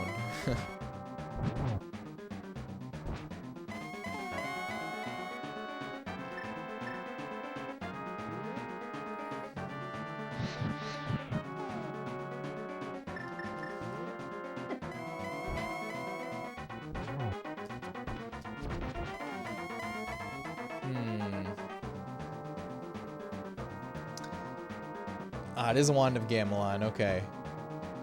That Zelda one with a top-down view looks incredibly rough. Surprised you enjoyed it. It is very rough, but it was really interesting to play. Wand of Gamelon makes sense. That's the one where you play as Zelda, yes. Well, Zelda's Adventure you also play as Zelda. Zelda's Adventure is really pretty close mechanically to Link to the Past, but it's janky as hell, and the art makes it hard to play. I think it's much more mechanically similar to Zelda 1, actually. Squadala! I love Squadala. I don't think I'm damaging him.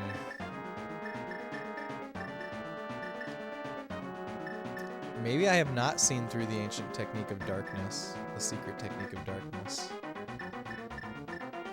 What if I use the magic mirror here?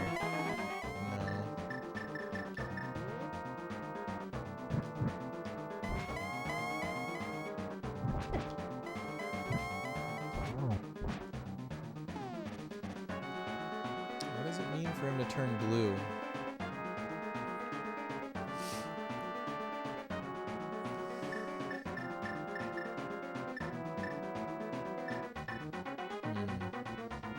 Alright, I'm gonna consult the player's guide. Let's see. Sorry, our second camera has died, but I'll read it to you guys. Ganon's retreat. If Link was expecting to meet his ultimate foe on top of the tower, he was in for a surprise. First he ran into Aghanim, miraculously returned from his earlier defeat at the Castle of Hyrule. Only after Aghanim fell for the second time did Ganon appear out of the ashes, but the battle was not yet to be. Link, spoiling for a fight, had to watch as Ganon transformed into a bat and flew off to the Pyramid of Power. When Link arrived at the pyramid, he found a hole that had been created in the top. Inside, Ganon was waiting. The only way to get inside the pyramid seemed to be to jump into the hole. Link didn't hesitate. Without a second thought, he jumped. Let's see. Escape from the pyramid.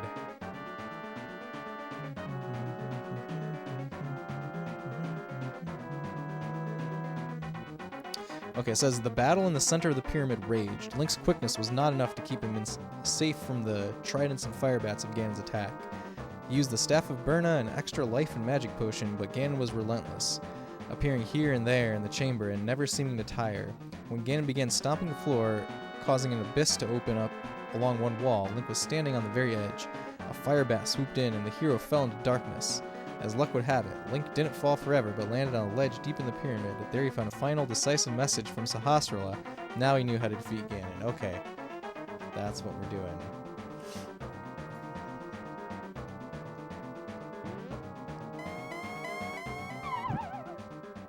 Let's go see what Sahasrara has to say.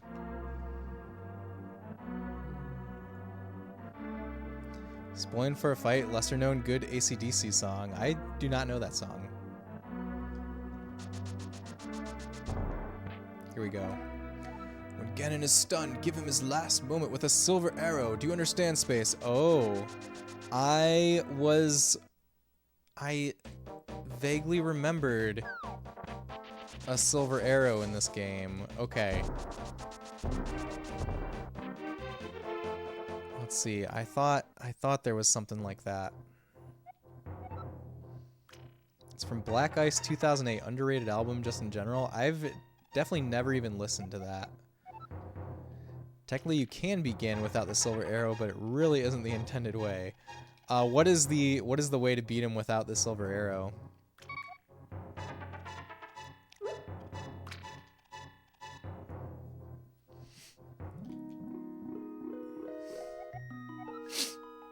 Hello there, did you drop this? You're an honest person. I like you. I will give you something important. These are the silver arrows. To give Ganon his last moment, you definitely need them. I know I don't quite have the figure of a fairy. Ganon's cruel power is to blame. You must defeat Ganon. I think she's beautiful. Frame perfect spin attack with both torches lit as he starts his teleport. Interesting. Oh, I'm sad that I don't have, how many potions am I missing now? Oh, I'm missing so many potions. We'll give it a try. I think it'll be okay.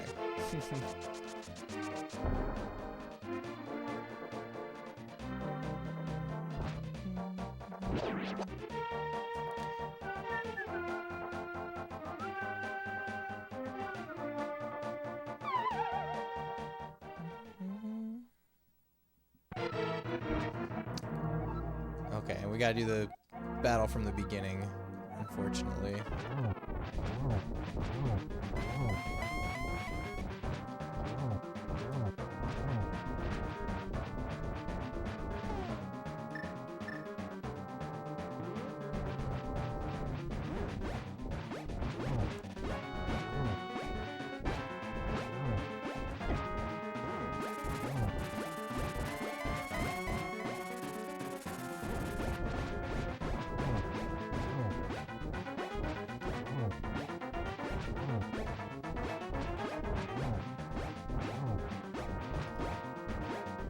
Magic is gone almost.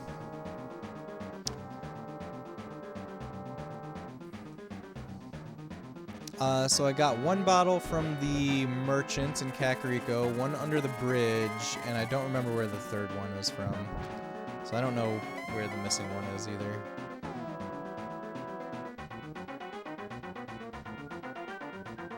We call that Silverless Ganon, and it's a real pain if you don't have any sword upgrades beyond Master Sword. Even with the Gold Sword, it takes like 8 hits.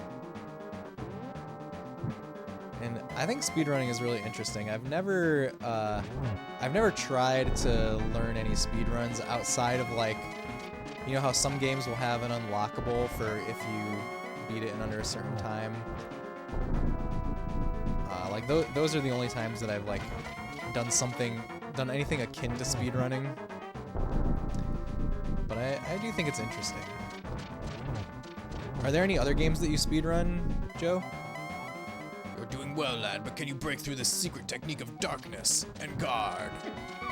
No! Now we have to start again, right? I think so.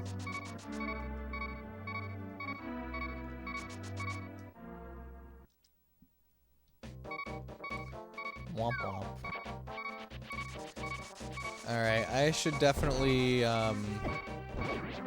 fill everything back up before going again. At least get full hearts and magic.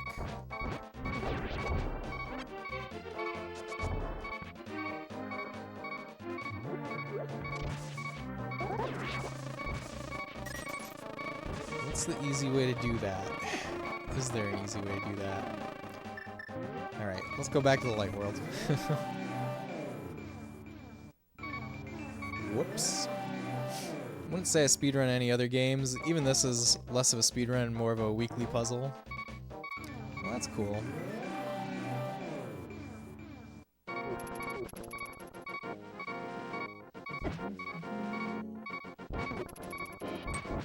I please not die here? Link! Link! Turn around, please! Oh my god. Should start winding down. Have a great rest of your night. See you next year. Thanks for being a friend and good luck with us. Alright, Kat. Thank you as well. Thank you for hanging out. And I hope you have a great sleep. And hope you have a great new year. And hope to see you again real soon.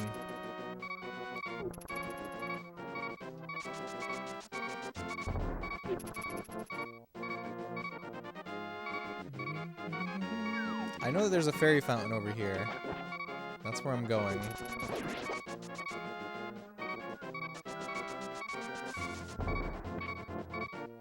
I think I have to fall, right?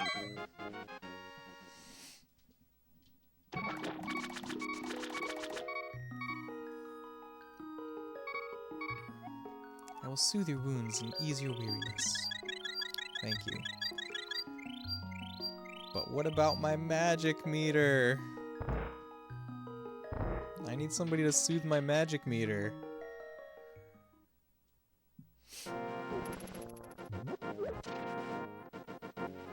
Will the fairy in the pyramid put anything in a bottle in the vanilla version of the game? You know, in a randomizer, she gives you one of 6 random things. Sometimes it's just a bee. I don't know. I've never tried that.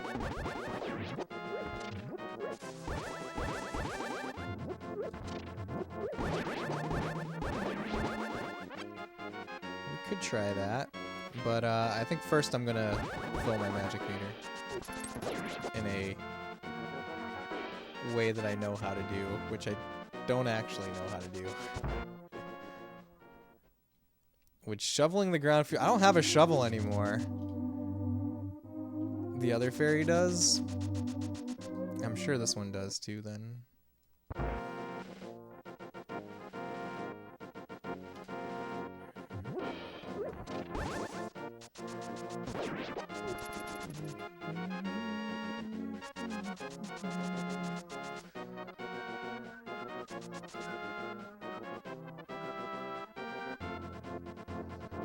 I don't think I have enough money for a green potion, do I?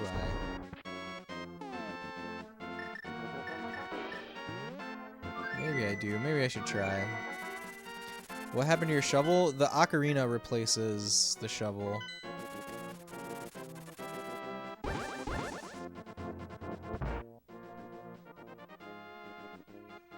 Yes, please no hints, Golix. Thank you.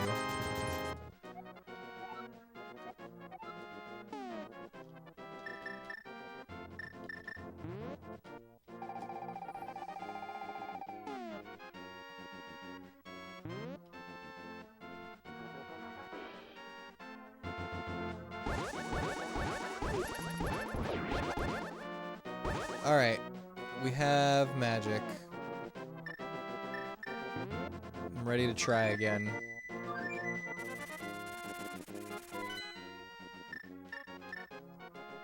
You play the GBA version, so you guess you still had it. Really? Man, I kind of want to play the GBA version because I was watching a YouTube video the other day that pointed out that the GBA version has a different translation. I just think that would be pretty interesting to see. I definitely never noticed it as a kid that the translation was different at all. But having the shovel still is like a pretty big difference. All right, let's see if we can get something in a bottle from this fairy.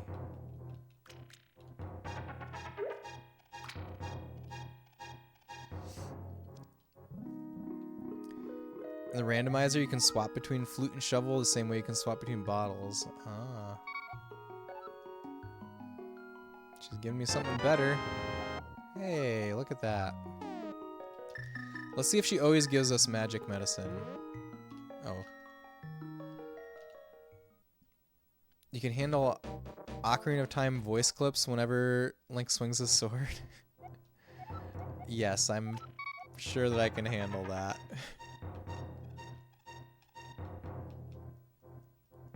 I did play the GBA version when it first came out, but I was a kid, and I haven't played it again since then.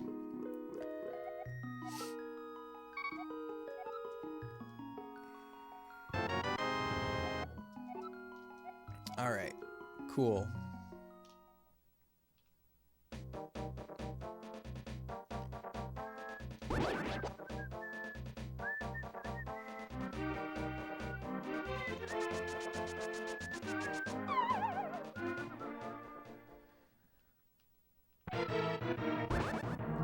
Alright, Hopefully this is the run.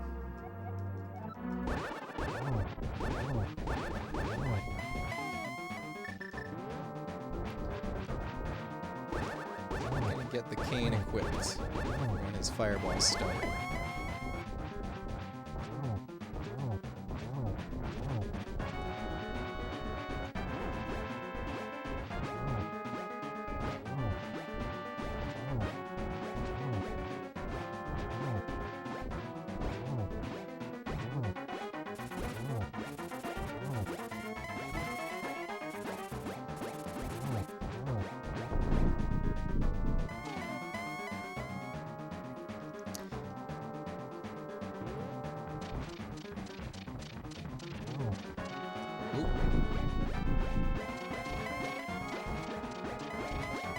I just really hope that I don't get knocked back into a pit again. That would be really lame.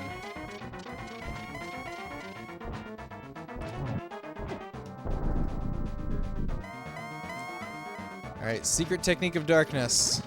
Let's go. Let's see if I can handle it.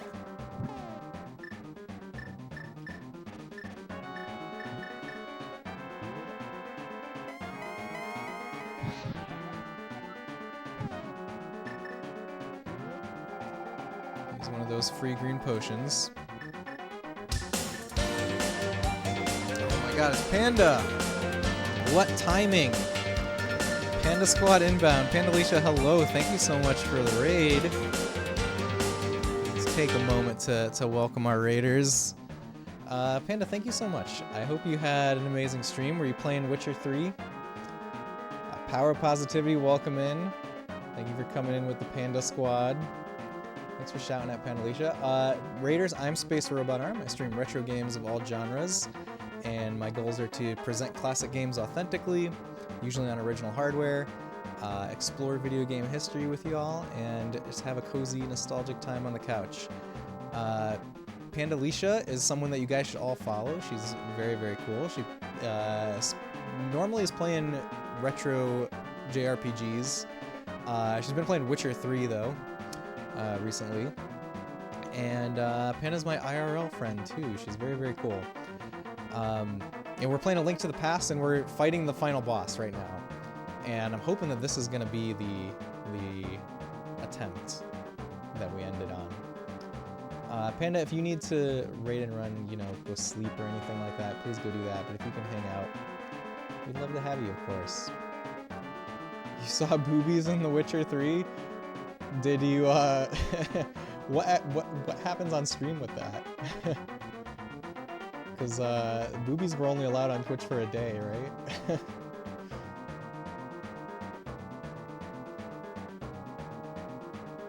One more day of work before the weekend. That's right. I'm still on vacation. Get some sleep, Panda, though. I hope your one more day of work goes smoothly. Panda will be back to retro soon. Mystical Odyssey, welcome in. Thanks for being here. Hope you kick ass. Thank you. Thank you. Leave it up. It's art. But they said artistic nudity is no longer allowed after one day of artistic nudity. Space on vacation. Yeah, it's only one day left of vacation though. And then a weekend. Oh no, it's a long weekend still because there's a holiday on Monday. All right. Let's see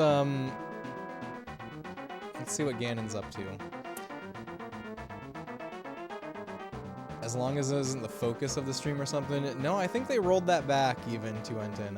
I'm pretty sure they rolled that back. I think they had rules in place specifically for Witcher 3 that allowed it to be shown, but you can't dwell on it. I think that's one of the things that they tried to do, and they immediately rolled it back. I could be wrong. I don't know. I only read it, like, very briefly.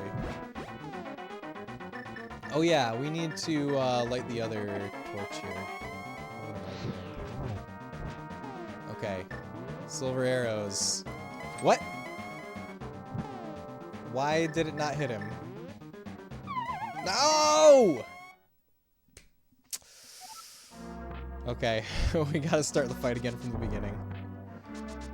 Alright.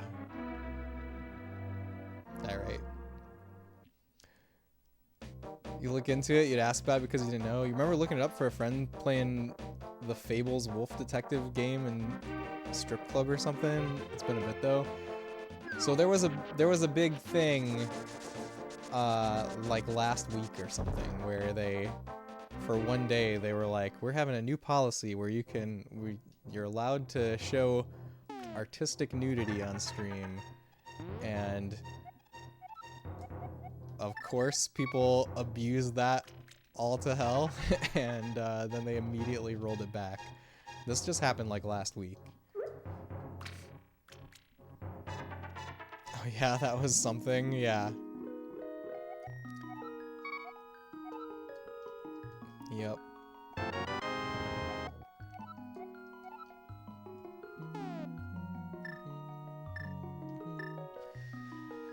Alright. Maybe we should just go, huh? This fairy doesn't want to heal me. This fairy just wants to give me stuff.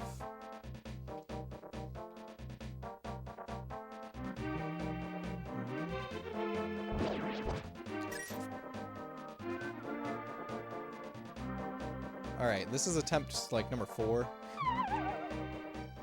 I wish that in not one of these 4 attempts have I died, by the way. I've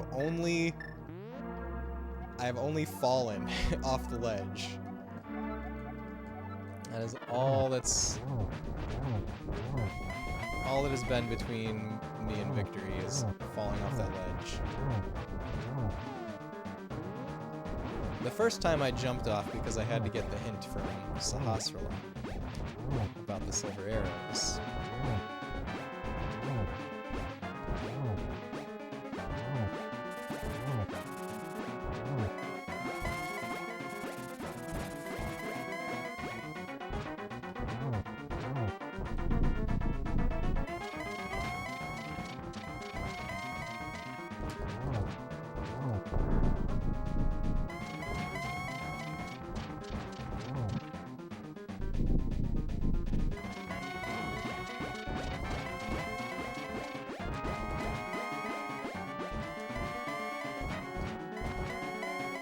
Come on. Stay still, please.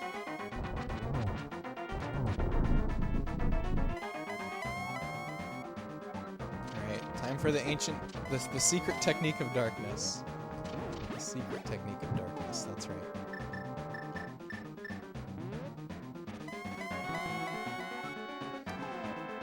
Alright. First magic.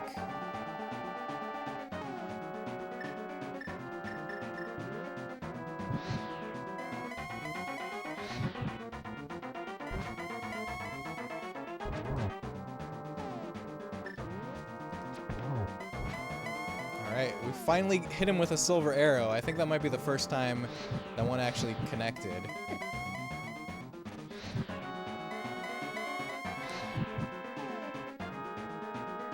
Noah, how's it going? Welcome in.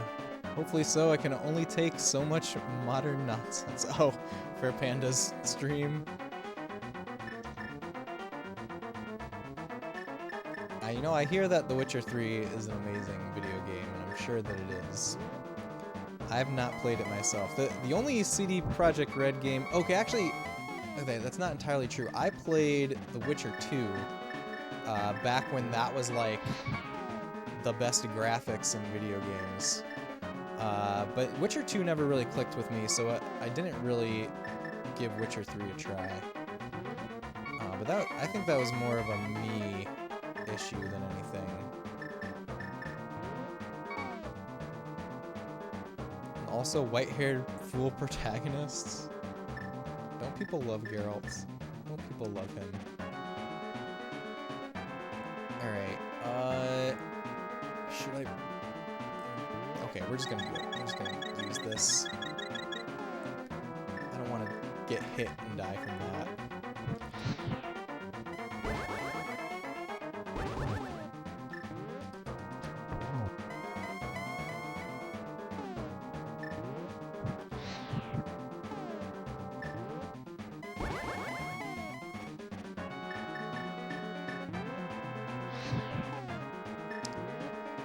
The CD Projekt Red game that I did play all the way through, though, was Cyberpunk 2077. I really liked Cyberpunk. Witcher series is pretty overrated.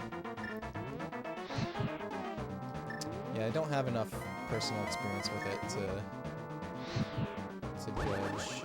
I know that a lot of people love it though. Okay, I think we did it.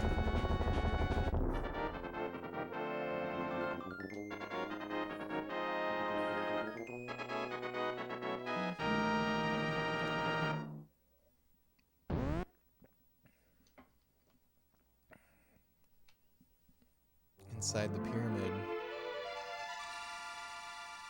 Ah, look at that.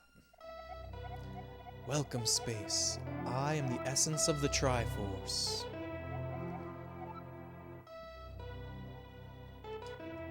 Triforce talks.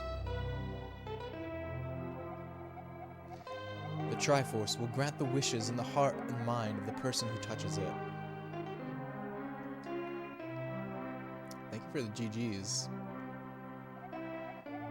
Thank you for the meat shakes. If a person with a good heart touches it, it will make his good wishes come true. If an evil-hearted person touches it, it grants his evil wishes.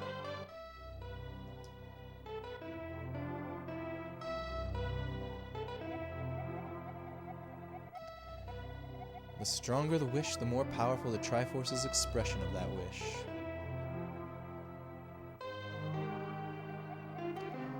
Ganon's wish was to conquer the world. That wish changed the Golden Land into the Dark World.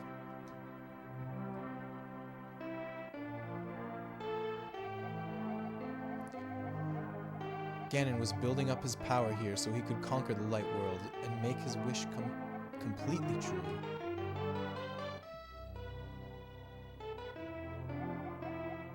Thank you for the corgi shakes, Noah.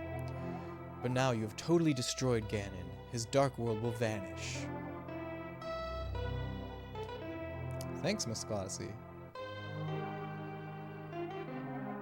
Yeah, I'm using the RetroTink 5X. If you're referring to just the, like the way the capture looks. The Triforce is waiting for a new owner. Its golden power is in your hands.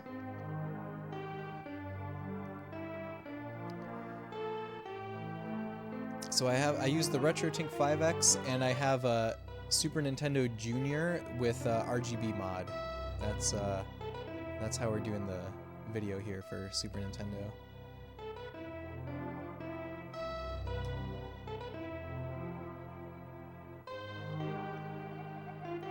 Now, touch it with a wish in your heart.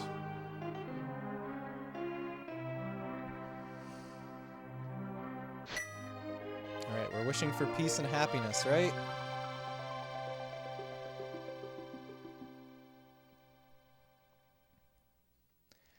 The Return of the King, Hyrule Castle. Ah, that felt really good to play this game. The Loyal Sage, Sanctuary. After you finish Alundra, this is your next game? Awesome. Have you played this game before, Mystical Odyssey? Or would it be a first playthrough? Sahasrara's Homecoming, Kakariko Town.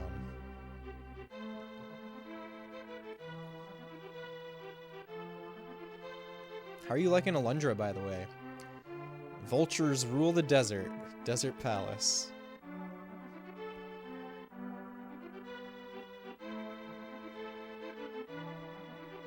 For the SNES, yes. GBA, no. Gotcha, gotcha. The Bully Makes a Friend, Mountain Tower. Look, they changed back to humans. Your uncle recovers, your house. Yay, Uncle's back.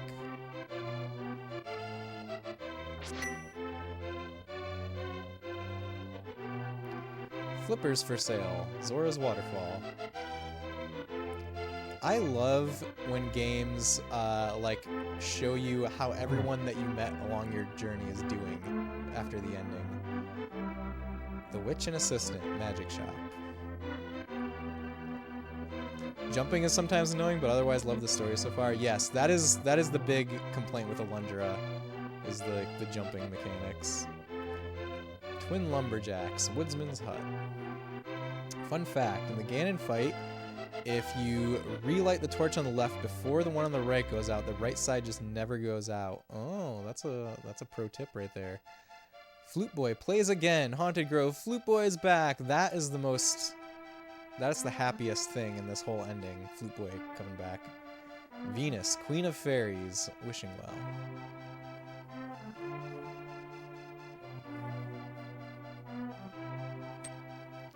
The Dwarven Swordsmiths, Smithery.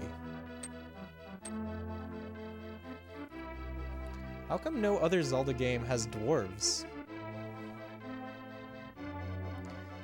The Bug Catching Kid, Kakariko Town. Oh yeah, I remember him. That was a long time ago that we got our bug catching net.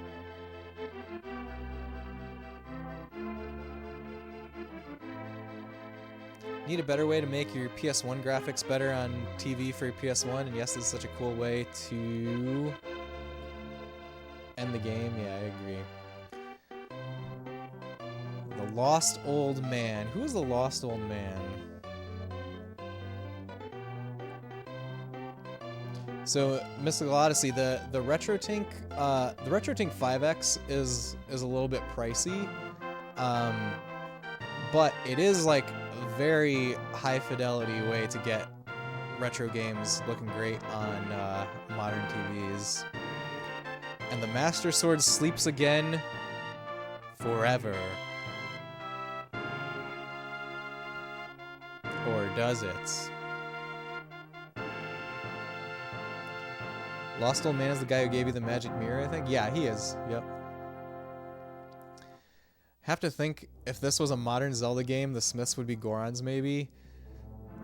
You know, I always thought, when I was a kid, I thought this, but I guess, like, you know, eventually I realized that this probably wasn't the case. But, you know those enemies that, on Death Mountain, that run around, they run back and forth really fast, and when you hit them, they, like, freeze? I thought that those were Gorons when I was a kid, because I played Ocarina of Time first and then came back to this game. And, you know, I saw that Zoras were here as a enemy, so I thought maybe those were supposed to be Gorons. But I think they must have a different name, right? The Dead Rocks, there you go. That's what they are. They are rocky, so sure. In Mystical Odyssey, how do you have your PS1 connected right now? Do you just have like a composite cable going into a modern TV? Is the RetroTink just as nice as analog products? Yeah, definitely. Maybe even nicer, I would say. You can never see them very well either. That's true. Is there any official artwork of them? Yeah, I would say the RetroTink is probably like a higher quality thing than analog even. So the thing with retro games is, my cat is jumping on me. Wanna say hello? This is Arcturus. The thing with old games is they use kind of like a hack of the video standard, of like the 480i video standard, whereas normal interlaced video, they show like half a frame every cycle, and the frames get interlaced together. For video games, they use half of the resolution but run it at 60 frames per second. And so, like, modern TVs interpret the hack of the standard as 480i instead of 240p, which is what it actually is. So that's why games look stinky on modern TVs. Composite to HDMI converter your husband got you. It's not good. Don't want to hurt feelings. Makes it blurry. Yeah. So that would be using like the same kind of upscaler that's meant for. It's basically meant for like VHSs and DVDs. Yeah, the RetroTink would be like the ultimate thing for games, and the RetroTink 4K just came out. That one is like that one's really expensive though. Like I don't think that I have a real need for the RetroTink 4K. Mensk. I don't know what Mensk means, Twinton. Sorry. Oh, this is showing me where I died. Where did I die the most? Can RetroTink work well for PS2, Xbox, and GameCube? Yes. Yeah, can handle all those beautifully. But Mystical Odyssey, the thing that I would recommend even more than the RetroTink is to get yourself a CRT. That would be the ultimate way to play your old games. Total games played 14. The end. Oh, Arcturus Mensk in StarCraft. No, he's not named after that. He's just named after the star.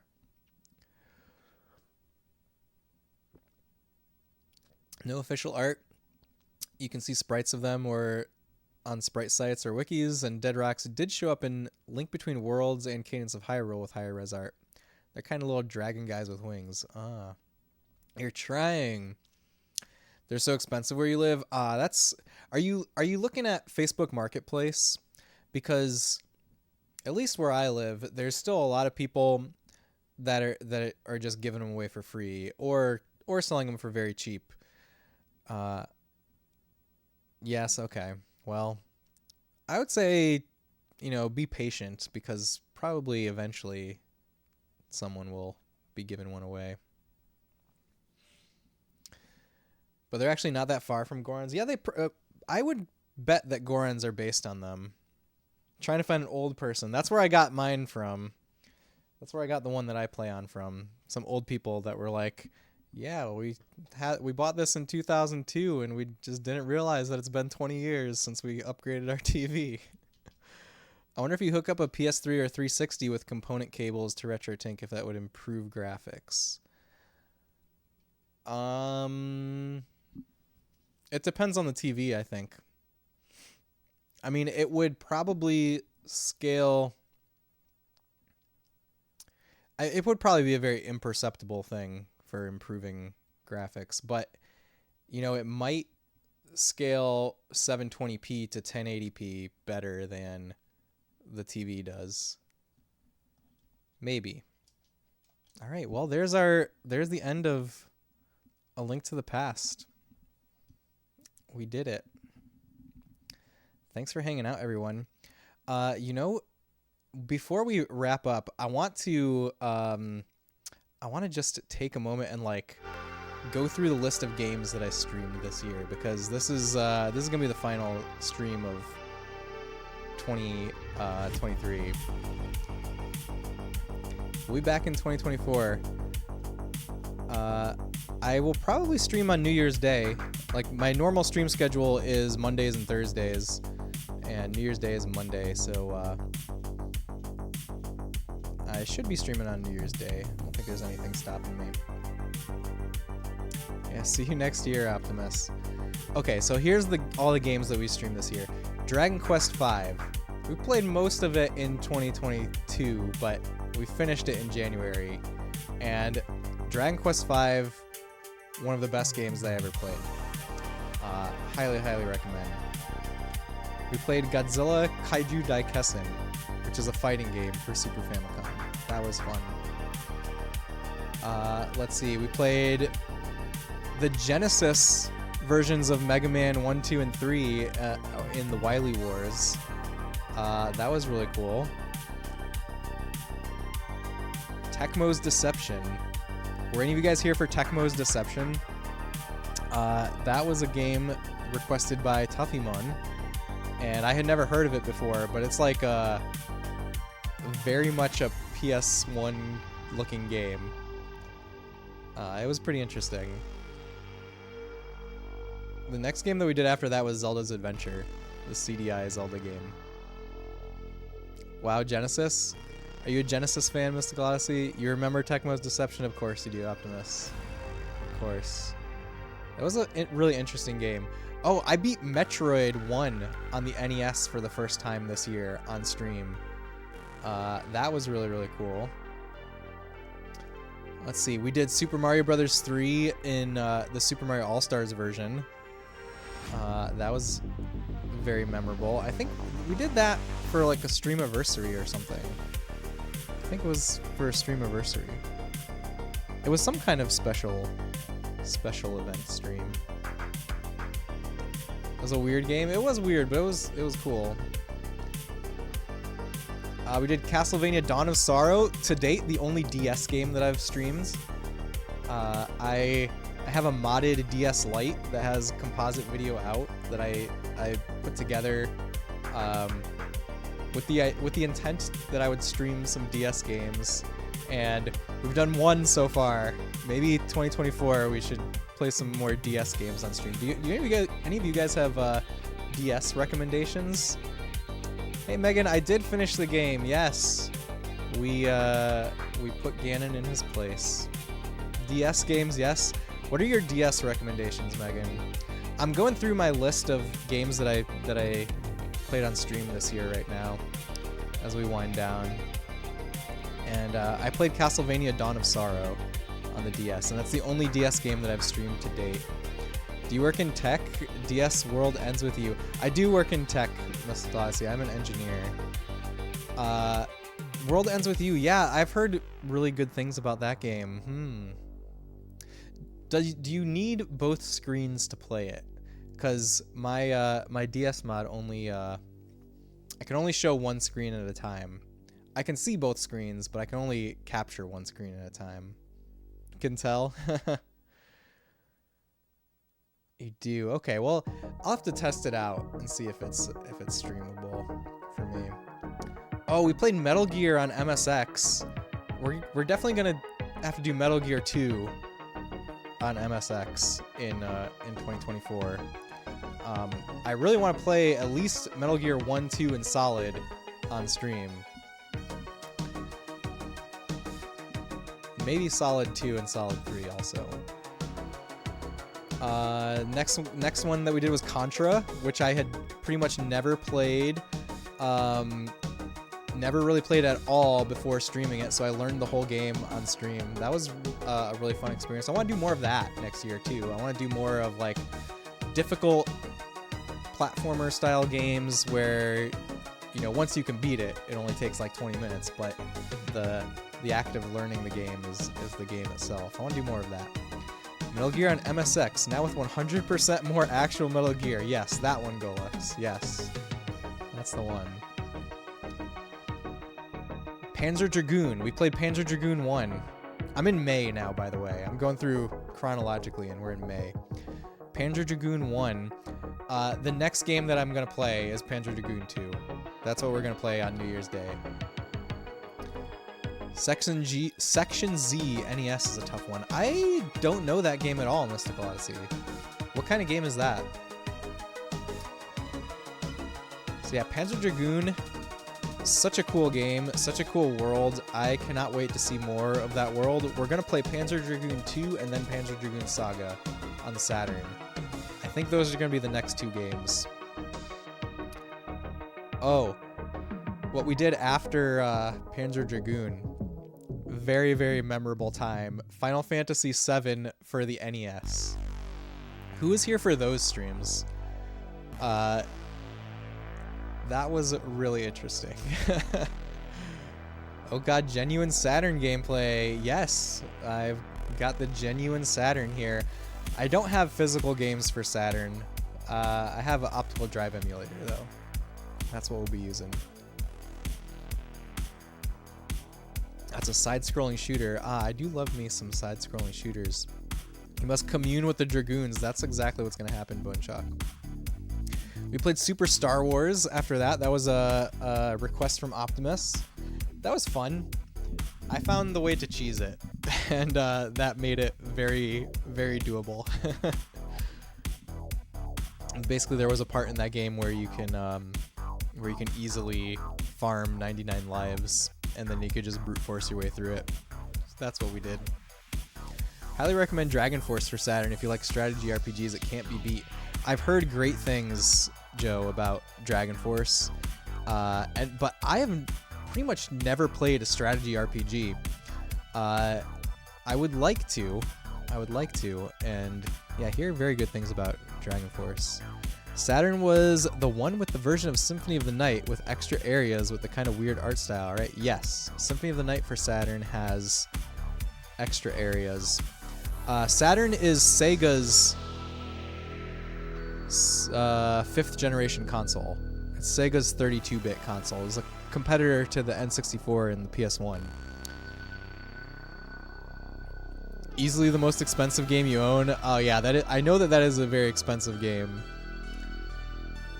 Then we played Valis. We played all 3 of the Valis games on Genesis.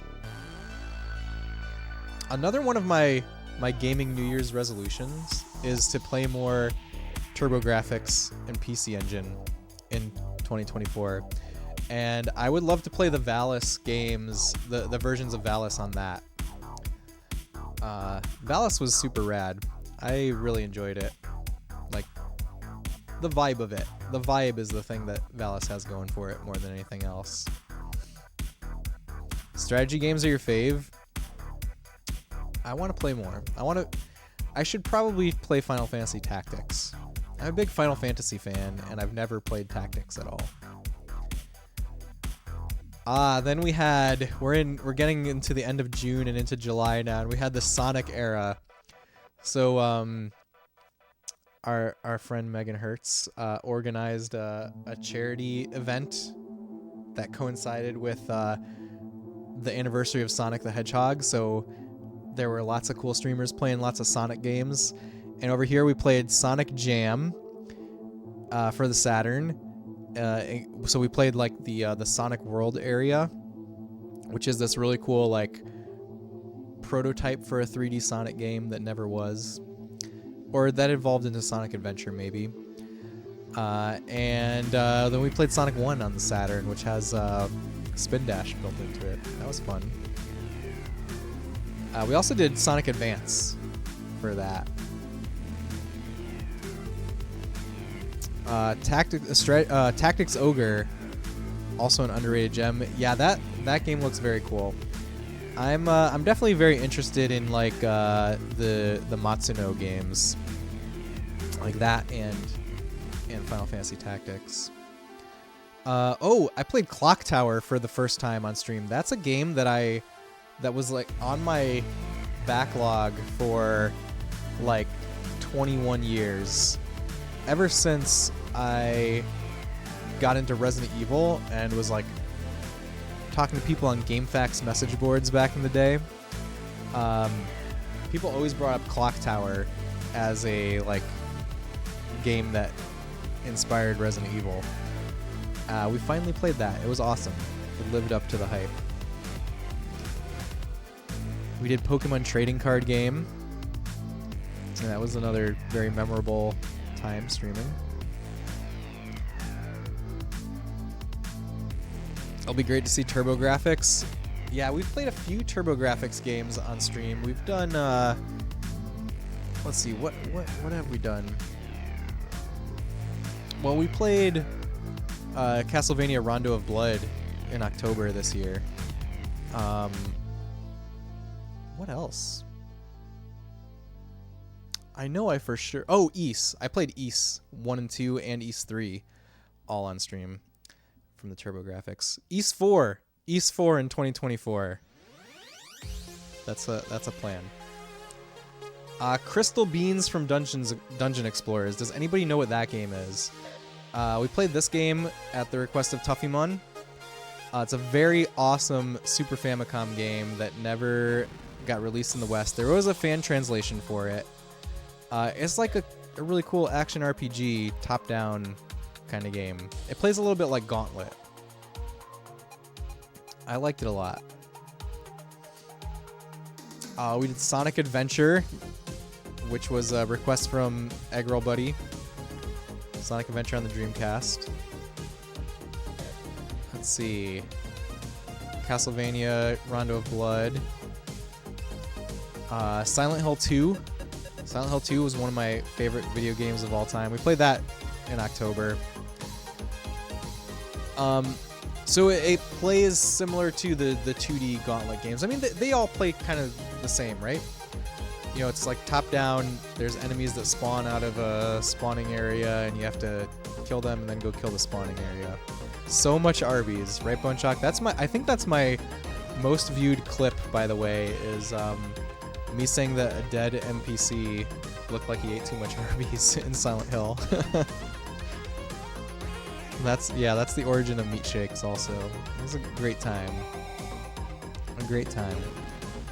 It was really nice to share Silent Hill 2 with you all on stream. We played Resident Evil Dead Aim with the light gun. That was really cool. That was my first time replaying that since it was brand new. I enjoyed it. I enjoyed it a lot. Tomb Raider. Tomb Raider took up all of, like, when did we start Tomb Raider? We started Tomb Raider in September, and then took a break for October for spooky season, and then it took like most of November. Tomb Raider, I think I underestimated Tomb Raider. That was a request from Dargoon, by the way. But I really did enjoy Tomb Raider. It was very cool, very interesting gaming experience also, because Tomb Raider was so popular in the 90s, and then it kind of like was forgotten about for a long time. They definitely don't make games like that anymore. Let's see. And then we played A Link to the Past. I feel like I'm forgetting something. Was there something? Illusion of Gaia. Oh, yeah. Illusion of Gaia, of course. Which was a request from Spectrum Branch, which was an amazing video game. I loved Illusion of Gaia so much. And then we closed out 2023 on one of my favorite video games of all time, A Link to the Past. It's been so long since I replayed this game. I was so long overdue for a playthrough of Link to the Past. So thanks everyone for letting me share it with y'all. And that was 2023. I will be back in 2024, and we're going to kick off the year with Panzer Dragoon. We're going to play TurboGrafx and PC Engine games. We're going to play maybe some DS games. What else is on the list? East 4 in 2024. What else? There's other things that we've been talking about. Ninja Gaiden is definitely going to make an appearance. Oh, Super Ghouls and Ghosts. That's the thing that we were talking about tonight, earlier. Way earlier in the night, we were talking about maybe doing Super Ghouls and Ghosts. Deadly Towers 100% run. I'm going to leave that one to you, Bone Chalk. I don't want to steal any Deadly Towers thunder at all. I could never do that. But I hope that you do. Alright, let's find someone to raid. Let's find someone to raid. Thanks for hanging out, everyone. Thanks for making 2023 a really great year for streaming. I'm sure 2024 is going to be even better. Alright, let's see who's live tonight.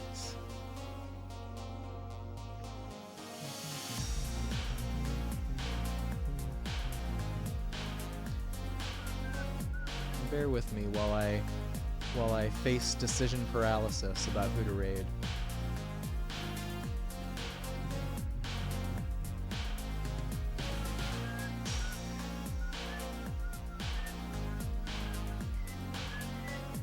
Maybe we should just go look at the Link to the Past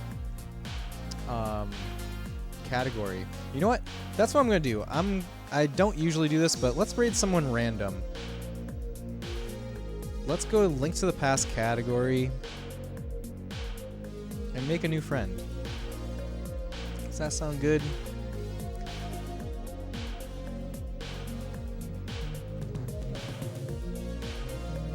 I'm gonna look for somebody who's playing just the... Look, there's somebody doing a first playthrough. gonna look for somebody that's doing, yeah, the vanilla game.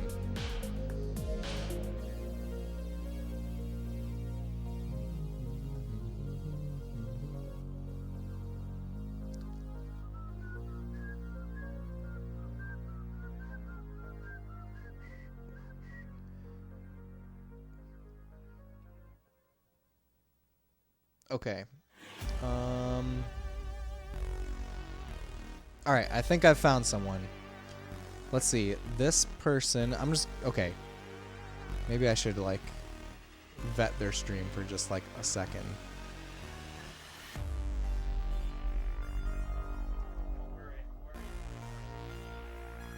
All right, it seems good enough to me. Okay, this person is Can't Stop the Raj.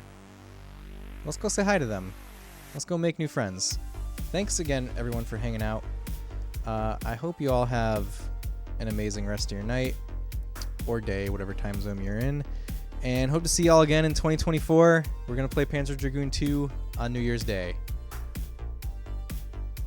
Let's kick off the raid.